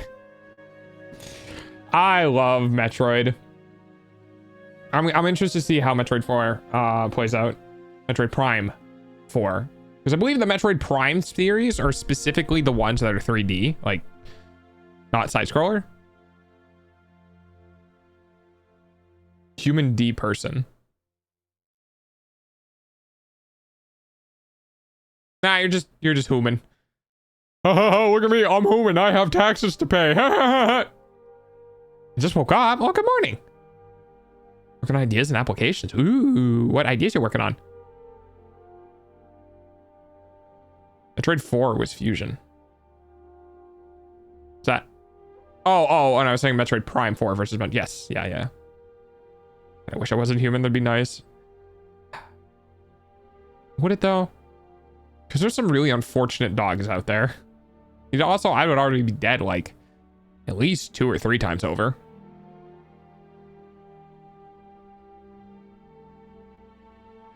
Oh, okay. Nice. That's awesome. Oh, when you crack your neck and you feel like your nerves in your hand go whack real fast.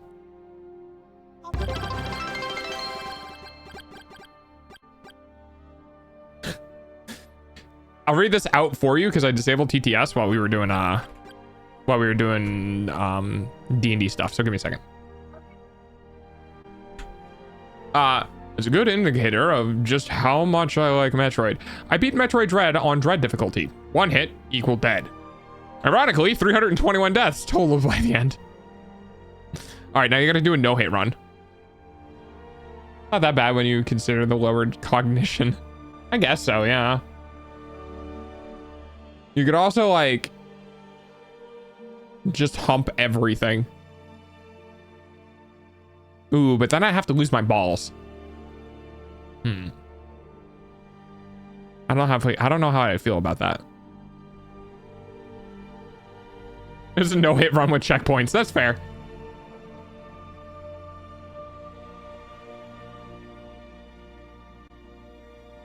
Thanks, Lucia. I don't have patience to do one without checkpoints. Yeah. I think it'd have to be like, it'd have to be something where you can still save, but if you die, the whole run goes away. You know what I mean? But 321 is crazy. It's almost 3 a.m. Aw, good night, Oculus.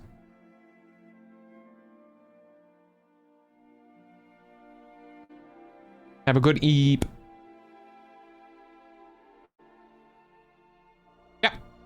Yeah, I've been keeping an eye on the time. It went by quick. It went by quick. D&D like it's teleports me, man. I love D&D. It's so good. I do it and then I'm like, wow.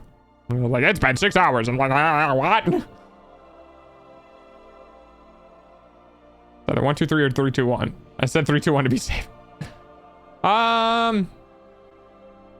It's probably 3, 2, 1. Cause like you can get 10 deaths in 5 minutes. D&D is storytelling. We are storytelling people. Stories are fun. Yeah, exactly. Exactly. I can't wait to shut stream down, close everything out, and lay on my bed and play my Nintendo DS for the next 3 hours. I should probably draw today at some point too. For tomorrow? I don't know.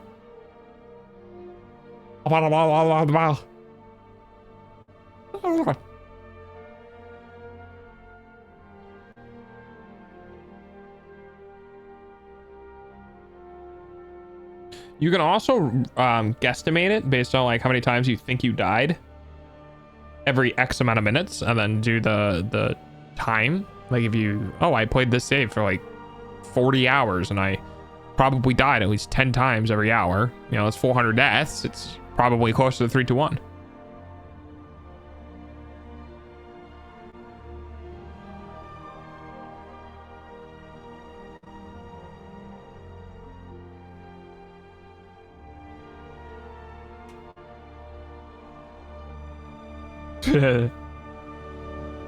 Hmm.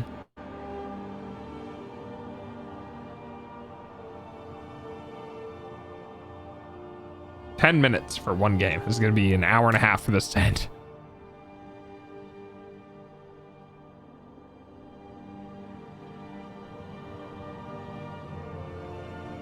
Skyrim music tickle brain.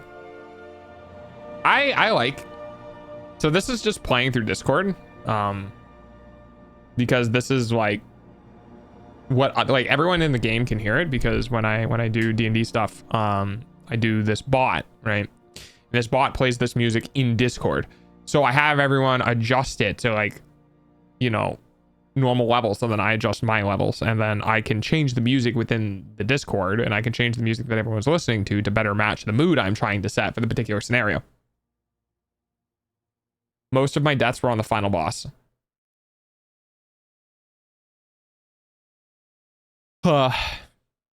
Yeah. What happens though? It just, you start from the checkpoint again. Fight the boss, get hit. Start from checkpoint, fight the boss, get hit. That's crazy. Doing a no-hit run in any game is fucking ridiculous.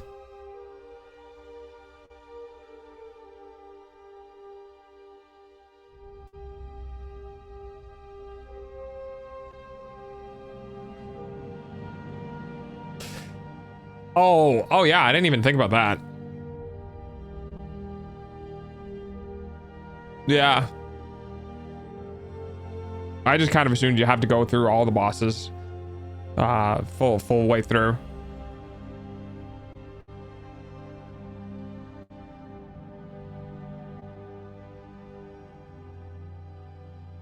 You know what'd be funny?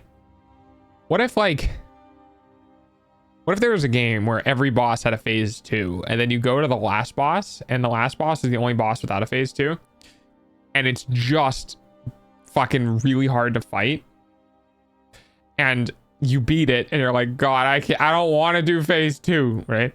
And it starts like transforming into phase 2 and then some story element happens that keeps it going from phase 2. So every boss in the game is like, yes, you've seen first form, but what about second form? Except for the hardest last boss.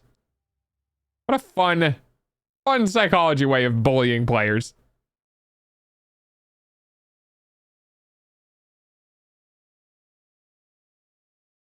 Save stations before boss rooms. Oh, hello, Baldur's Gate.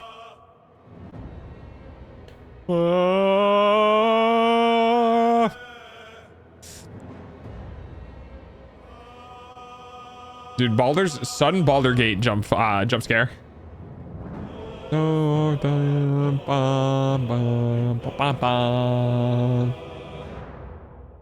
Man, Baldur's Gate was fun. I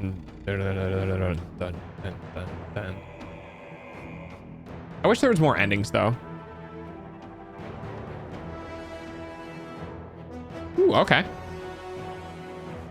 Bum, bum, bum, bum, bum, bum, bum, bum, bum, bum. Dun, dun, dun, dun. Dun, dun, dun, dun.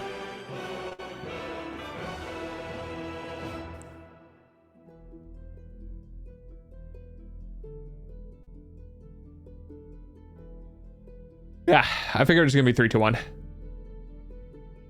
5 hour 43 minutes. It's not that bad. It's not that bad, considering it had to be a no hit.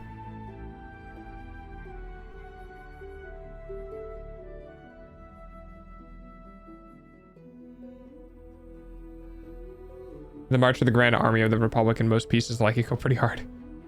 Total playtime is 13 hours.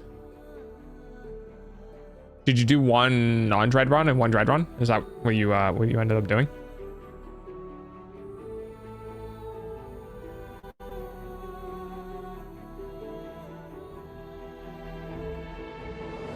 Oh, okay.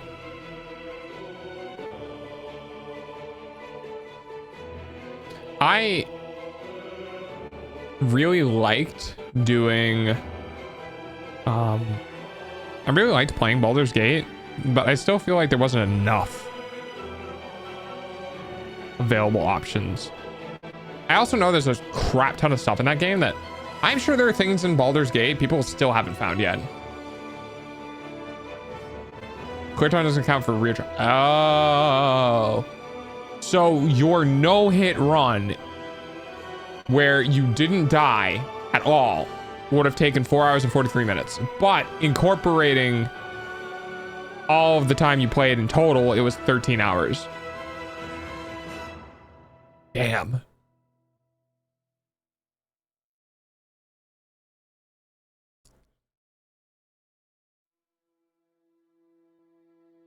I was playing it safe. Yeah, that's fair. Yeah, because, I mean, if you didn't, you would die. But my problem is that I don't play things safe. I just die and die and die and die and die and die and die and yeah. Environmental hazard. Oh God. Yeah. Yeah. Yeah. There's just one dude that seizes on you. Gah!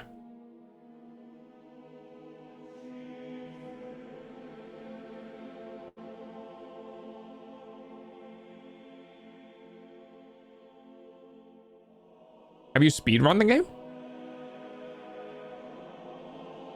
Have you like just sat down and went, I'm gonna go in normal or easy difficulty and I just want to see how fast I can go? Speedrun, any percent.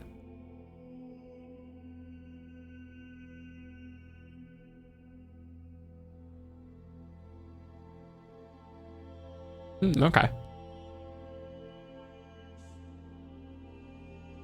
I find games with really good replayability is I always get the itch to speedrun them, but then I'm like, it's not fun to speedrun.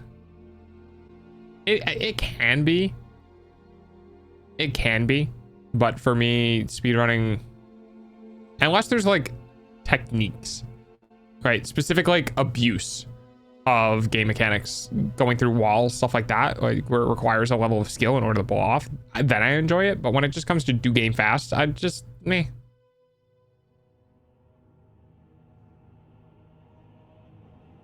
Yeah.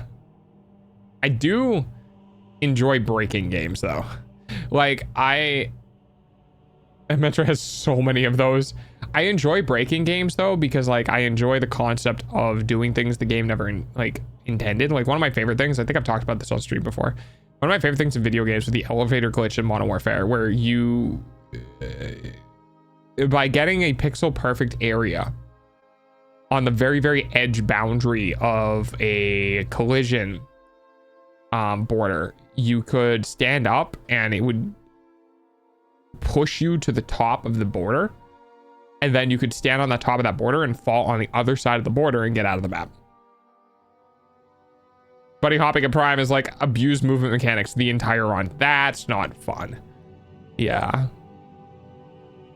It's like getting a perfect optimized speed run is like you have to constantly be hitting like back B A, back B A, back B A, back B A, back B A, back B A, and do it in a way where it's like you can't fuck it up at all, or you lose all of your momentum in a shit ton of time. Like that's not fun.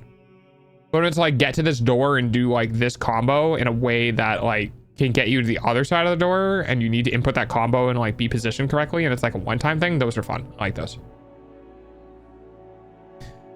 If you are moving forward out of Morph Ball, you are speedrunning Prime wrong. The one aiming thing in Super Metroid is dumb. I think I know what you're talking about, but it's been a while. Up, down, up, down. Yeah, I don't recall that one. I do remember playing was it Super Metroid or Metroid Prime? I think it was just Metroid Prime. It was on the N64. L, target lock, side hop, mash R, press B at the same time every 2 seconds. Yeah, I can see why that would get annoying. Absolutely. Prime is GameCube. That's right. Yeah, that's right. It was. Yeah, I had the C stick. Did they use the C stick for aiming? Can't remember.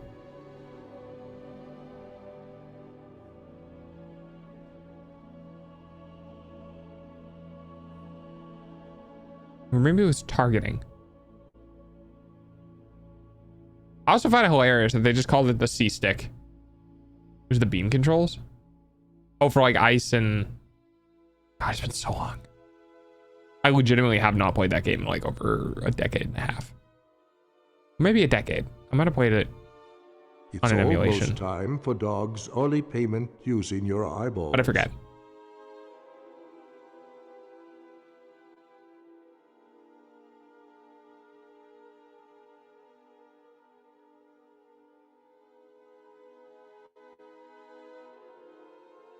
All right, how you doing, download? And then you have to super side hop using lock on enemies sometimes, and then other times you scan targets, and then you can't complete the scan, otherwise you lose time. Jesus. I'm tempted to relapse on summoning Salt now. What is that? Is that a game?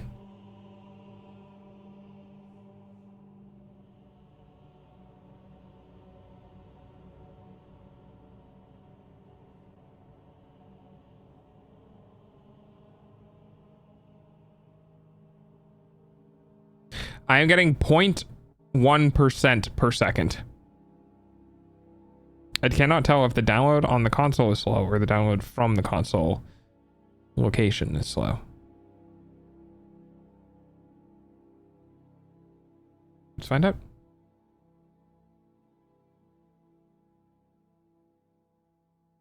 Video essay about Space. Oh, okay.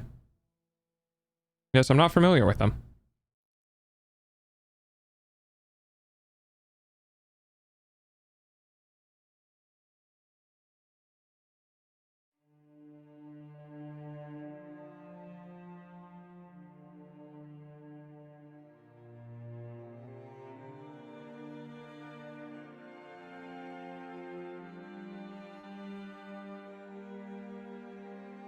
Okay.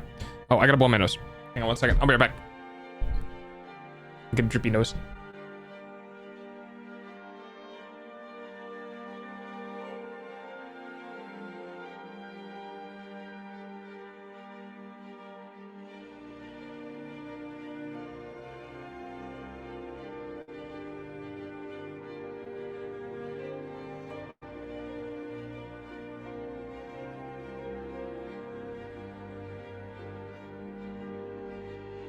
Told you to be right back.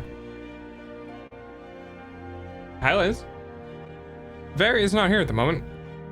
Please leave a message after the beep. Mah!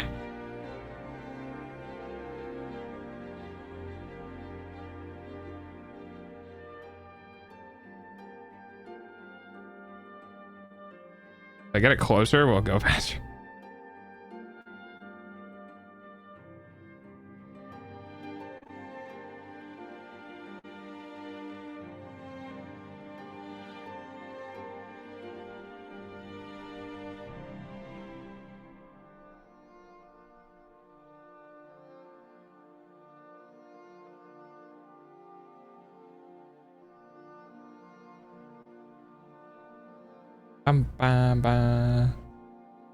Delta Very high. Hi, Very love you. Click. You know, no one ever shows up to my streams and just go, hi, dog, I love you. You know, everyone's like, oh, it's dog. Yeah, okay.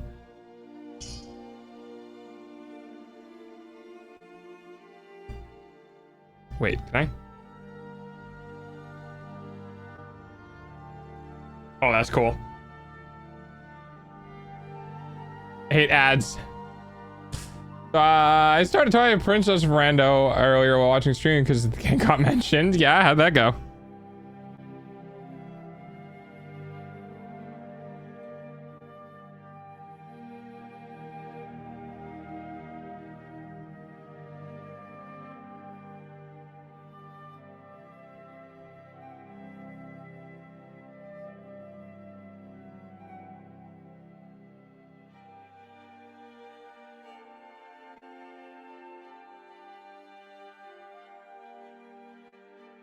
I just have the squares on here.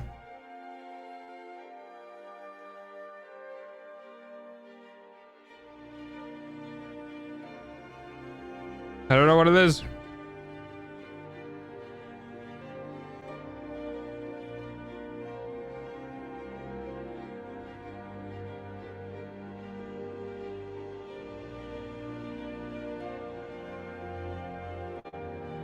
Sorry, I'm playing with my 3DS. What happened? Laugh at, but not laughing. Everyone point and stare. It's the dog. What the heck, guys?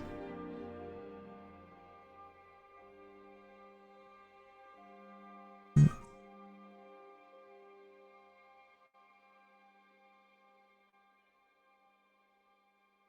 just a stinky male dog. No love for stinky male dog. So have that.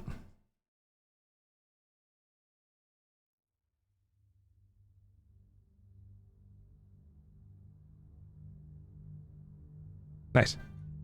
Dun, dun, dun, dun. Bam, bam.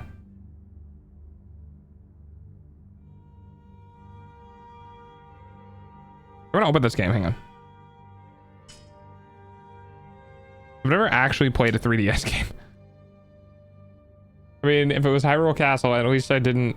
At least I know I don't need to finish that temple to get there.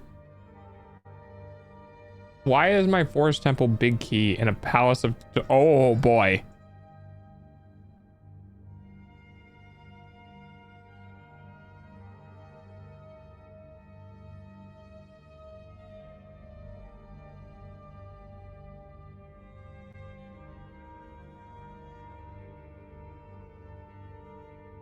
Okay, guys. I know the 3D effect is supposed to be a gimmick. But, like... Damn, that's fucking cool. I know. Your eyeballs pay for dog's food, though.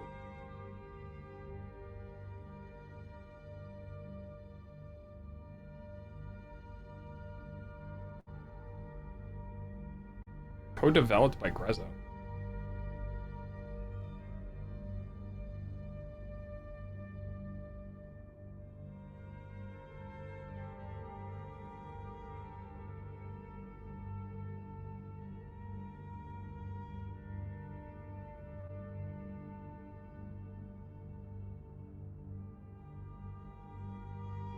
The 3DS is cool until your eyes strained. If you're one of the lucky ones where the strain doesn't happen, great. I think the strain, I think you need to know like what you're looking for the 3DS, because like I used to have eye strain a bit when I did like VR, but now like it doesn't affect me at all. So I think maybe it just has to do with making sure the distance is correct to your eyes, and then it's just natural. Like you don't need to worry about it. But if you're having a hard time getting that distance just right,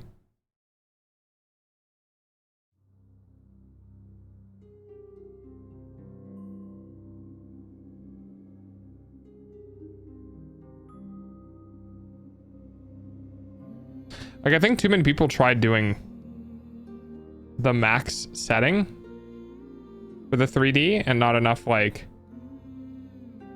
halfway, because the max setting is not good.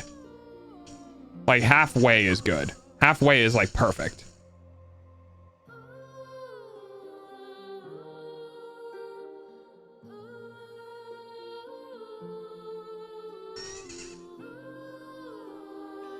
Holy shit, it's Ganondorf.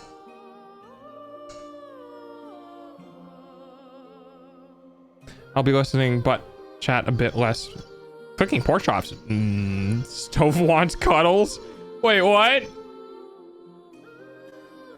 My eyeballs hurt now. My doctor said no more using my eyes for paying your bills. No! Wait, did you sub?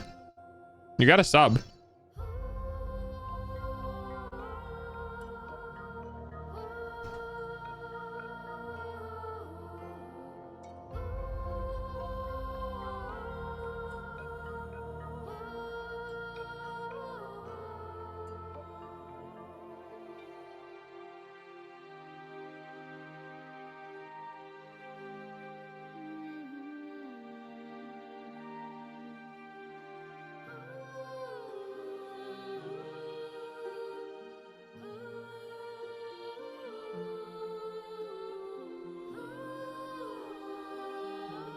God, this is so cool.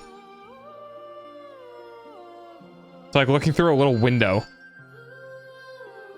It's like the 3D effect is super cool to me because it's almost like seeing through some sort of like window to a thing that exists on the other side of the console. Like this is wild to me. Man, I would have been seeing this as a kid, which I think I did see at one point. Seeing this as a kid, I would have blown my little mind.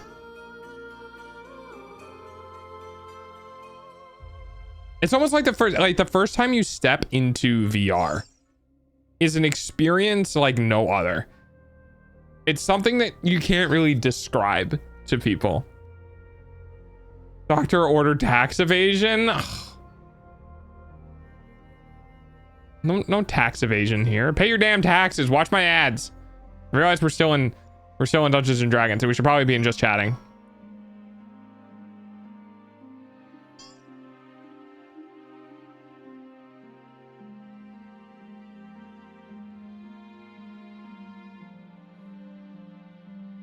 Oh man, having the updated graphics for Ocarina of Time is so good.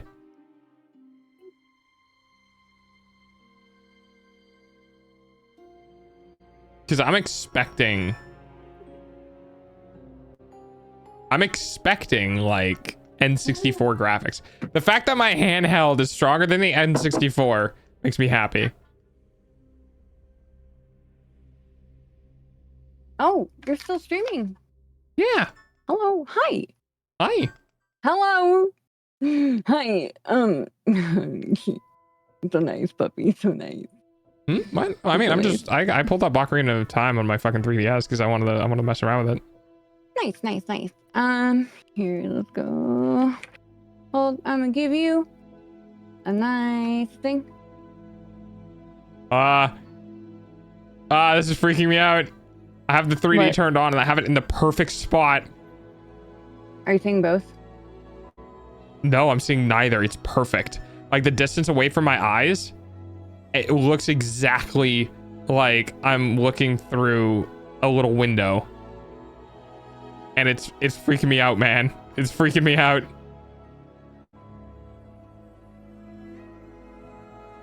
Stop freaking out. It's gonna be okay. The fact that I know how tall that Oh, you table can't is now is see it. weird to me. Wait, you can't see my bonk. No, I can see the What cat is- though. Also, Oh, it's because why is my whenever you load something new, thing- it just freezes it freezes the VTube studio. Oh, that's lame. Okay, well, whatever. I have to run and go. What is this thing on my head? Hello? I don't know. It's been there the whole time. What the fuck is that? It's a parasite, I guess. It's something. I don't fucking know. Jesus. Anyway, thank you for having me. I'm sorry I have to run and go. Okay. I want to continue this. I'm so excited. Yeah. Yeah. And hopefully I'll have the voice changer all set and good and not so muffly and demony to begin with. I mean, honestly, I think your voice works just fine. It would Yeah. make more sense if you did more like voice acted stuff, but since you're just like, you know, a character. chilling and explaining things rather than in the thing, Yeah. like it's perfectly fine. That's fair. Although I need to set this thing back now for like my demon voice. Oh.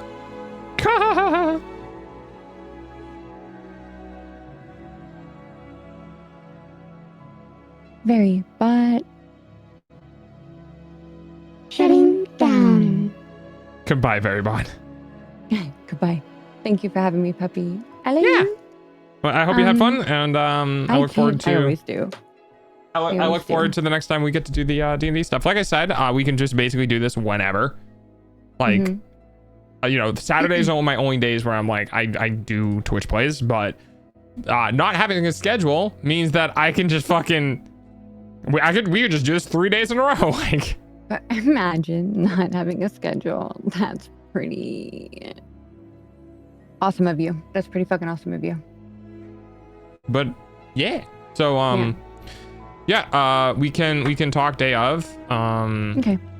You know, because sometimes like I had the Worldless stream that I told the devs like, yeah, I'll be playing it on stream. Like, and then if you queried in, if you I don't even know what I was trying to say. Mm-hmm. My brain was like clued in for some reason. But if you contacted me and you were like, hey, can we do it today? I would have had been like, well, no, unfortunately, I told developers I'm going to play their game.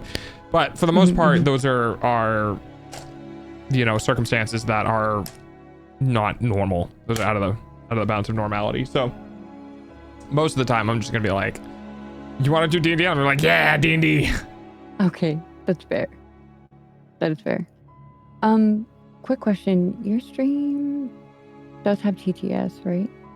Does it have it for bits yeah, it's too? kind of maybe working. I had to turn it off because we were doing D&D, and people were trying to use it during D&D, and I was getting very distracted, and I was like, meh, off.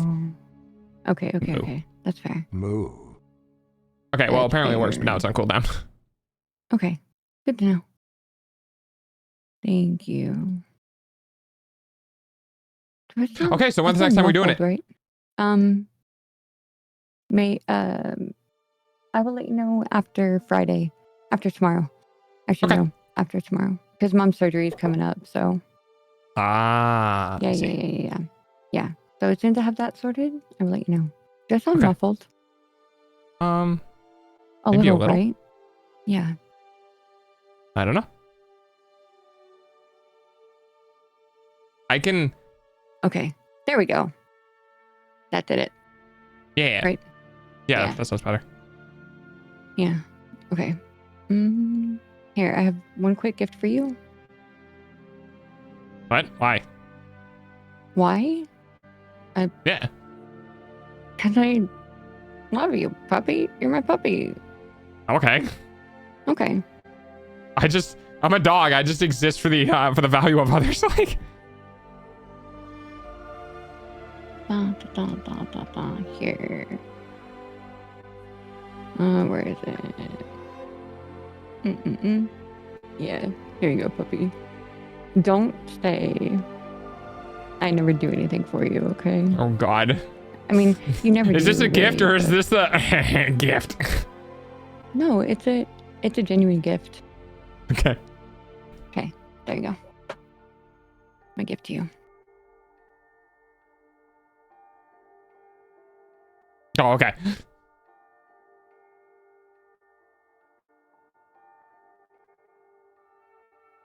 Oh. I love just seeing the smile like slowly grow on your face.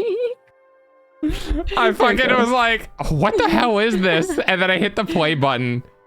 And then I was like, oh, that's what this is. Yeah. You know what's actually Okay. funny? I talked about this on stream recently. Did you really? I did. Well, I now talked it's yours about, to put on stream if you want. that's the thing is I actually said on stream, I was like, Veri has these commands that I love to pop when I go into her stream. And then I was like, I could probably just get them myself. But then I it would make all of ruin them. like, it would ruin my like value that I have from your stream. So, That's fair. I mean, I still like having it because I can push the button when you're not streaming, but it just means that like, you know, when you find something in a specific location, trying to emulate it and put it somewhere else can It's not the devalue. same. Yeah. You're like, wow, I found this really cool spot in the woods that is naturally created. Like, I don't know, maybe it's a trees have fallen down and there's no like a water nearby or whatever. Fair. And then you move and you go to a different state and you're like, I want to make that spot again. It's never going to be the same. So it's kind of like, it's that same thing where I was talking on stream and I was like, yeah, Veri has a couple of these commands that I love to do. And I was like, and that's cool. It's cool that those exist there because that means that they're nowhere else. Oh, that's true. And that it has like, it gives value to your stream because I don't remember what the topic was, but I think the topic was like things that I have in my stream where people come back and enjoy, like like it was, I think it was because the gambling where you were talking about like my stream has a crap ton of different like types of gambling and like stock market and throwing things at me and all that sort of stuff. And I was having like a, why am I any better than anyone else sort of thing. And I was just kind of like thinking about all the things that people do. Man, dude, Okay. I'll tell you though, it's kind of wild thinking about, there are some streamers out there who do really insane like YouTubing stuff. Like moving backgrounds based on redeems, like 3D space with backgrounds that are like behind overlays and Dude, oh, sorry, go ahead. No, you're good. I was just gonna say I'm working on I'm working on an interactive stream right now. Yeah. There's people who custom make things that happen in VTube Studio or otherwise who you're just like, dude, what the fuck? Yeah, no, like I have this one redeem. It's here. It's the walkies one, which nobody ever uses. But when you do use it, you Stop that, Chips. do like what? I'm yelling at Chips. Oh, okay. You're good. So you do the walkies thing, and then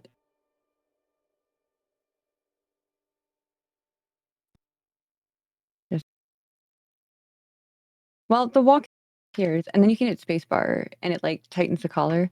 Yeah, I know that one. That's it Kevin's pulls. asset. Yeah. Yeah. Yeah. But I have chat hit spacebar, and it tightens it every time chat hits it. Okay, yeah. Yeah, which is not an interactive stream, but it's still cool to give them like that control, you know? Yeah, it's just like it's hard to come up with ideas that are both valuable. So like it gives value to the stream. Chatters. Yeah. Yeah. But also not destructive. And I don't mean that in a way and that's disruptive. like, yeah, that is kind of what I mean. It's destructive to stream. It destroys the value Integrity. of stream and in either making too much shit on screen or ruining the experience of other redeems or like whatever. Having it be like that is really, really hard. And also it can't be like gimmicky. Like, oh, I did it once. It was super cool. And then I never interacted with it again. And then it's just like, yeah, it's tough. It's tough. I like being interactive, but I did find that the level of interactive things really ended up being it ended up being difficult to make things fun without making it disruptive. True. Like it was very, very like, true. like chatters love to just cause issues. Yeah. Oh, Because it's yeah, hilarious. trust me. Breaking my stream is a national Yeah. pastime. You know. But Yeah. on the same thing, it's like you have the allowance of having everyone do those sort of things at any point in the stream, at any conversation. Like, yeah, you can't control by turning things off, but then it's like, but I wanted to do the thing. Like, this is why I'm in stream. Like, it's like if Coco didn't have the ability to throw cheese. Like, I threw cheese on a whim because chat was like, hey, Why? it'd be cool to throw a piece of cheese at your face. And I was like, that would be cool. And then I did it. And then we had a period of time where people would like, it'd be, you know, spammed, which was fine because it was new and it was fun and like everyone, you know, whatever. And then like a couple weeks would go by and then we had the SUB-A-THON where people got cheese half off. And I was like, guys, I can't have a 25 point redeem that's a throwable because it will get spammed to the moon. Yeah. Yeah. Well. And honestly, I think it wouldn't be as bad if like it didn't spam chat. Yeah, no, agreed. Also, I would love to stay and buy a puppy, but I do have birthday stuff I have to get to. Yeah, okay. Yeah. I know. Although this was nice. I always love yapping with you. I miss you. I miss being in my server and like people just coming in. Yeah. Not having that. Yeah. We'll be back to normal next week. Yeah. Okay. Good We'll night talk for now, puppy. After Saturday? you're done streaming? Or Well, I was gonna say on a D&D stuff. When did we want to talk? Saturday morning? Not hard time, just like next D&D session for your solo stuff. Oh, I will talk about the next session. Yeah. Yes, I should know Saturday. Okay. Sure. So I'll store that away and try to remember. I almost legitimately forgot to message you today. Like D&D today. I was like, oh, it's now or just oh no. Dude, look. Oh my God. Notion is saving my life. I will put it in my calendar to talk to you about it on Saturday. Heck yeah, let's go. Cool. 11 a.m. All right, bet. You should also like before you go working on stuff. Hi, I'm also Veri's orderness. You should definitely figure out specifically where you want to stop because you should be going to bed in like the next 2 hours because it'll help you reset your sleep schedule. Me? Yes. Because you were tired at the start of stream. And it's now been 5 hours. Oh, yeah. No, I caught a kitchen nap downstairs. That's not good. Mid tuna. And I got second wind. That makes sense. But yeah. And I will. Okay, yeah. Figure out where you want to end it. And then, like I said, project-based stuff where you can be like, I want to do this. And then if it starts getting too, like, if that becomes unreasonable, right? Because you'd be like, what am I going to do? What am I going to go work on? I do birthday stuff. What do I specifically need to do? And then just be like, okay, when I finish that and work on that specifically, when I finish that, I'm going to like disengage and like go to bed. Because at some point you'll be like, you'll be working on it and you'll be like, wow, this is taking fucking forever. And then you're gonna be like, I'm not going to finish this. And then you can go. You're so helpful. Thank you for that reminder. Yeah, you're welcome. W puppy. Let's go. Let's go. All right. Good night, puppy. Bye, Veri. Good night. Bye. Bye. Goodbye. She's clicking into Discord to hit. God fucking, I'm kicking you out of that. She's still here in spirit. She's out of the Discord, but she's here in spirit. There she goes. Sleep is for the weak. No, you sleep or be weak. Nuh-uh. The comment reminds me of the trend back on Mixer where streamers would let viewers pay money to play like 2-minute music videos. Some streams you couldn't have a single conversation. Jesus Christ.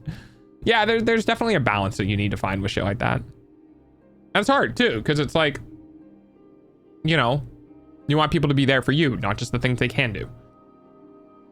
There goes the reason why we were here. I mean, I could end stream right now, actually. We're almost 5.5 hours into it. I don't really want to do anything else for like the next half hour. Like, I don't have anything that I'm gonna be like, I'm gonna do this. When someone yells thief, pat your groin and yell thank God. My wallet's safely tucked beneath my package. The pickpocket will hear this and naturally assume that your wallet is located in the omniscient safety of your SPAGHETTIOS. Pickpockets are notorious for having supple, soft. Thanks, Veri. Thanks. Thus, when they try to lift your wallet, you may instead get a pleasant fondling to your sensitive, manly old orbs. Yeah, I know. I don't share that hot tip with just anyone. It's only 'cause I appreciate you will puppy happy 1K. Oh, yeah, that's why she asked if I had TTS on.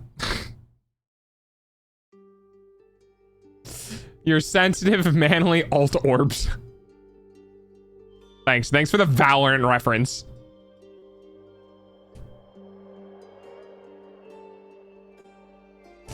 Oh, Veri unlocked the doggo doodle.